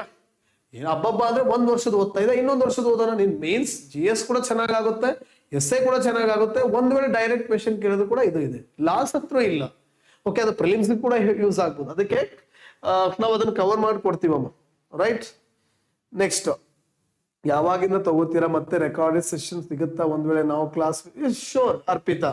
ಸೊ ನಾವು ನಿಮ್ಗೆ ರೆಕಾರ್ಡೆಡ್ ವಿಡಿಯೋಸ್ ಅನ್ನ ಓಕೆ ನಿಮಗೆ ಕೊಡ್ತೀವಿ. ಜೊತೆಗೆ ನಾವು ಹೇಳಿದ್ವಲ್ವಾ ಇದರಲ್ಲಿ ಓಕೆ ನಾವು ನಿಮ್ ಜೊತೆ ಯಾವಾಗ್ಲೂ ಇರ್ತೀವಿ. ರೈಟ್, ಜೊತೆಗೆ ಇದರಲ್ಲಿ ಕೂಡ ನಮ್ಮ ಏನ್ ಟೀಮ್ ಏನಿದೆ ಅಲ್ವಾ, so okay we are also with you. Okay okay sir, classes ಯಾವಾಗಿಂದ ತಗೋತೀರಾ? Right, we will start. Okay, February 15 ಗೆ ನಾವು ಲಾಂಚ್ ಮಾಡ್ಬೇಕಂತ ಇದೀವಿ. ರೈಟ್, ಸೊ February 15 ಗೆ ನಾವು ಲಾಂಚ್ ಮಾಡ್ತೀವಿ ಕೋರ್ಸಸ್ ಅನ್ನು. ರೈಟ್, ಅದ್ರ ತಕ್ಕಂಗೆ ವಿ ವಿಲ್ ಸ್ಟಾರ್ಟ್ ಕ್ಲಾಸಸ್. ಆಮೇಲೆ ರೆಕಾರ್ಡೆಡ್ ಇರುತ್ತೆ, 1-to-1 ಮೆಂಟರ್ಶಿಪ್ ಇರುತ್ತೆ. ರೈಟ್, ನೀವು ಮೇನ್ಸ್ ಅನ್ನ ಯಾವ ತರ ಆನ್ಸರ್ ಬರಿಬೇಕು, ಓಕೆ ಏನ್ ಕ್ವೆಶನ್ಸ್ ಕೊಟ್ಟಿರ್ತಾರಲ್ಲ ಅದರಲ್ಲೇ ಉತ್ತರ ಇರುತ್ತೆ, ಅದನ್ನ ಹೆಂಗೆ ಫೈಂಡ್ ಔಟ್ ಮಾಡ್ಬೇಕು, ಅದನ್ನ ಫೈಂಡ್ ಔಟ್ ಮಾಡಿ ಯಾವ ತರ ನಾವು ಬರಿಬೇಕು, ಸೊ ಆ ತರ ನಾವು ಹೇಳ್ಕೊಡ್ತೀವಿ ಅದನ್ನ. ಫೈನ್, ಐ ಹೋಪ್ ಅರ್ಪಿತಾ ಅರ್ಥ ಆಯ್ತು ಅನ್ಕೊಂತೀನಮ್ಮ. Right, then okay I hope understood ಅಂತ ಅನ್ಕೊಂತೀನಿ. ಥ್ಯಾಂಕ್ ಯು ಅಂಡ್ ಓಕೆ, ಎಲ್ರಿಗೂ ಒಳ್ಳೇದಾಗ್ಲಿ. ಅಗೇನ್ ಪದೇ ಪದೇ ಅವಕಾಶಗಳು ಸಿಗೋದಿಲ್ಲ. ರೈಟ್, ಏನೋ ಅಂತಾರಲ್ವಾ, ಇಷ್ಟು ದಿನ ಅವಕಾಶಗಳಿಲ್ಲ ಇಲ್ಲ ಅಂತ ಬ್ಲೇಮ್ ಮಾಡ್ತಾ ಇದ್ವಿ, ಬಟ್ ಇವಾಗ ಅವಕಾಶಗಳು ನಿಮ್ಮ ಕಣ್ಣು ಮುಂದೆ ಇದೆ. ರೈಟ್, ಈ ಅವಕಾಶಗಳನ್ನ ಕಳ್ಕೋಬೇಡಿ. ರೈಟ್, ಅದಕ್ಕೆ ರಕ್ತ ಆದ್ರೂ ಹೋಗ್ಲಿ, ಬೆವರಾದ್ರೂ ಹೋಗ್ಲಿ, ಒಟ್ಟು ಹೋಗ್ಲಿ, ನಿಮಗೆ ಬೇಕಾಗದೆ ತಗೊಳ್ಳಿ. ಅರ್ಥ ಆಯ್ತಲ್ವಾ? ಇದು ನಿಮ್ಮ ಒಬ್ಬರ ಕನಸಾಗಿರಲ್ಲ, ನಿಮ್ಮ ತಂದೆ ತಾಯಿ ಅಪ್ಪ ಅಮ್ಮ ಸಂಬಂಧಿಕರು ಓಕೆ ನಿನ್ಗೆ ಇಲ್ಲಿಂದ ಓಕೆ ಏನು ಸ್ಕೂಲ್ ಲೆವೆಲ್ ಇಂದ ಇಲ್ಲಿವರೆಗೂ ಯಾರು ಸಹಾಯ ಮಾಡಿದ ನಿನ್ನ ಗುರುಗಳು, ಅಥವಾ ನಿನಗೆ ಓಕೆ ಕಷ್ಟದ ಟೈಮಲ್ಲಿ ಮಾರಲ್ ಸಪೋರ್ಟ್ ಮಾಡೋದು ಎಲ್ಲರದ್ದು ಕೂಡ ಓಕೆ ಆಸೆ ಅದೇ ಆಗಿರುತ್ತಪ್ಪ. ನೀನೊಬ್ಬ ಚೆನ್ನಾಗಿ ಓದೋದ್ರಿಂದ ಎಷ್ಟೋ ಮನಸ್ಸುಗಳನ್ನ ನೀವೇನ್ ಮಾಡ್ಬೋದಾಗಿದ್ರೆ ಖುಷಿಯಾಗಿ ಇಟ್ಕೋಬಹುದು. ಅರ್ಥ ಆಯ್ತಾ? ಚೆನ್ನಾಗಿ ಓದಿ. Sir why not main test series along with prelims? No. So ಇಲ್ಲ, ನಾನು ಏನ್ ಹೇಳಿದ್ನಲ್ವಾ, ಸೂಪರ್ 50 ಅಲ್ಲಿ ಇರುತ್ತೆ, ಬಟ್ ಪ್ರಿಲಿಮ್ಸ್ ಬೇರೆ, ಅದು ಬೇರೆ, ಅದರಲ್ಲಿ ಇರುತ್ತೆ. Mains test series we will provide, don't worry. So we give mains test series. Okay, prelims marks consider ಆಗುತ್ತಾ? ಇಲ್ಲ, prelims only for prelims to qualify 1:15 mains qualify ಆಗೋದಕ್ಕೆ, ಅದು ಮತ್ತೆ ನಿಮ್ಗೆ ಇದರಲ್ಲಿ ಇದಾಗೋದಿಲ್ಲ. ಆಯ್ತಾ? Okay, thank you sir, thank you. Okay, thank you ಮಾ. Okay, god bless you and ಚೆನ್ನಾಗಿ ಓದಿ. And again we will come with next series and how to write the mains. Okay, thank you. Okay, all the best. Thank you so much.